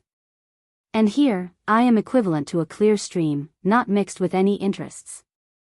I only care about how many people I train. Under the premise of no interests, how can I not train the next generation of qualified successors? Yu Shinan heard this. He was a little touched. But more than that, he admired him. He stood up and bowed to Zhang Feng like a Confucian scholar. Zhang Feng was so surprised that he hurriedly stood up and bowed back. Yu Shinan let out a deep sigh. Presumably, this is all your military knowledge, right? Although Yu Shinan pointed it out, Zhang Feng's face didn't turn red at all. After all, if Yu Shinan, a great Confucian scholar, didn't think of these things, then Zhang Feng doubted whether his reputation in this lifetime was exaggerated. Yes. Mr. Bosher is right. These things are actually called psychology, mixed in every curriculum. And in military, these things are called psychological tactics. Think about it. Now, there are so many countries around the Tang dynasty. In the far west, there is the black-clothed Abbasid Caliphate, which is not inferior to the Tang dynasty, and some countries are even more powerful than the Tang dynasty. What I need is the skill sand table training, the ability to go to the battlefield to kill the enemy, and the ability to subdue the enemy without fighting under the condition of being familiar with military books. This, Yu Shinan smiled bitterly and interrupted Zhang Feng's endless speech. Young friend, don't say any more. Old man doesn't understand these things, and he doesn't want to understand them. This old man knows that this is your ability, and old man can't probe into it. But there is still a trace of confusion in my heart. I wonder if young friend can solve it. At this time, Zhang Feng was a little drunk. Obviously, he talked too much. At first, Yu Shinan didn't notice, but now, the more Yu Shinan listened, the more he felt that something was wrong. If he continued to talk, it wouldn't be a discussion of academics, but a discussion of military books. This was a taboo in literature. So he could only stop Zhang Feng. Zhang Feng choked for a moment. He wasn't angry.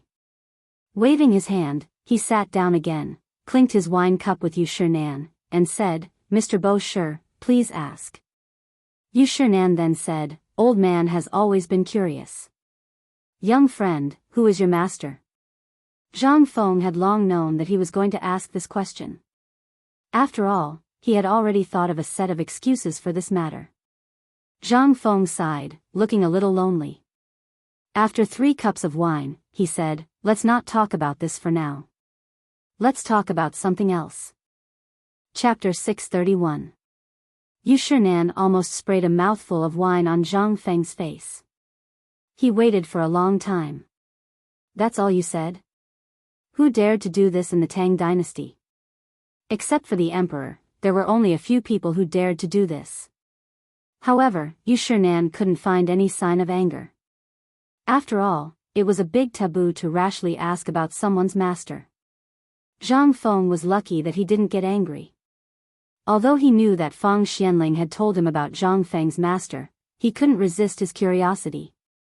He could faintly hear the 8-front formation and the Zhuge legacy from it. However, he wasn't sure.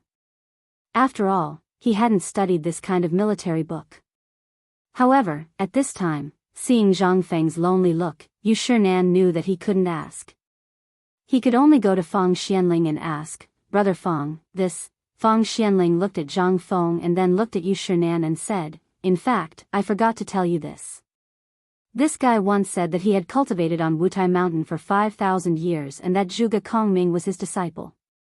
At first, Old Man also thought that this guy was talking nonsense, but now, Old Man felt that this guy's words could be combined with something in military books. Could it be?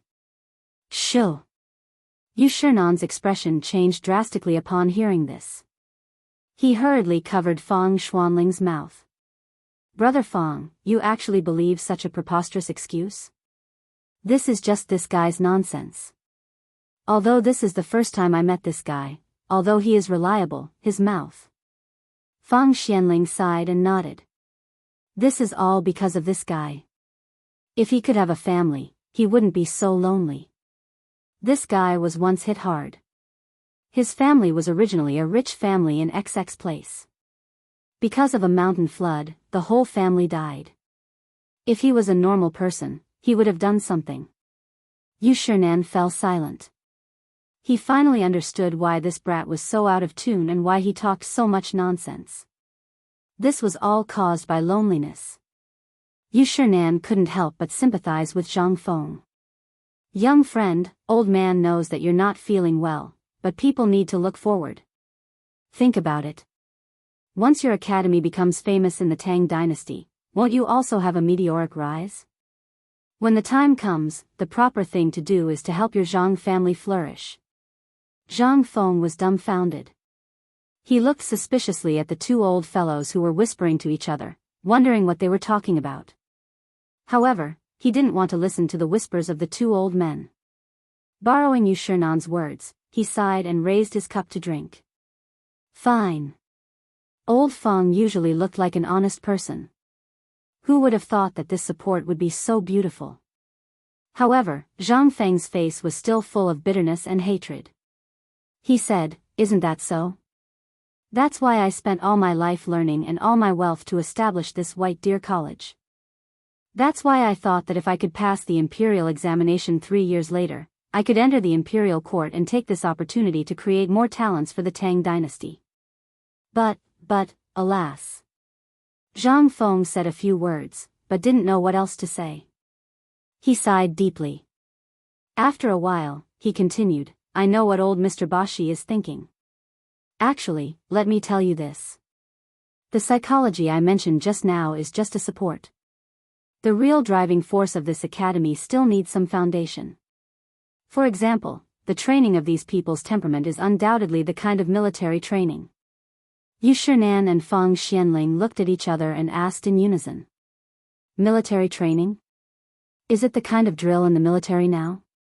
Zhang Feng shook his head and said with some disdain, "Those are just the fighting skills of children.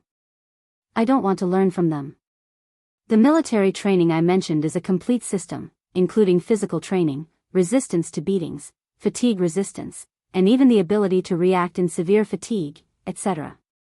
Those who can get through this stage, no matter if they are in the military, politics, literature, or business, at the very least, they will have a good physique and a good temperament. Those who do not have a strong temperament will be automatically eliminated in less than half a month. Do you think I'm really stupid? There are so many people who need to eat. Where can I get food for them? This way, I can let the flowers in the greenhouse have a chance to be tempered by the storm. As for the ordinary people, I can show them the hardships and sufferings of climbing up. This way, they won't go astray on the road of life." Zhang Feng used about 4 hours to tell Chang'an the complete content of the military training, as well as its benefits. Yu Shinan, on the other hand, was initially disdainful of Zhang Feng and somewhat resistant to his long-winded speech. Gradually, he was shocked by Zhang Feng's understanding of human nature. This was what truly shocked him.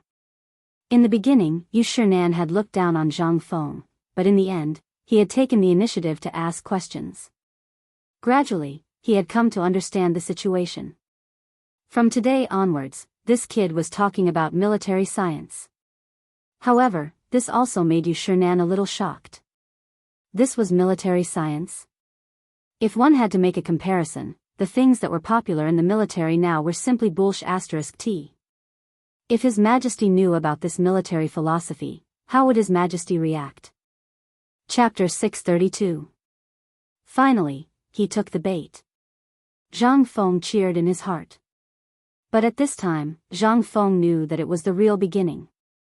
After all, it was easy to persuade a great Confucian to come to the academy, but what about 3 great Confucians? It was not enough. Zhang Feng couldn't help but ask again with a bitter face, Mr. Bashi, what do you think of my academy? Yu Shinan shook his head with a wry smile. At the beginning, this guy wouldn't say a word of praise, but now? After showing all the good things, what could Yu Shinan say? He also wanted to see what Zhang Feng's academy could do, but at this time, he couldn't praise this little guy. He had to give him a warning. Yu Shinan stroked his beard and pretended to be deep in thought. Your academy is not bad. It's just a little unorthodox. Also, it's just a hodgepodge. There's nothing new about it. Zhang Feng's eyes widened. It's okay. Damn it. If you have the ability, go to the Tang dynasty and find me an identical one. Believe it or not, if you can find me, I'll ask for that person's WeChat and Weibo accounts. In this era, there was no one else who could have such advanced ideas except for people like him. And such an advanced education idea was a perfect teaching method that was implemented in almost all schools except the aristocratic schools. Military training. Although Zhang Feng didn't know the purpose for the time being, it might not have much effect in the future, but in the Tang dynasty, its meaning was very different. This was a turbulent era, and someone might make trouble for you at any time. What's more, in history, the Turks would really break with the Tang dynasty next year. The peace that Li Shimin exchanged with his white horse on the bank of the Wei River only lasted for more than a year. But at this time, even with his intervention, although the situation was reversed, would Li Shimin give up fighting the Turks? No. After all, the humiliation he had suffered at the hands of the Turks was something that no one would ever forget, needless to say, Zhang Xian. Furthermore, Zhang Feng had been to the reclining house and learned from the veterans what the military training in the barracks was like. After all, the Chang'an Navy was in Chang'an City, which could be seen from afar. Hee. That was simply pushing him to his death. What kind of training could a chaotic battle in a bandit's lair produce? According to Zhang Feng's knowledge, the Tang dynasty lost at least several thousand people every year, sometimes even tens of thousands of people. How did these people die? Wasn't it just a chaotic battle, coupled with military measures that didn't have the slightest bit of hygiene habits that killed them? However, none of this could be seen in White Deer College. He didn't have much hope that he could completely change the military camp. Besides, he didn't have the ability to do so. What he wanted to do was to start from White Deer College and transfer the disinfection of alcohol and the routine military training to the Tang dynasty. He wanted the academy to blossom in all aspects, be it moral, intellectual, physical, or aesthetic. This was the flower that he had mentioned to Yu Shinan before, the foil that he needed. At this time, when he heard Yu Shinan's evaluation of him, Zhang Feng couldn't help but feel anxious. After all, this was his blood, sweat, and tears. He had basically dug out all his foundation, but in return, he was only told that it was okay? No way. This was definitely not okay. I say, Mr. Bosher, although my academy doesn't have a collection of books now, Lao Li owes me a collection of prefaces to the Orchid Pavilion. Also, I have arranged for Li Gan and the others to search for a large number of rare ancient books. Also, I still use the conventional teaching methods, such as the Book of Songs. Don't think that I only teach a little here. Moreover, the teaching time here is rationalized. In the morning, the military training begins at 5 in the morning. After that, there will be 2 hours of recitation of the Book of Songs and so on. After that, there will be a quarter of an hour break before teaching mathematics. After that, there will be a 2-hour break. The afternoon is divided into 3 segments. The first segment is the literature class of the 100 schools of thought.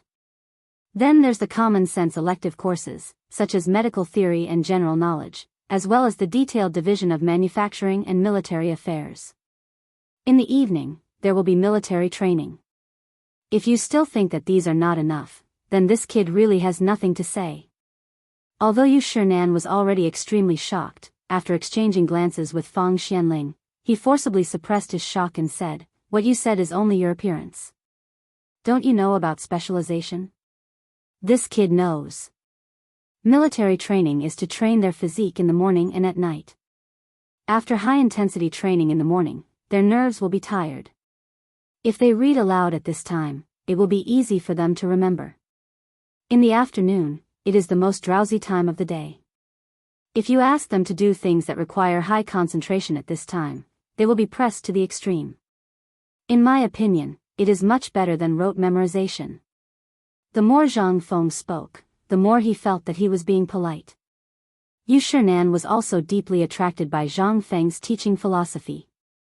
He was looking forward to what kind of breakthrough the new teaching model would bring. After all, many people had been taught by him. However, Chang'an still maintained a look of disbelief on his face. He shook his head. However, without waiting for him to speak, Zhang Feng directly spread his hands. "If you don't believe me, why don't you come to my academy? It will only take a month. If you don't see any results, this kid will immediately close the academy. If this kid is lucky enough to satisfy Mr. Bosher, then would you like to stay?" Chapter 633. Chang'an and Fang Xianling were so shocked that their jaws almost fell off. So, after saying so much, he just wanted Chang'an to come to the academy. And he even made the bet in such a roundabout way? When he heard that Zhang Feng wanted to do a medical trial and heard that the miracle-working Dr. Sun Simiao was on the mountain, he suddenly felt that something was wrong. But Zhang Feng didn't give him a chance at all and just made the contract. Wasn't this forcing a deal? Chang'an looked at Zhang Feng, who glanced at him from time to time. He was angry and amused at the same time. "If you want to invite me to the academy, you have to say it clearly." "What are you doing?" Chang'an heaved a sigh. "Well, if I had known, old man wouldn't have come here today. Now I've gotten myself into trouble. Alas. Old man thought you were doing something. It turns out that you've been digging a hole for old man." Although Chang'an looked angry, he didn't feel anything in his heart. If he didn't want to go, he could stand up and walk out. But he didn't. After all, Zhang Feng had really drawn out his gluttonous bug. After thinking for a while, Chang'an said, "Well, since you've made the bet, if old man breaks the promise, with your ability, the whole Chang'an city will know in less than 2 hours." Zhang Feng's eyes lit up when he heard that. Hey, what are you talking about? Am I, Zhang Feng, that kind of person?" Fang Xuanling's mouth twitched. He coughed and turned around. He couldn't bear to look. Now he really knew Zhang Feng's ability. They hadn't done anything yet, but he had already won over Chang'an. This was a literary titan that even the emperor had to deal with carefully. He, in such a short period of time, actually, this little demon. Fang Xianling couldn't help but write down Zhang Feng's bad habit of digging holes in his notebook. He had to go back and study it. Otherwise, when he sold him, he would still happily count the money for Zhang Feng. But at this moment, Zhang Feng's words made Fang Xuanling's hand tremble. He almost threw the wine glass away. Zhang Feng rubbed his hands and looked at Chang'an, saying, "Mr. Bashi, don't worry. You will see results within a month after the academy opens. Old man doesn't care about these things, but I heard that the scenery of Mount Shao is unique, and there are caves and waterfalls accompanying it. What kind of residential area are you building there? I heard that the house is not bad. Prepare a big house for the old man, facing the waterfall. Okay. Don't worry, I will get you the best place. Zhang Feng immediately agreed. Now that Yu Shinan had won over, Zhang Feng's heart was as sweet as honey. However, he rubbed his hands and asked, "But Mr. Bashi, I heard that you, Chu Suiliang, Elder Chu, Ouyang Sun, Elder O, and Xue Jihe, Elder Xue, stop." Yu Shinan couldn't help but explode. So you, kid, are not only lusting after me, but also want to take these old bones into Mount Shao? What do you think you have in Mount Shao? If it was just him, then Yu Shinan would have considered it as a favor to Li Shimin and would have also come. Moreover, he also didn't want to miss out on this opportunity. But now, he actually wanted to trap his 3 good friends in? How could that be possible? Yu Shinan stood up, his face gloomy. Kid, don't go overboard. Do you know who the 4 of us are? If it weren't for your poetry collection, the old man wouldn't have come to see you. As a junior, he agreed to go to the academy because of the novelty of your academy. You actually hit the snake with the stick and want them to come? Yu Shinan was so angry that he laughed. Then show me what you're really capable of. That's right, I remember that the previous Dragon Boat Poetry meet was cancelled due to various reasons. If you want the 3 of them to come, then show me what you're really capable of. The Mid-Autumn Festival Poetry Meet is a grand event that gathers all the literati in the world. When the time comes, I will also be participating. If you're really capable, then let those 3 old fogies come to you during the poetry meet. As they spoke, Yu Shinan had already walked to the door. However, at the door, Yu Shinan paused and looked at Zhang Feng. He said meaningfully, "The old man thinks highly of you." Zhang Feng was speechless. How the F***ck could this be? However, wasn't it just a poetry meet? Just nice, Lao Tzu would make a pot of stew for him. He was just worried about not having a teacher. He even sent this to me? Good, good, good. At that time, there will be so many poems from the Tang and Song dynasties. I don't believe that I will lose. All right. Thank you for your kind words. I will definitely be there on time. However, Zhang Feng's eyes turned and said, "Mr. Bo Shi, why don't I give you 2 jars of wine?" Yu Shinan, who had just walked out of the door, heard this and could not help but pause again. He seemed to hesitate. However, in the end, his rationality was defeated by Zhang Feng's wine. Yu Shinan sighed and said, "Is the old man the kind of person who is greedy for wine? If you really want to give him, why not give him 10 jars? Okay. Chapter 634. Yu Shinan felt that he had been played by this kid again. However, he couldn't detect any abnormalities. In the end, he could only shake his robe and leave. As soon as he turned the corner and walked out of the crooked neck of Tonghui Lane, Fang Xianling couldn't help but ask, "Brother Yu, what do you think of Zhang Feng? He can take on great responsibilities. However, this kid is too bad. We have to be careful." Yu Shinan's words basically judged Zhang Feng. However, at this moment, Yu Shinan said again, "Actually, old man really hopes that those stubborn old men can come to the academy. This kid isn't simple at all. He was able to perfectly assemble so many things that seemed to be disorderly and even unrelated to each other.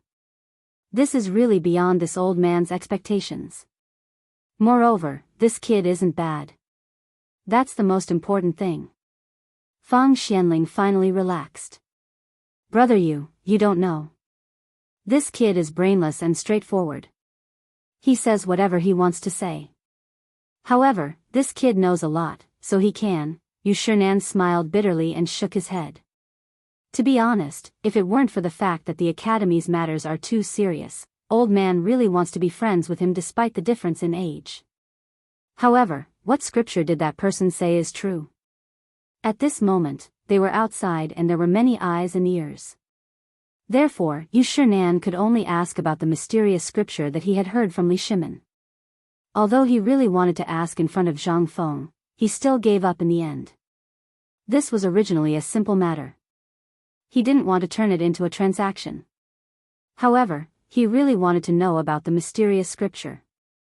In his conversation with Zhang Feng, he had a feeling that the so-called science, physics, psychology, and military were actually the mysterious scripture. This was what really attracted Chang'an. If those three old fellows were to find out about this matter, then with their tempers, not to mention not asking for money, even if they had to pay for it, they would still go to White Deer Academy. Chang'an was well aware of how attractive that thing was. Although there were very few people who knew about this thing, as long as they knew about it, which one of them wouldn't scramble like a flock of ducks? However, Chang'an did not do so. After all, he felt that this kid had set a trap for him today. He felt uncomfortable and disgusted. If news of this were to spread, he, Chang'an, would still have his face. However, Fang Xianling didn't think so when she heard this. At this time, Fang Xianling was deeply shocked. In Fang Xuanling's memory, there were no more than 5 people who could receive such an evaluation from Chang'an. Today, he actually witnessed it with his own eyes. Although in their eyes, Zhang Feng didn't need Chang'an's affirmation. He had already grown to the point where he could compete with the great Confucian. Moreover, Zhang Feng's current identity was also a great Confucian. However, his reputation was still not enough. However, if news of him being able to receive Chang'an's affirmation were to spread, it would also create an extremely good opportunity for Zhang Feng. In the end, the moment Chang'an entered the palanquin, he looked in the direction of Tonghui Lane and sighed. I've heard that there are great people in the marketplace. I didn't expect that the old man would be able to witness it with his own eyes. His life was not in vain. On the other side, after sending off Chang'an, Zhang Feng was indeed excited for a long time. After all, being able to win Chang'an's heart was already a pleasant surprise. He was thinking about how to find a master to ascend the mountain earlier. He didn't expect that old Feng would send Chang'an to his door. What was this? He was just dozing off and someone automatically sent him a pillow. However, it was only one person. Although Chang'an didn't say it directly, Zhang Feng's intuition told him that Chu Suiliang and the others seemed to know him. That would make things easier. He just didn't know how many poems he said when he was drunk last time.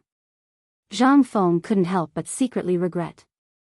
He felt comfortable acting tough, but now he felt uncomfortable. How could he act in the future? After all, the poems that he knew and remembered the deepest were only the 300 Tang poems. There were also the song poems and the poems after the Tang dynasty that he dared to use. But even so, the poems that he knew were only a few hundred. If he were to encounter such a situation in the future, what would he do? No, he had to find a good time to ask Lao Li how many of these poems he leaked out. Otherwise, it would be awkward if someone used his poems to show off during the poetry gathering. However, this was the next step. After all, there were still 27 days before the Mid-Autumn Festival. Now that the matter of the teacher had been resolved, all that was left was to make teaching aids. With this thought, Zhang Feng hurriedly tidied up the pub and then ran to Cripple Wang's place. After all, he was familiar with Cripple Wang, and Cripple Wang was a veteran. In this Chang'an city, whether it was black or white, Cripple Wang and the others still had some ability. Although Li Gan had already taken care of some of the things, there were still some things like test tubes that had to be found on their own. After all, in this Chang'an city, he hadn't seen many skilled glass craftsmen. For this, he had to recruit someone. Then, if he could build a glass factory on Shao Mountain in the future, it would be wonderful. Chapter 635. Giddy up. Giddy up. Giddy up. Just as Zhang Feng plunged into the veteran's lair of the reclining square, 10 fast horses suddenly rushed into the gate of mind. When the 10 fast horses entered the city gates, they did not show any signs of slowing down. From afar, everyone could clearly see the bright yellow flags on the backs of the horses. They were messengers. Any citizen of the Tang dynasty could not recognize the county magistrate or the city gate guards, but they had to remember the messengers of the Yellow Gate. This was because these messengers were usually dispatched for economic and military affairs or important matters. Under these circumstances, any citizen, no matter what they did, had to make way for them. Even if you were the crown prince, the grand tutor, or even a first-class official, you had to obediently make way for them to reach the emperor. There was no choice. This was the iron law of the Tang dynasty. At this moment, when everyone saw that there were actually 10 small yellow flags at the city gate, they couldn't help but be shocked. They hurriedly made way for the city gate, and even the city guard opened the city gate in an instant. Giddy up! The shouting along the way resounded throughout the peaceful Chang'an city. The angry shouts continued all the way to the Vermilion Bird Gate without stopping. The leader of the Yellow Gate took out a strong crossbow that he carried with him. There was even a small bag hanging on the crossbow. He aimed at a wooden pillar on the city gate and shot it. Then, without stopping, he shouted, "Quickly open the city gate." Economic and military affairs. The city guard hurriedly took off the brocade bag. After seeing the contents, he hurriedly shouted, "Open the gate quickly." In the muffled sound, the 10 riders rushed into the imperial city without slowing down. Then, they rushed all the way to the Taiji Palace where Li Shimin was. Report. Economic and military affairs. Economic and military affairs. Before they reached the Taiji Palace, the leader of the Yellow Gate hurriedly took out a waste token. But here, they could not rush in like this. They would only face the strong crossbows of thousands of Jinwu guards. The leader was Yuchi Gong's son, Yuchi Baolin. He was a man built like an iron tower, and no one dared to say a word when he stood at the entrance of Taiji Palace. Yuchi Baolin took the medallion and examined it. Then, he searched them and hurriedly brought them to the imperial study. Without waiting for Yuchi Baolin to report, little Gizi, who had been waiting here for a long time, indicated for him to leave. He then led the group through a small yellow door into the imperial study of Taiji Palace. Li Shimin seemed to have long known about the matter of the little yellow sect charging into the imperial city. Such a thing had only happened once during his reign, and that was the time when the old thief Xieli had besieged the city. For things to turn out this way, it was clear that things were not simple. Li Shimin waved his hand with a solemn expression, stopping Xiao Huangmen from kneeling.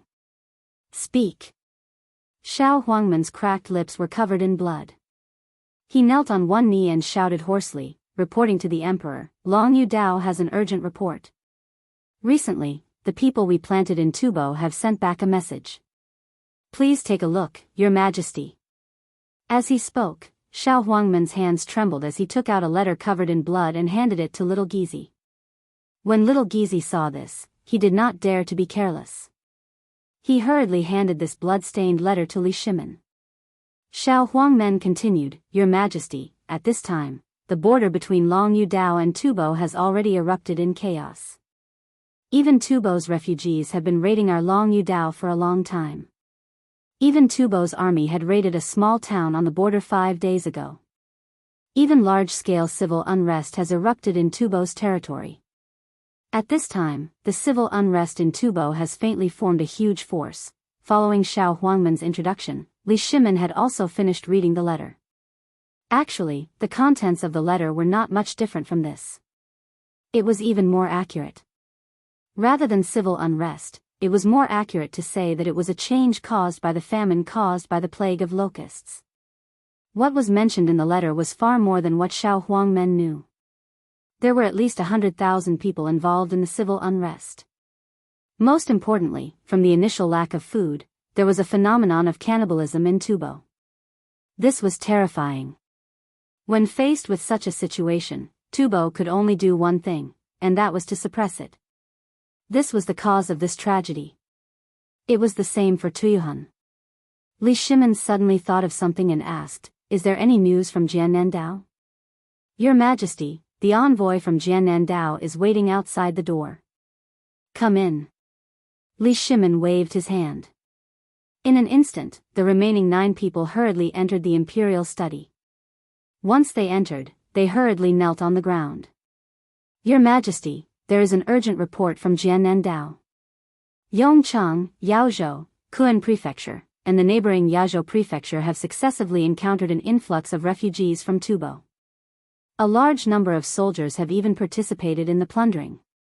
Min Prefecture, Hezhou, Yaozhou, and the other places of Guanyi Dao have also been plundered many times. The local garrisons have requested to go to war.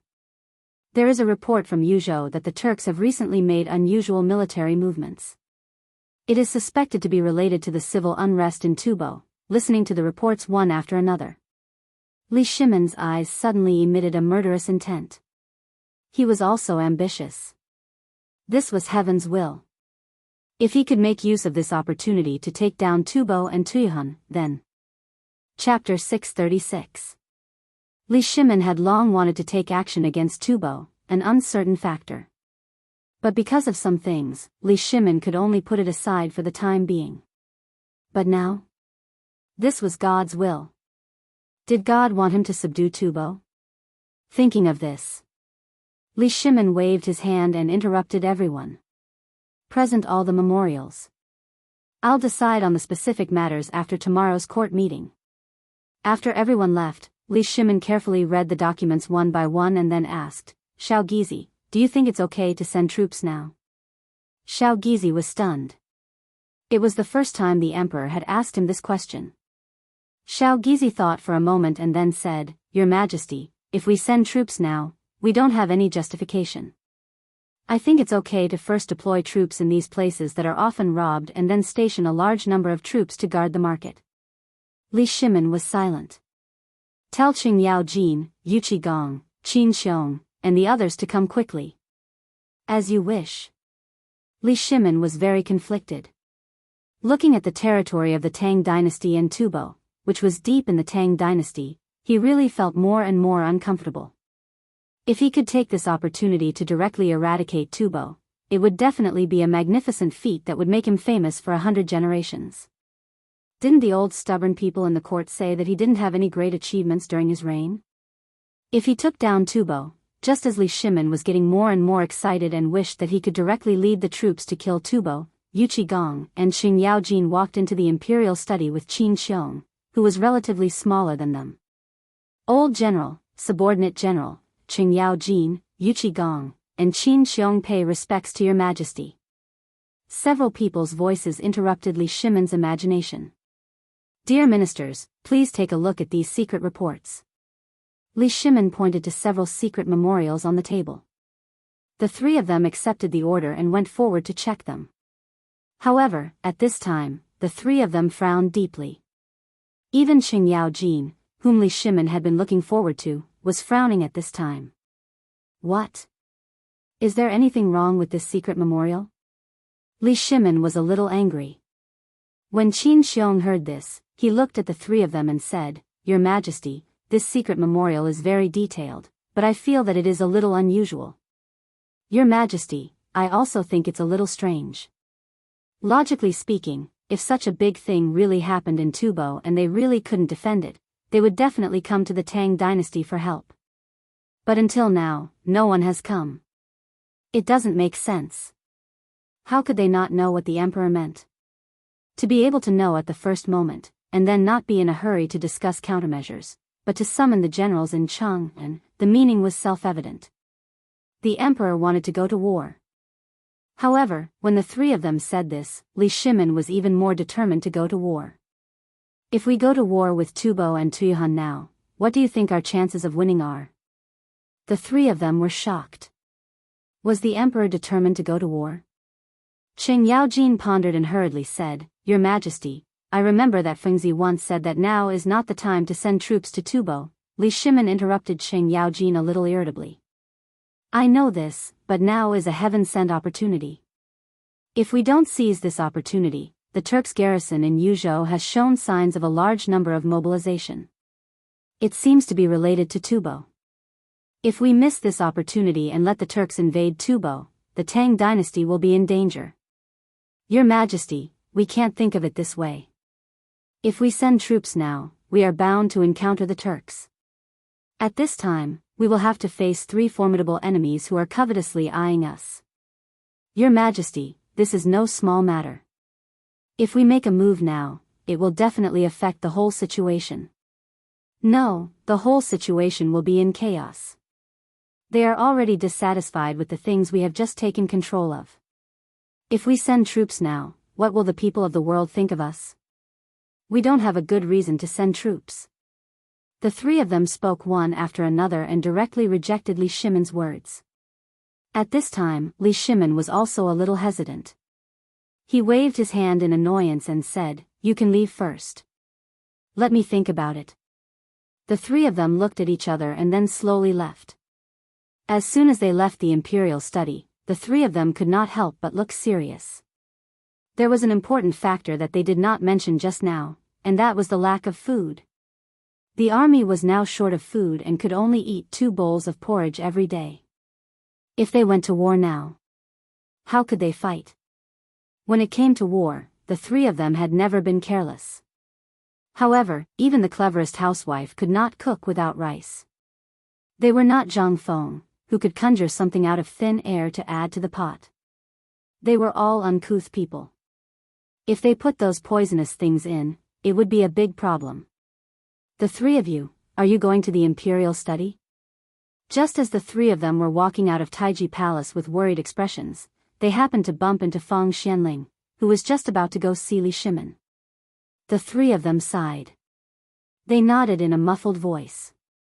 Qing Yaojin said in a muffled voice, "At this time, I advise you not to go see His Majesty." Fang Xianling heard this and smiled confidently. "Is it because of that tubo thing?" When the three of them saw Fang Xuanling's expression, they couldn't help but look at each other. Then, Qing Yaojin and Yuqi Gong picked up Fang Xianling and said, "Elder Fang, let's go, let's find a place to have a good chat. We have encountered some troublesome matters." Chapter 637. Between the Taiji Palace and the political announcement hall, there was a barbican. At this time, in a small room in the barbican, Qing Yaojin and the others pulled a discontented Fang Xianling to sit at a square table. Fang Xianling was somewhat resistant to the strong smell of fox, sweat, and fleas on their bodies. However, he also knew why the three of them had brought him here. However, he also had something important to report to the emperor, so he no longer acted reserved and directly asked, "Why did the three of you bring this old man here?" This was the armaments department, which was the territory of the military department. Coming here at this time meant that the three of them had encountered a big problem. Along the way, he heard that the little yellow door went straight to the imperial palace, so he faintly guessed that this matter was definitely not ordinary. Hearing Fang Xuanling's question, Qing Yaojin and the others didn't pretend. The three of them were straightforward people. Qing Yaojin, Yuqi Gong, and Qin Xiong looked at each other and said, "We just went to see the emperor. The emperor is preparing to tubo." While speaking, Qing Yaojin's right hand gently drew a line across his neck. How could Fang Xianling not know what this action meant? Moreover, the emperor already had that intention. But why did he choose this time? He clearly remembered that when the emperor talked about this matter last time, Fengzi clearly told the emperor that this was not a good time to start a war. What's going on? Fang Xianling couldn't help but feel anxious. What's going on? The Tang dynasty is lacking everywhere. Although it's a bit better, it's not a good time to use force. And what's going on here? Before Qing Yaojin could speak, Yuqi Gong sighed and said, "Old Fang, this matter is a bit complicated. If you choose Longyu, Jiannan, and Guanyi, as long as it's close to Tubo, you'll basically be harassed every day. Even Tubo's soldiers will participate in the plundering." Fang Xianling turned pale with fright and hurriedly asked, "This is impossible." How is this possible?" Qing Yaojin forced a smile. "When people are hungry, they will even eat mud. Besides, it's not like you don't know that the last locust plague came from Tubo and other places, right? Think about what happened to the Tang dynasty, and think about the Tubo dynasty." Hearing this, Fang Xuanling's face suddenly changed. He muttered, "Could it be that Tubo?" "Yeah." Yuqi Gong patted Fang Xuanling's shoulder and said, "Our Tang dynasty has Zhang Feng, so we've been dealing with the locust plague since the beginning. You should know about this, right?" Fang Xianling fell silent. Indeed. In the beginning, when Zhang Feng said that there would be a plague of locusts, no one took it seriously. Otherwise, they would have started stockpiling food and then slowly started to control the plague. However, in the end, it still caused serious consequences, not to mention Tubo. The drought. Then came the locust plague. Although during this period, the Tang dynasty did make a lot of money, it also added fuel to the fire in Tubo. Although this was all a strategy. At this time, after the incident broke out, Feng Xianling still felt that it was inconceivable. What was this? This was national policy, but if war broke out at this time, then, before Feng Xianling could figure out what was going on, Qin Xiong, who had been silent all this time, slowly said, not only that, according to the reports of spies, at least thousands of people starved to death in Tubo and Tuyuan every day, and there were even cases of cannibalism. As for the survival of the people, the leaders of the two countries did not have a good solution, so unprecedented civil unrest broke out. According to the secret memorial, at present, the total number of people in the two countries is more than 100,000. Also, according to the news from General Li Jing in Yuzhou, spies in Yuzhou found that a large number of Turkic soldiers showed signs of mobilization, suspected to be directed at Tubo. Elder Feng, think about it, if the Turkic army went south to take Tubo, what would happen? Hiss. Feng Xianling could not help but be shocked. He couldn't help but suck in a breath of cold air. He wanted to leave in a hurry, but before he could leave, Qing Yaojin pulled him back and said, "Don't worry, this war won't happen." Of course, they knew what Feng Xianling was going to do, but how could they let Feng Xianling go at this time? Qing Yaojin was fine, but Qin Xiong and Yu Qigong were not in Chang'an often. They finally caught Feng Xianling, who had just returned from the tavern. How could they let him go so easily? Moreover, they had been rejected 3 times when they went to the tavern. This morning, they learned that this guy actually took Yushernan to see Zhang Feng. What was he doing? How could they not want to know what Zhang Feng wanted to do? After all, the magical sabers, spears, and shields that the guy mentioned were treasures. However, at this time, it was Feng Xuanling's turn to be confused. Why do you say that this war cannot be fought? Qing Yaojin said with a wry smile, the army is short of food. How do you think this war can be fought? Do you want the soldiers to go to the battlefield with empty stomachs? Feng Xianling was stunned. However, after thinking about it, now that there was a shortage of food everywhere in the Tang dynasty, it was possible that the army was short of food. He could not help but nod and say, "You're right. How about old man go to see his majesty first, and then we'll talk later?" No, old Feng, you know that we are always away from home. It's not easy to find something good, so we want to talk to you. It's not urgent to see his majesty. Chapter 638. Yu Qigong rubbed his hands and pressed Feng Xianling onto the bench. Actually, we have to start with Zhang Feng. I heard that he has an invulnerable shield and an invincible spear. I also heard that this kid established an academy in that godforsaken place, Shao Mountain.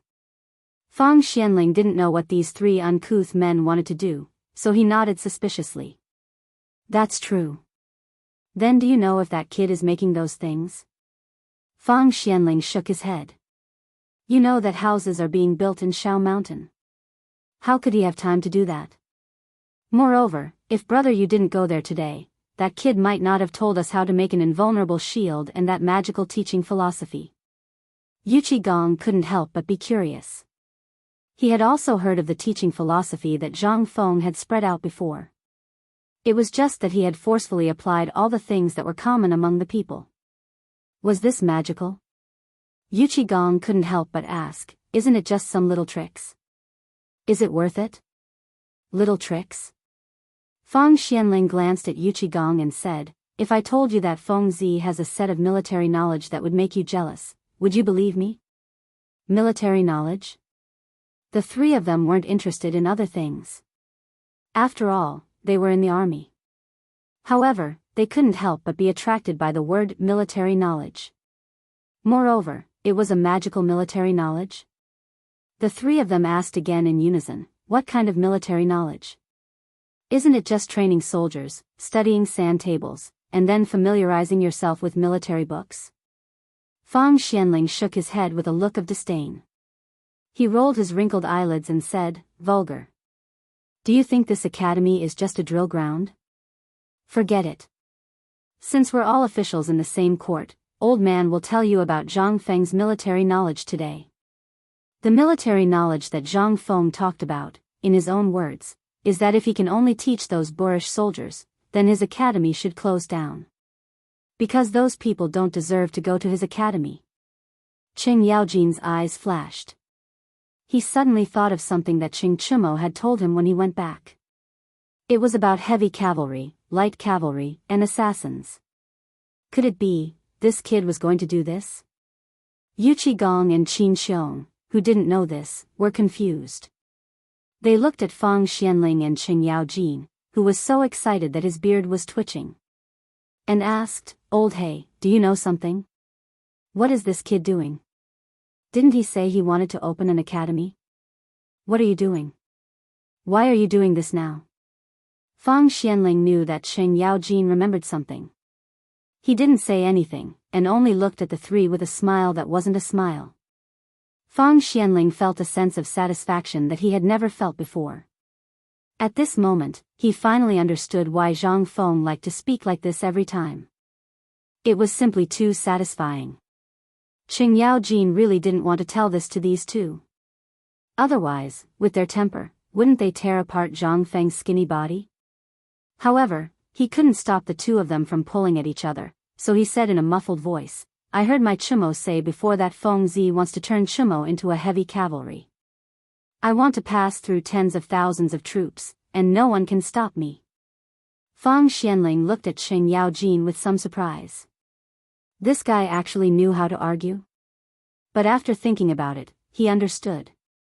It must have been Du Go and the others. Otherwise, with his temper, he wouldn't be surnamed Sheng if he could say something good. But that wasn't important. From Yu Qigong and Qin Xiong's open mouths, it could be seen that these two were the most shocked. But Qing Yaojin didn't intend to let it go. Instead, he patted the two's shoulders worriedly. "Originally, this was too shocking. I didn't want to tell you because I was afraid you'd be scared to death. But since you insist, then I won't pretend anymore. I'll tell you everything." Fang Xuanling's mouth twitched. But he still suppressed the disgust in his heart. He also wanted to see the expressions of these two war gods when they heard the last part. Presumably, that would be the real satisfaction. Yu Qigong was obviously shocked. He was so excited that his voice trembled. And then? "Old Hey, you motherf asterisk cur, hurry up and say it. Do you believe that Lao Tzu won't beat you up if you keep being so wishy-washy?" Qing Yaojin spread his hands and pretended to be in a difficult position. But when he saw that the two were clenching their fists, he hurriedly said, "Good friends, you know that Jiang Xuan's son, right? That guy likes to pretend to be Zhao Zilong all day long. Feng Zi wants to train him to be a light cavalry that doesn't leave a trace for thousands of miles, and the kind that's as fast as lightning. Especially Wei Zhang's son, Wei Shuyu, that bastard. Do you know what Feng Zi wants him to do? Motherf asterisk cur, say it. Do you want to be beaten up? And then?" Yu Qigong and Qin Xiong couldn't sit still anymore. Zhao Zilong. Who was that? That was the war god of a generation. Those two pieces of news were like two muffled thunder that kept ringing in their minds. And now, this bastard actually said that there was more. And it was Wei Zhang's son. Heavens! Aren't you a little too much? That Wei Zhang is fair and clean, but his son is stubborn. To think that my two sons, Yu Qigong, have always been cautious and conscientious. Why can't they do it? Why is it the two of them? Chapter 639. Yu Qigong was furious. He felt wronged. And Qin Shubao felt the same. But just when their nerves reached the limit, Qing Yaojin said slowly, "Zhang Feng wants the boy from the Wei family to be an assassin, someone even better than Jing Ku." "What? What does he want to do?" "Damn, talent. Let's go." Old Black, go up the mountain and get him into the military camp. It's a waste if such a talent doesn't go to the military camp. While speaking, Yuchi Gong got up and pulled Sheng Yaojin away. Fang Xianling, who was watching the show, couldn't sit still. He hurriedly held the two men down, his eyes red with anxiety. What do you want to do? This academy is registered in the Ministry of Revenue. If you dare to do this, you'll have to face the wrath of the Emperor. And Old Black, you know what to do, don't you? Fang Xuanling's warning instantly extinguished the restlessness in the hearts of Yuchi Gong and Qin Xiong. They anxiously pulled their hair. Talent. This was a talent. 100 years? They hadn't seen such a talent in 1,000 years. Not to mention the *T military science, just based on what Old Black said just now, they knew what it would mean if this matter was spread out. At this time, seeing the two anxious, Fang Xianling slowly stroked his beard and said, "Old man knows what you want to say, but this academy is the Emperor's idea. You should know how important this academy is to the Emperor. And the reason why Chang'an city is what it is today is because of Fengzi's own money. He distributed 20,000 dawn of grain on this deserted mountain, so that the grain shortage in Chang'an city could be controlled." Yuchi Gong was stunned. He knew about this. But he didn't expect that this boy did all this. Isn't this the Crown Prince's idea? How did this boy named Zhang Feng get the credit? Qin Xiong was a little confused. What was all this? He had just returned to Chang'an city out of curiosity about the academy. However, he had learned that the academy was established by the Crown Prince and managed by a genius from Chang'an. Moreover, the rumors that were spreading like wildfire were all from White Deer College. It would be better if the Crown Prince was the one behind it, but why did it sound like the Crown Prince wasn't the one behind it? If that was the case, then this kid, who was he? Seeing Fang Xianling and Sheng Yaojin like this, Qin Xiong couldn't help but be even more confused. "Elder Fang, can you tell me what's going on? This kid called Zhang Feng, is he really so miraculous? Magical? Let Lao Tzu tell you. Are all the soldiers in your camp eating fine salt now?" Qin Xiong didn't know what Sheng Yaojin wanted to say, but he still nodded subconsciously. "Yes. That's right, what do you think of this thing?" Sheng Yaojin knocked on the table. "Old Hey, if you have anything to say, just say it. Why are you blabbering here? You're acting like a woman. What's wrong with this fine salt?" "That's right, I use this thing to brush my teeth every day." "Don't tell me you're the one who made this thing?" Yuchi Gong was also furious. He wasn't a good-tempered person to begin with. He couldn't stand being watched by Fang Xianling and Sheng Yaojin. Seeing that he was scared, Sheng Yaojin looked at him with disdain. "Vulgar. Fine, I won't tease you anymore. This salt was created by Zhang Feng. Also, didn't you keep thinking about the method to deal with the Tubo Turks and the other countries? Who came up with it?" Yuchi Gong's eyes widened. "Are you going to say that this was all created by that bastard?" Sheng Yaojin nodded in front of Yuchi Gong's shocked eyes. Yuchi Gong only felt waves of pain in his head. His head hurt. It hurt a lot. Damn it, how could such a talent be wasted like this? No, he had to get this kid in his hands. Otherwise, he wouldn't be able to sleep well. Yuchi Gong felt as if a piece of his flesh had been bitten off. He had only heard about the weapons and shields in the past, but what about now? The salt and the schemes were all created by this brat. How could the impenetrable shield and the spear be fake? Whoever told him that these were fake, he would definitely break that person's third leg. At this time, Qin Xiong was the same as Yuchi Gong. This time, they came back because of the lack of food in the military camp.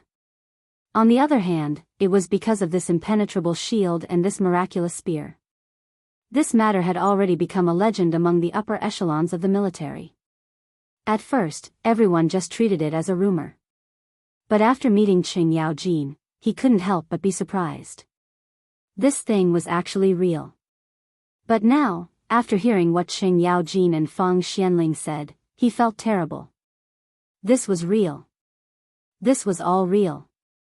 It seemed that this time, no matter how big the riot at the border was, even if the Tubo and the Turks' allied forces were, as long as he had this shield and spear, he would not be afraid. What was there to be afraid of? Chapter 640. Yuchi Gong and the other man could no longer sit still.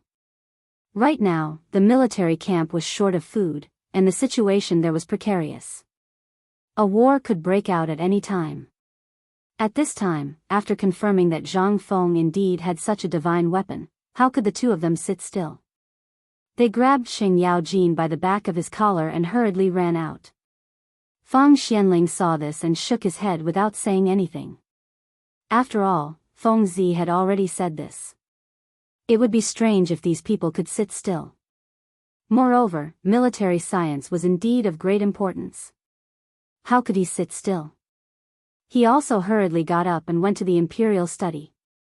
Just as he walked out of the barbican, he bumped into Zhang Sun Wuji, Wei Zheng, and Du Ruhui. When the three of them saw Feng Xianling coming out of the barbican, they asked in surprise, "Master Feng, you?" Feng Xianling stroked his beard speechlessly. "Yuchi Gong just took me inside." Their expressions became strange, but they didn't say anything.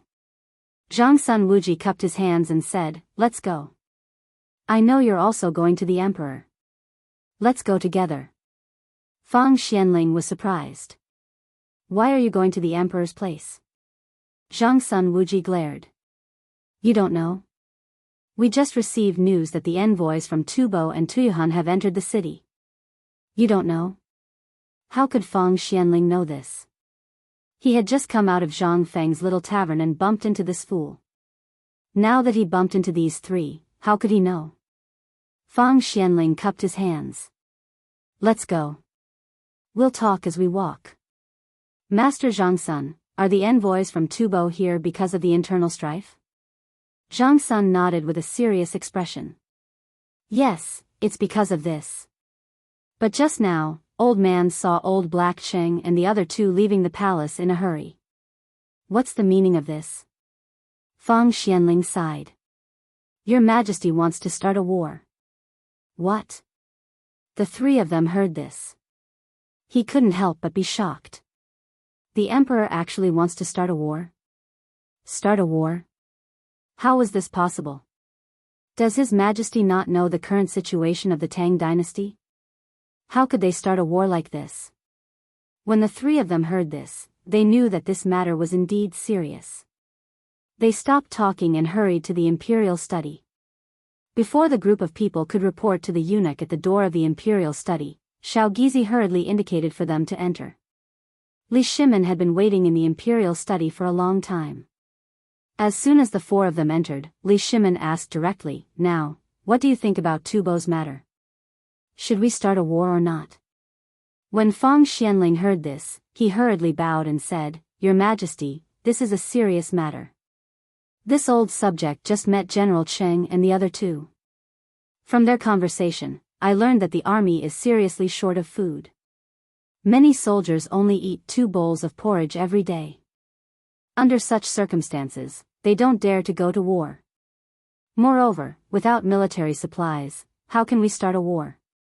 Besides, if we force ourselves to go to war, it will inevitably lead to a strong counterattack from the Tuyuhan, the Turks, and even India. We've lost God's will." Li Shimin was angry. He threw the secret letters in front of him to the four of them. "This is the intelligence sent by the spy just now. I'm sure you know the situation in Tubo and other places. Moreover, Tuli has transferred 100,000 elites from the Yuzhou garrison to the western region. I don't need to say anything about this, do I? If we don't start a war now, do you want to wait until the Turks invade Tubo before going to war?" Li Shimin was angry. Wei Zheng and the others couldn't help but be shocked by his insistence on starting a war. Wei Zheng hurriedly said, "Your Majesty, although we can go to war now, we just received a report that Tubo and Tuyuhan's envoys are about to enter Chang'an city. It seems that they are here to ask for help.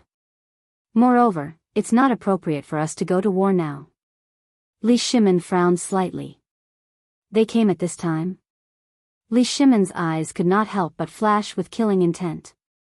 If they wanted to come, why would Tubo delay until now? Why did they only come now? What did this mean?